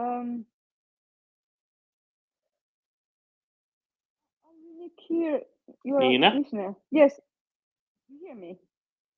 Kind of. You kind of go further away and closer in, and further away and closer in. That's better. Just And now you're muted. hang on. Are you hanging on? Okay, we can hear you now. Okay. We can hear you. Okay. My AirPods were giving up. Out of battery. Yeah. Okay. So I would like to take up this discussion that was here before, when we had here Nick. Was it Nick and this Florian? Yes. Yeah. Drugs. Yes, drugs, and what it also has led to, for example, AIDS, HIV, because they use needles like many times, and I had no idea about the percentage of the population that, for example, uses drugs, and also how much they have HIV, because it's not talked about. And this puts, at least for me, the whole war in a little bit new perspective. I have known that they are crazy, and not only crazy, but I have thought they are a little bit psychopathic, as I have talked to Tom about the whole population. But that explains that this oppression and maybe the oppression and not being able to be free and listen to all the lies, and this is so badly messing up with the head. And now when the Russians have gone to Ukraine and they are doing all these horrible things, they might be, who knows, on drugs and messed up anyway. So how can they perform? This is like a mystery to me, how they can perform at all. So I don't see this to go well for the Russians, which is of course really good for the Ukrainians. Nina, do you know who Aimo Koivunen was? Sorry, I didn't hear. Aimo Koivunen. Yes, I know. He was. Yes, he took some pervitin, I think. Yes. Yes, and he skied over 400 kilometers, and he saved his life in that way. But I know that they have found pervitin in the pockets of the dead Russians. So they are not only on pervitin, but they might be on some other stuff also, because that makes you not. You don't need to sleep. You just go. Yep. So when you asked, how did they perform? Okay, there's your explanation. Okay, I'm going to go in the following order. First, I'm going to ask Pauli to tell us how soldiers perform on drugs, because we have the example of Aimo Koivunen. Then we're going to go to Florian for a detailed contextualization within Russia, because he's looked into statistics. And then we're going to go to Papi for like a 30,000 foot view. How about that?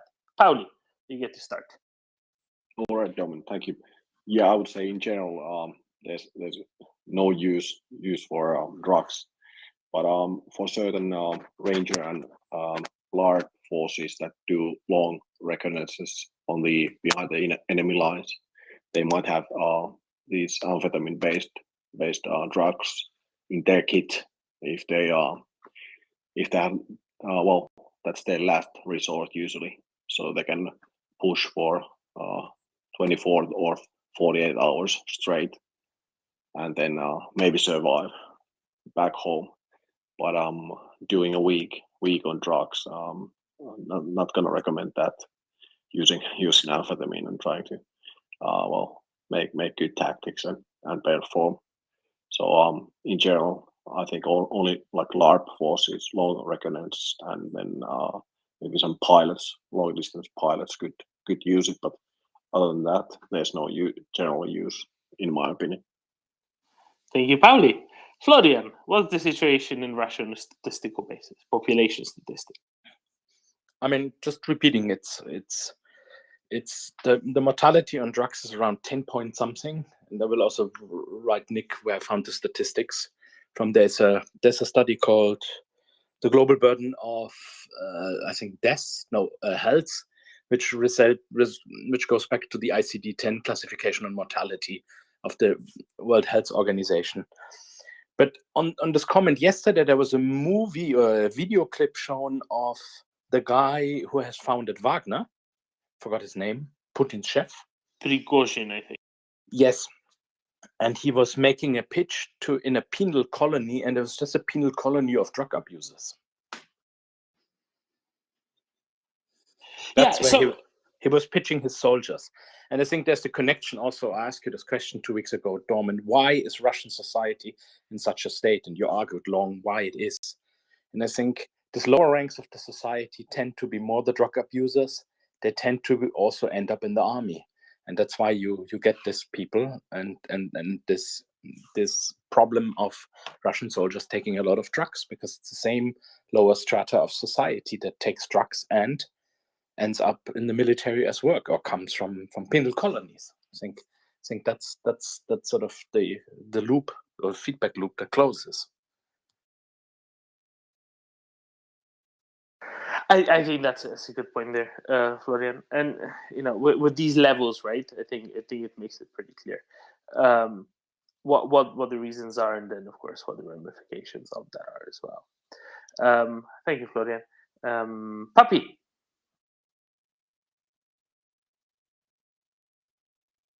Puppy.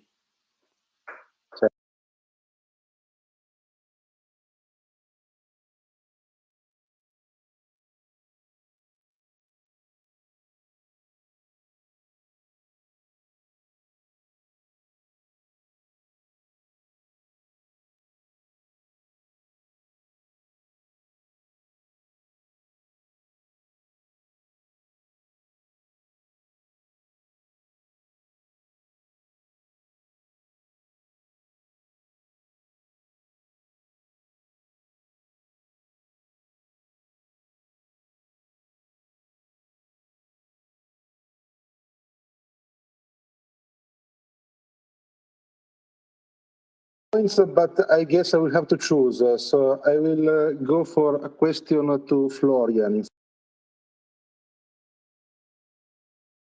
Dropping down because I made my point. Absolutely. Puppy, question, go ahead. Puppy? We can't hear you. Yeah, There I we go. did it again. So, Florian, you mentioned some interesting statistical modeling about drug use in several countries, including Russia. The question that I had in my mind since you mentioned those figures was, what is the source data for those models that you are mentioning, and how does data collection may differ in different countries? The reason for the question is that my working assumption would be that in a autocratic country, the source data on something like this should not be taken at the face value. So I would like to learn more about collection methods. Yeah, the main data comes from the reporting of mortality, so why people are dying, whether heart attacks or drug abuse or whatever. And there's an international classification system from the World Health Organization. And the data I found is from another database that sources this data from the WHO. And this is what Russia reports. This is Russia self-reporting, and that's shocking high. And maybe it's even higher, or they don't do that. Because if you die, the corona gives down a reason of death and uses that classification system. And that's standardized basically worldwide, and Russia reports in that. How accurate they do that, I have no clue. I cannot argue about that. But even if they undercount it, it's a shockingly high statistic.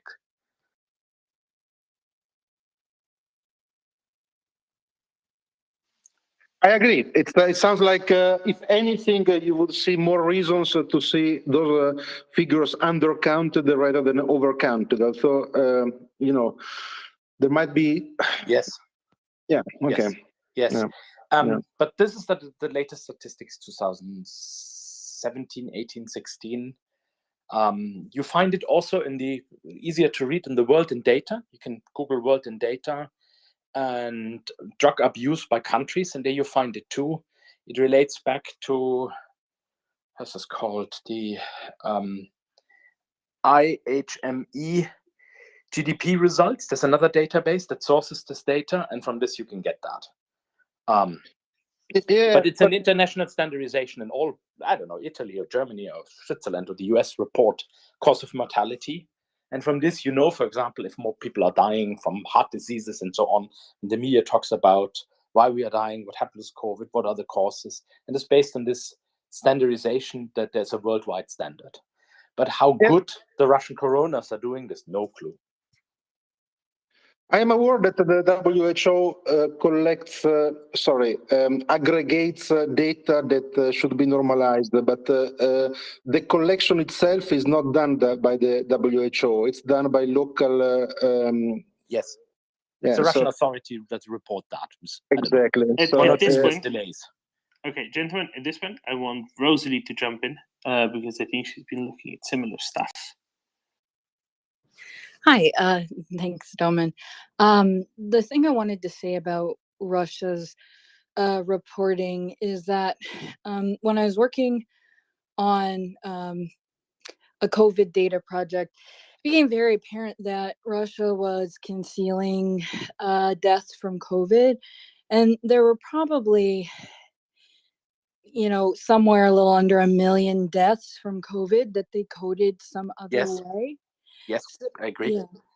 So, but so the data there, it's not necessarily reliable, but the number of deaths overall, I think, tends to be more reliable. I just wanted to add that. Yeah, I agree. But the point is, even if they would undercount it, the report still the highest mortality in Europe was causes drug abuse. Oh, That point absolutely. stands. And that because there was this discussion before how prevalent is drug abuse among the Russian society, and that numbers, if it right or wrong, points out it's a huge problem, and also the HIV numbers of Russia are very, very high. I can add something in here about that. Sorry. Is it okay if Let's just have Rosalie finish, and then we'll go to Dr. Nick. Okay. Yeah. So Russia has a lot of what we call diseases of despair. We see them in the U.S. sometimes in rural areas with I know I'm just kind of saying for the benefit of the audience. And so in these places we do see, the lifespan is shortened. We do see a lot of drug abuse and drug overdose. And it is not surprising that Russia would have such a high number of these because there is little opportunity and little hope.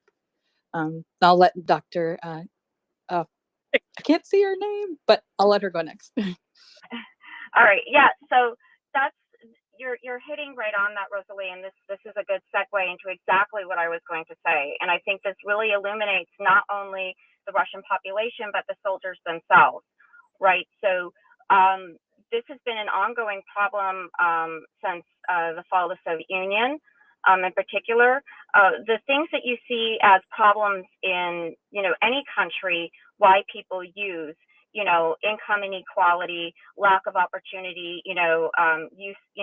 despair, as Rosalie described it, right? We have to remember that addiction is a disease, and that democracies tend to treat addiction as such. Here, I didn't put my hand down. Sorry. Democracies don't treat. Democracies treat addiction as a disease. Russia does not. It never has, and it sees addiction as a weakness instead. And so these people who are users, who are drug abusers, who are alcoholics, as that this is a weakness, and so they are shunned in society. And as such, Russia doesn't have any sort of comprehensive policies in place to deal with people in society who are alcoholics, who are drug addicts, etc. Instead, it becomes this sort of spiral of problem. This is why Russia has such a major problem. And in turn, this is why they have a problem with HIV, because as we know, HIV can be spread through IV drug abuse, right? And so this is one reason why this is such a big problem there. And also because HIV is tied to, having this stigma as being a gay disease. We all know that that is factually incorrect, and that is wholly disinformation, right? That is just tied to the homosexual community. This is just false. People can get it in a whole host of ways, including straight sex, right? But in Russia, because it's, the state tends to be very, homophobic, they also don't deal with things related to HIV and whatnot. And so this is why they have problems with HIV in Russia as well. There aren't really comprehensive policies at the level of the state related to any of these public health issues that you would see in democracies. And so, of course, when you're dealing with a war, and a war that, think about this, right? Who is fighting this war? The people who are fighting this war tend to be people, more often than not, are people who don't have opportunities, particularly when you're talking about the enlisted.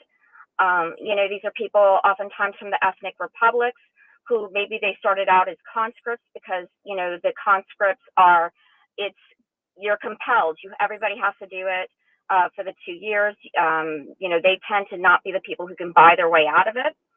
And so they end up coming into this as a profession because they lack opportunities in their ethnic republics. Drug abuse tends to be prevalent there, again, because of lack of opportunity. They end up in this war, and it's depressing. And so other people who might have drugs available, etc., it becomes, a sort of vicious cycle there as well. So whether they're using it to enhance capabilities or also to escape, unfortunately, it makes sense. It just spells disaster for those who are engaging in these, engaging in that behavior. Thank you, Dr. Nick. I want to hear from Mikko because I bet he has another excellent anecdote, and then Nick after that. Yeah, so Finnish military, we carried always atropine. It was like a needle you had to stick on your leg, and that was against the kind of the nerve agents. And then we had morphine always, and for special forces we had amphetamine as well. So, and they are still in place. We even practiced those. I didn't use ever amphetamine, but the basic, like test needles, we always, hit it, through your camouflage thing, and we always hit it in the leg muscle. So military has those capabilities still, and that's how it goes. It's that's how it goes in a war. So sorry to say. Thank you, Mikko. Nick? Florian, what did you say is Florian still up? What did you say? No, he keeps leaving, yes. So I don't think you're going to have an answer to your question. Okay, no, I think he said the reported drug death rate in Russia was 10 per 100,000 of the population. That's high. It's not incredibly high. It's less than Scotland. It's about 3 or 4 times.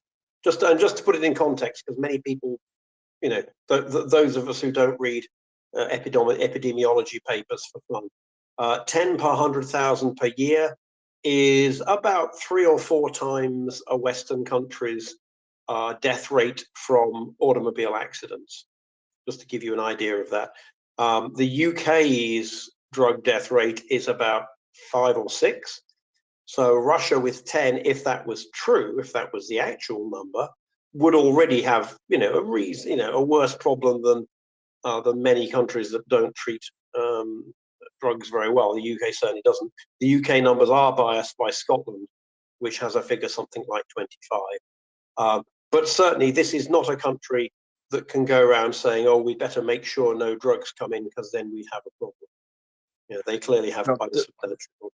Nick, the number was 10.2 or 3, 2017-16. Yeah. I only know by heart the French numbers are below 1, the Germans number a bit above 1. I don't know the UK number by heart, and the US number is probably 20 also. And maybe the US has now. had the US has had the whole thing with the opioids, and so on. It's probably very high, or 30. I don't know.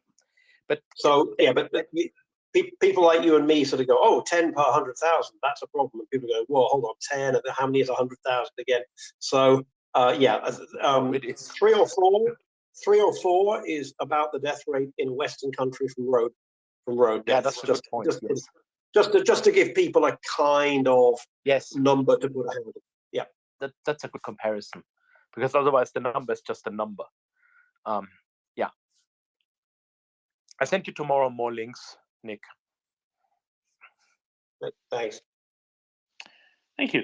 Okay, I'm gonna go to Nina, then to Rosalie, then to Puppy, Paige, and then maybe by then we'll have Colonel Spencer back, so Russell can actually ask his question. So what did I say? Nina first. Thank you, Domen. Mikko, yes, I understand that. I didn't know that you have this still, or we have it still in the Finnish military. That's fine. They have to prepare for that too. But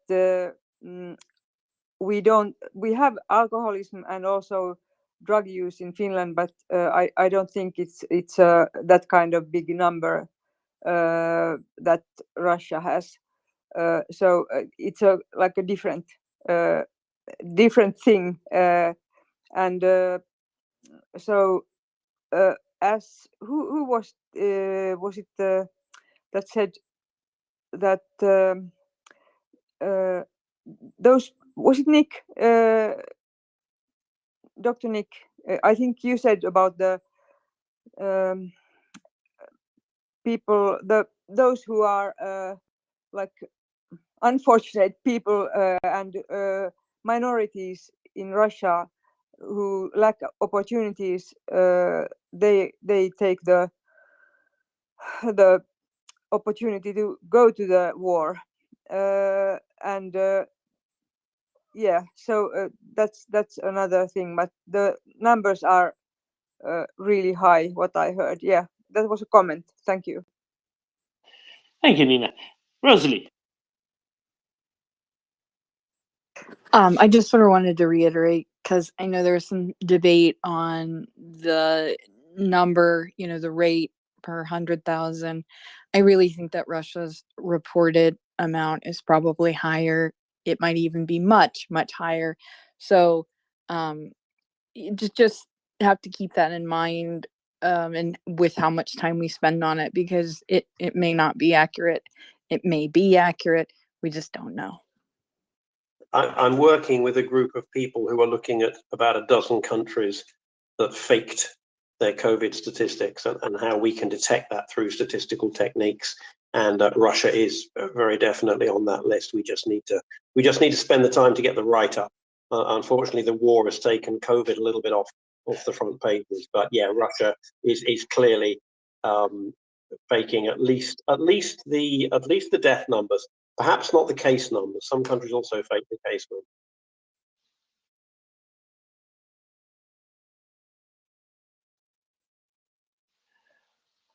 That said, I would just add that Ukraine has not published any COVID figures for 6 months, and of course, this is completely understandable.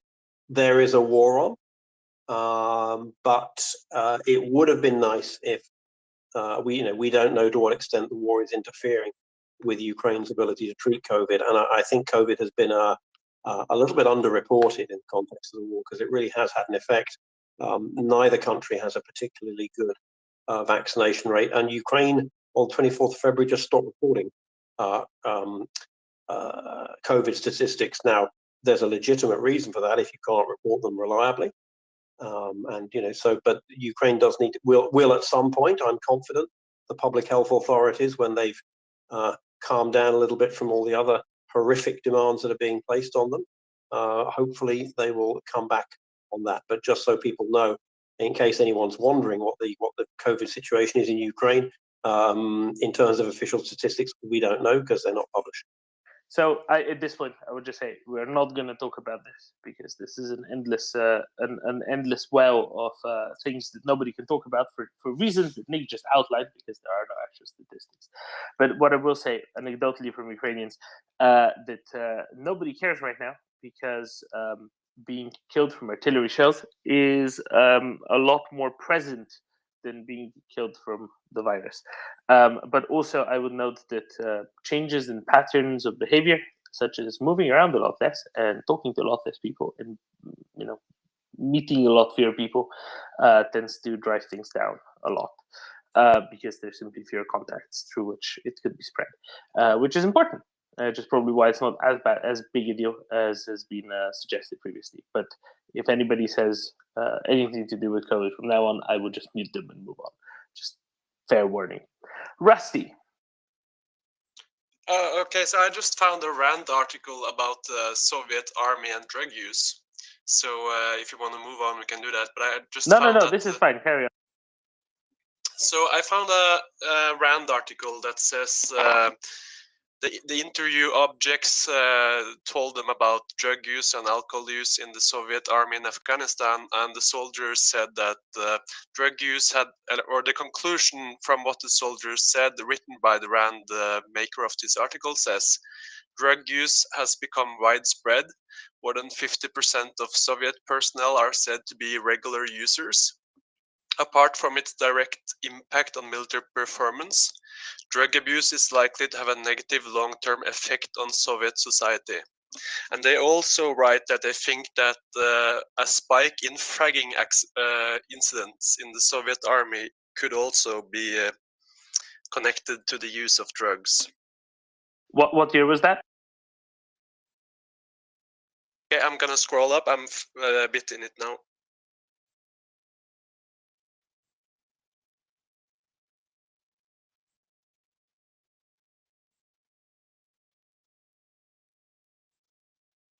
Okay, it was made in May 1988 by Alexander Alexiev, prepared for the United States Army. Interesting. Thank you, Rusty. Okay, So the thing why I looked it up, because I've seen documentaries from Afghanistan where they were speaking about the problem with the Soviet soldiers that had been in Afghanistan for a long time, became more and more disillusioned and aloof about what they were doing there, and used drugs. And I would just say that remember that that's the same army that a lot of the guys that were in Afghanistan are still in the Russian army, and of course there are people from other places as well. And yep, that's just my point there. Among the higher ranks, certainly, right, as well as some of the new recruits that re-enlisted after many decades of a pause. Yeah, absolutely. Paige. Hi. My comment is somewhat anecdotal. I just thought it was worth mentioning because there seems to be a lot of focus on the drug use of the Russian military. Back in 2010, I was living there for a couple of years, and I was a volunteer with the United States Peace Corps. And one of the sectors, it wasn't the one that I was working in, but one of our sectors in the Peace Corps was AIDS and HIV education. And at the time, and I'm not going to tell you any numbers because I don't remember and I don't want to make something up, but Ukraine had one of the highest, if not the highest, percentage or number of people positive, HIV positive, and that was highly due to the intravenous drug use and sharing of used needles, and then definitely anecdotally, I in my own village and in other villages that I had traveled to, it was common to find syringes around in the streets. So I guess my point is that like many countries with high levels of poverty and the access to these drugs and alcohol, not to mention, that's a whole other thing, but that is very common. So I guess that and this again was in 2010, 2012 that I'm talking about, but I imagine if I were to look at the dig into that now, that they would still have a pretty high level of drug use as well. So unfortunately, so I don't know how I can't speak for the military, but I just wanted to make that note because a lot of the comments that were being shared about Russia also, in my opinion, apply to Ukraine as well.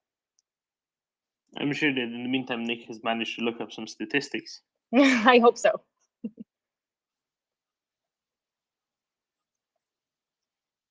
Or not. Okay, Nick, when you figured out the stats, you can circle back to us, put your hand, and we'll circle back to that.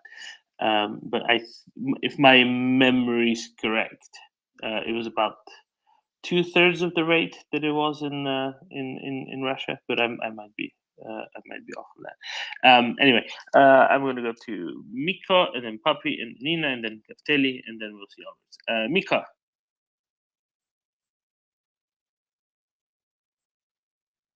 Mika.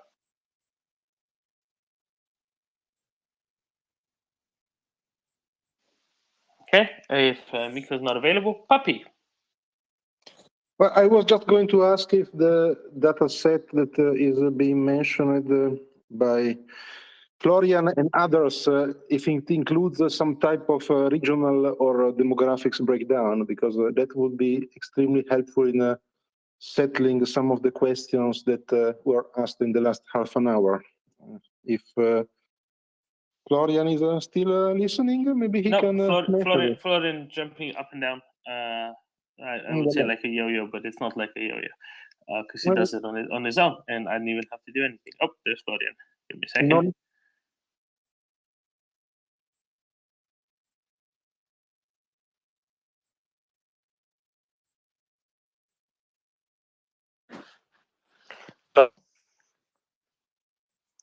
I don't think there's any regional. Okay, Florian, did you get? Yes, I got. I heard Bertrand. There's any regional data. No. I think there's no regional use data for what versus Moscow. I don't think there is, at least not to my knowledge, because this is aggregated Russian data reported internationally, and probably from what is in discussion in this type of region, it's probably far more widespread than in regions where you have better economic prospects. But no, I don't know of any of that.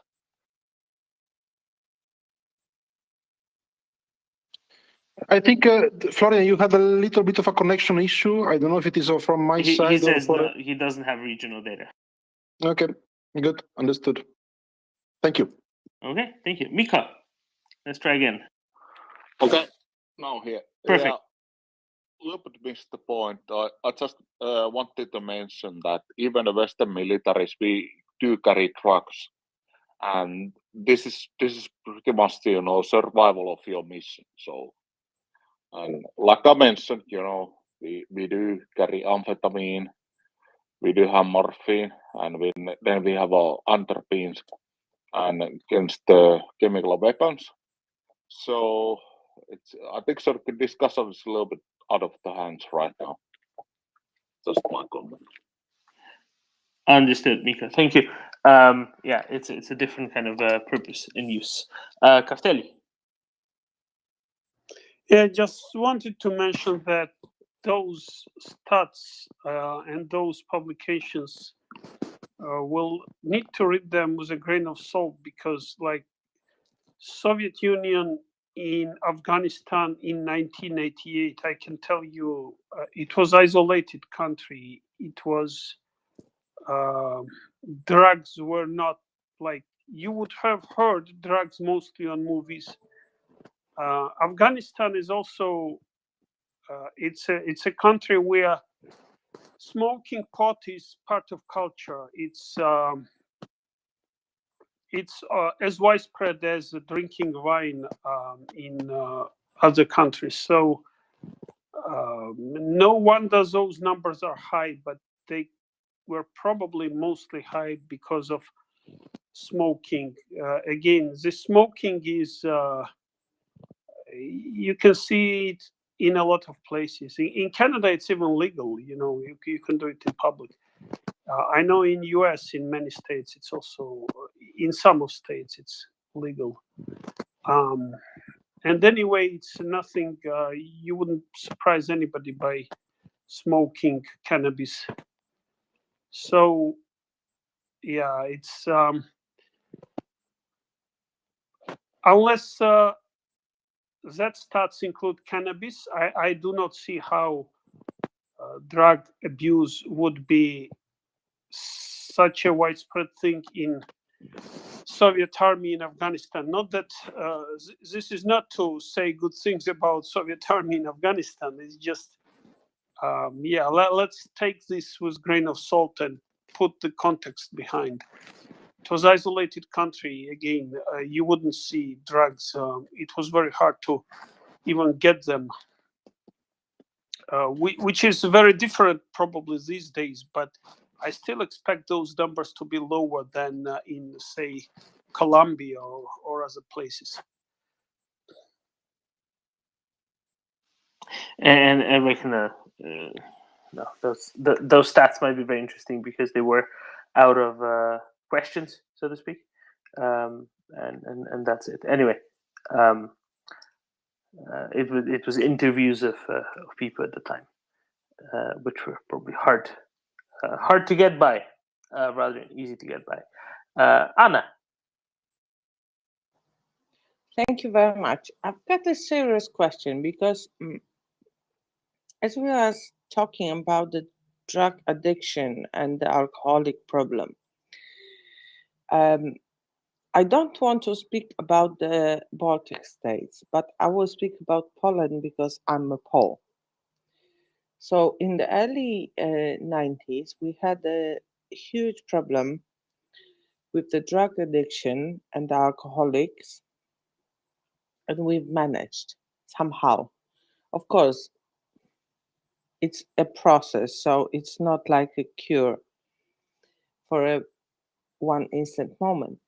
But we've managed to actually cure the addiction problem. We've managed to handle the problem. I don't believe that this is the same in the Baltic states, Finland. I mean, not Finland, but Baltic states and the former Soviet republics. I do believe that this is the same because I don't know. So I will say I do believe this is the same as it was in Ukraine or Belarus. But I'm actually curious why this problem has not been evicted in Russia. Because what I can see now is a lot of the Russian people are really so addicted to drugs and to alcohol, and I'm curious, and I'm really wondering what happened. I mean, Thank you. that's the thing. Nothing happened, right?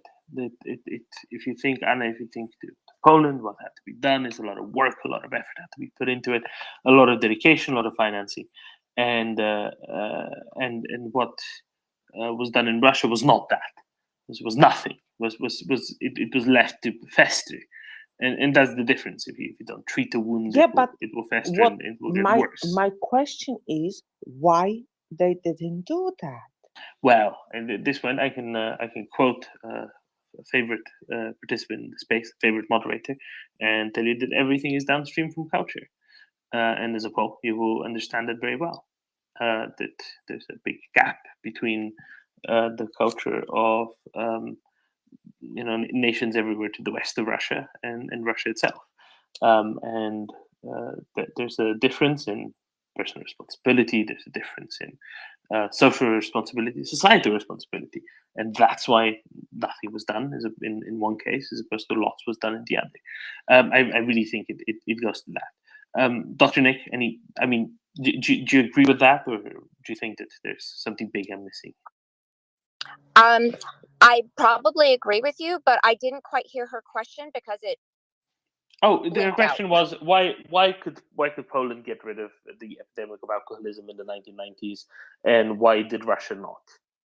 Oh, very simple, right? And I agree with you about everything being downstream of culture. Two things. Number one, Poland, when the fall of the Soviet Union happened, they made a conscious decision to look at what Russia was doing and to do the exact opposite. As far as pursuing, democratic reforms vigorously and whatnot. And that included making conscious investments in their people, with education and, just a whole host of things, right? And lots of wraparound services. The Russian people, the Russian state did not.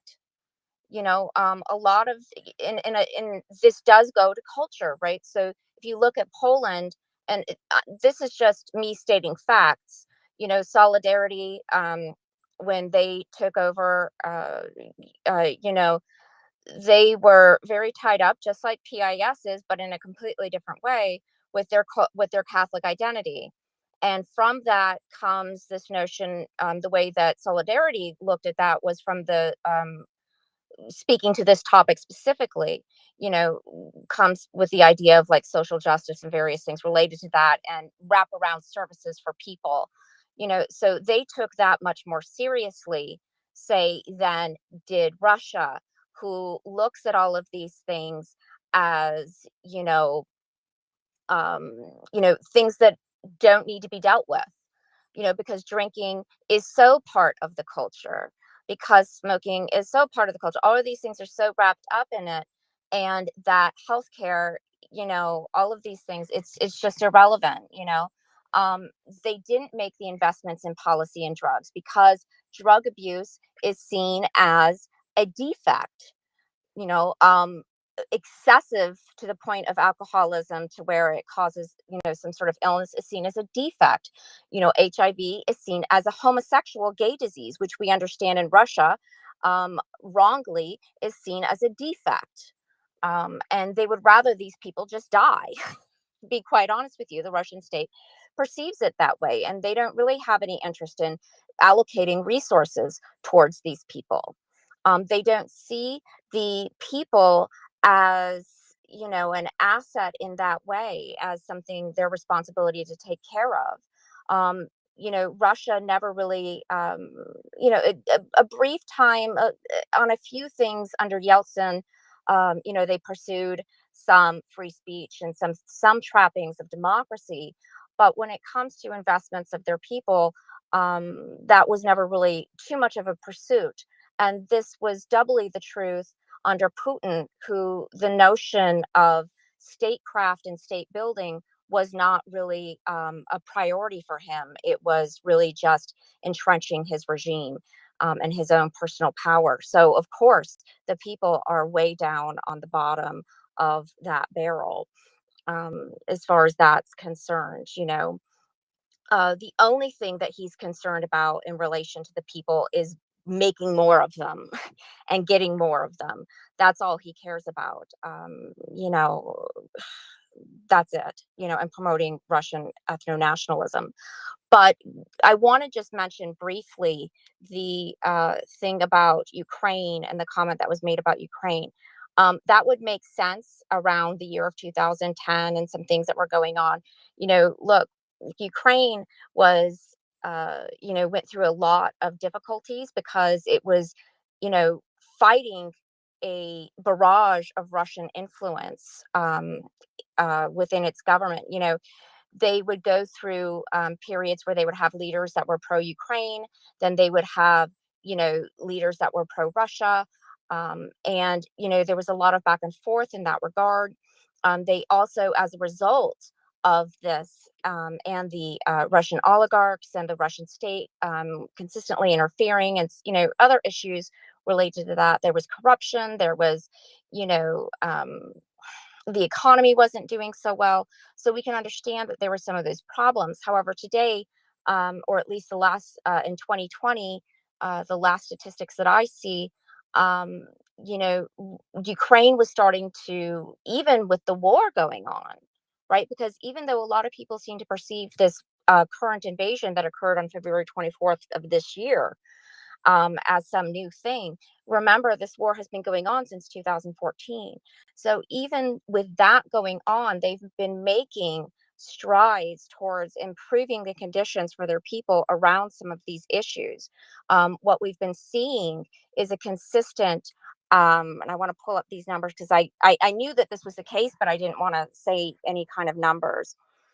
So, for example, between the years of 2018, 2019 to 2020, I'm sorry, 2018 to 2019, I said it right the first time.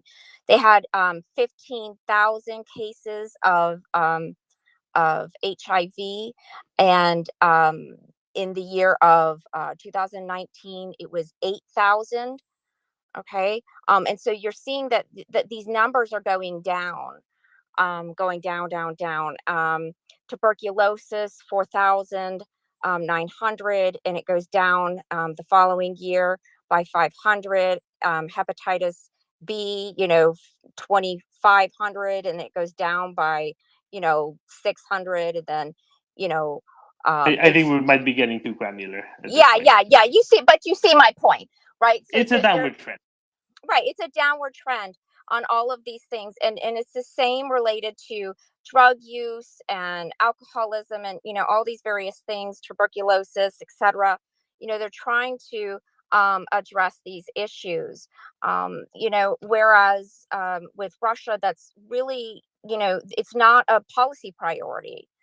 Where in the case of Ukraine it is. And so I think that what you see is when you have a culture combined with authoritarianism, as it is the case in Russia, you're not going to see these issues being a priority. Whereas in Ukraine, you have this culture where they've been shedding and removing corruption and trying to improve it. And also they do have the culture because they are more Western. They are more, I don't want to say Western, I want to say more pro-democratic, because I think that's a misnomer as well. But they're more pro-democratic, and they have that culture of care. So that shows, and it's showing in these numbers, even in the midst of the war that was happening before this year. Thank you, Dr. Finney. Okay, I think that you've treated it comprehensively and well. So I think we best leave it at that. Otherwise, because I know what was going to happen next. Otherwise, we're going to start restating things and restating things and restating things. We're going to start spinning in circles, and nobody wants that. But luckily, we've had an airborne artilleryman officer parachute in. And he is going to now tell us something new and interesting and worthwhile. That's going to be a lot better than us spinning in circles. So, CJ, what news do you bring? I bring news from America, news of a $600 million aid package. Have you already talked about it? No, we have not. What is in this $600 million aid package? Wow. Well, okay. Yeah. So $600 million. Don't know yet if it's from the PDA or the Presidential Drawdown Authority. What we do know is it's all military aid for Ukraine. So far, the only details we have are some type of HIMARS ammunition and 155 ammunition. And so what's significant with that is a couple senators today today and yesterday spoke on behalf of Ukraine to try and beef up this security package that's coming in with calls for Abrams, ATACMS, and more. And interestingly enough, Ukraine and multiple Ukrainian officials made similar requests this week saying, look, we retook Kharkiv thanks in part to, Western aid and aid from other countries. We are good for it, and we would like to get some more, and we can be trusted with more. So this actually could be a very significant one, both because, from the Ukrainian side and the U.S. side, it seems like there is a desire to send more aid than ever before. So I think things like tanks and fighter jets still might be more of a long-term commitment that's already been agreed to, but I think ATACMS could be very well on this list, and that would be huge for Ukraine. What are the chances, CJ? We've heard some rumblings out of the other side. And by the other side, I mean the Kremlin, saying, oh no, this would be a awful escalation. Who knows what would happen if America sent ATACMS? Now, I think I know what would happen. There would be a spate of smoking accidents very far behind Russian front lines. But CJ, what are the chances ATACMS are actually finally, at last, getting sent? Well, I'm with Michael Weiss and others that believe that they already have been there, but that's officially. Officially, I don't think so. I mean, 600 million could buy you 800 ATACMS. I don't think that many would be given, of course, but it's definitely possible. A few could be given. It would not be really an escalation from my point of view because they already have the launchers and they already have the training. What is interesting, of course, is Russia is drawing a line about this. They announced today, of course, as you mentioned, Lavrov, the foreign minister, foreign secretary, saying that these specific missiles would be too much, which is just a little bit funny to me, considering the fact that Ukraine has beat them with so much less. So to me, it doesn't really seem to matter in that regard. They said that basically if Ukraine gets these things, they will go after key decision-making centers, they call them, which again is all meaningless because Russia will strike anything and everything it can, except for mostly valid military targets. So go figure on that account. But I think, to answer your question, I think the chances are better than they were before, and they increase every time Ukraine is more successful. It's not a weapon that would be given if Ukraine was desperate, right? That's not how this works. The better they do, the better the weapons they get. And in the past week and a half, they've done very, very good.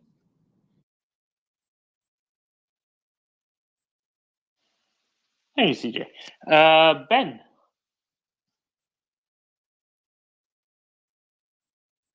Yes. Well, since CJ brought some news from America, I thought I would bring some as well. Friend of the show, Ben Schmidt, has been at it again, and he's managed to talk his way into the US Senate, talk his way into the floor, convince people from the commission, convince people in the back chambers.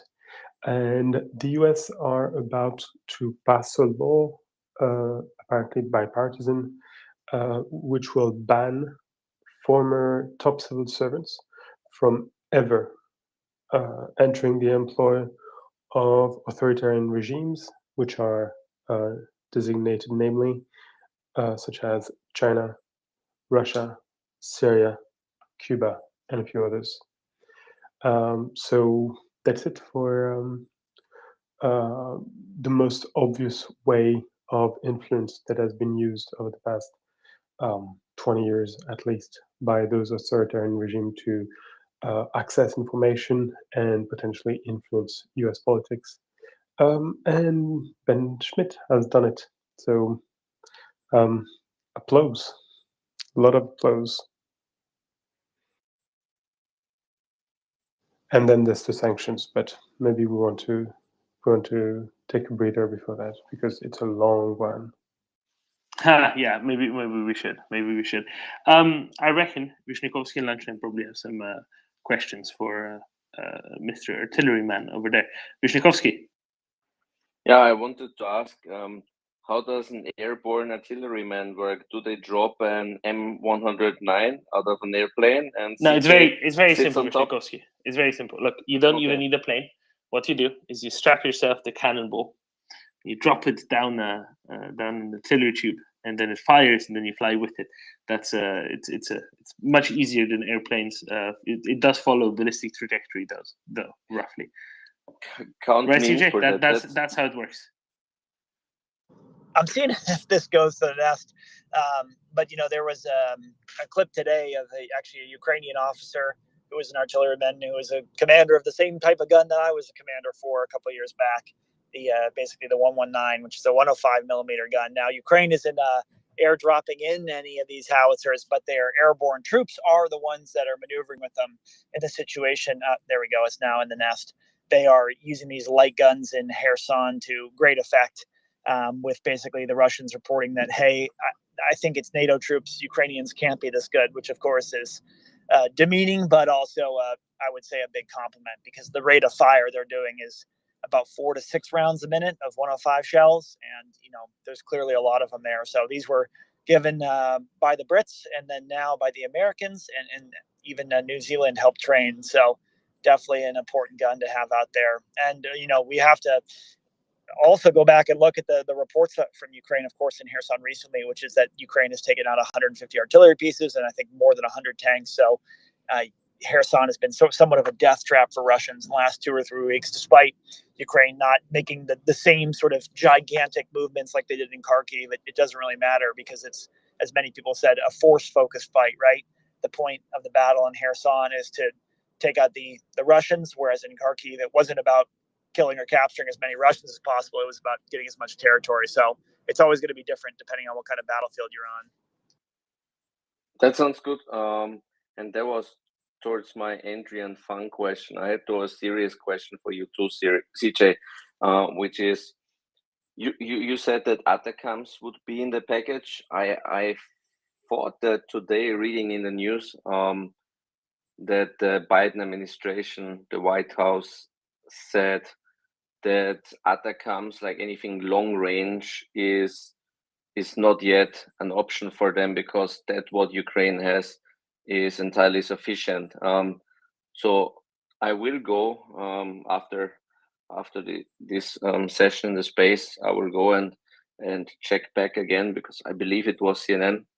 But so take it with a grain of salt. No, you're not wrong. No, so yeah, to be clear, the anonymous official said it probably would not be included. But what I was getting at was that senators and other U.S. policymakers were pushing for it, and Ukrainian policymakers were pushing for it. So again, it doesn't mean it's going to happen. I also think because they already have them, but that's different. But what is very interesting about that CNN report you're referring to is that Ukraine is requesting 2,000 more Gimlers, which is very significant because when you say 2,000 more, that probably means you had 2,000 to begin with, which is about the numbers that, me and a couple others came up with. So if they get another 2,000 more of these Gimlers, then they really almost don't need ATACMS because that is 2,000 ammo dumps gone. That sounds fantastic. For me, the report, though, it was a bit disconcerting that on the official level where it's communicating to the media, communicating to other nations, that White House still, or like the Biden government, that it still takes such a careful approach towards the war, and I think that plays into the hand. You could escalate, continuously threatening with a impossible escalation, right? And by the White House saying, yeah, we don't want to escalate, therefore we don't do this X, Y, and Z. To me, I think that's the wrong approach simply, and it's frustrating a tiny bit. Well, I can understand that, but what I would say is with all these, let's just take ATACMS out of the picture and talk about tanks and planes, right? Because this is what, of course, everyone asked for on day one, and they take a very long time to train. So to your point, the last 2 aid packages the U.S. and others have given have been long-term security agreements, right? For training for jets eventually, and also for repurchasing certain equipment and ammunition. And so as time goes on, I think you might be right that the sort of the precision or range of the equipment might not get necessarily better in the short term, but these deals that are being worked out, I mean, General Milley and Secretary Austin both confirmed that they were working with Ukraine on getting them Abrams eventually. That might be a 1 or 2 year thing, but as this war is now in its 7th, almost 8th month, I mean, that 1 year is about to hit, you know what I mean? So it becomes a situation where if these aid packages, not just from the U.S., but other countries as well, that are selling Ukrainian equipment in the long term,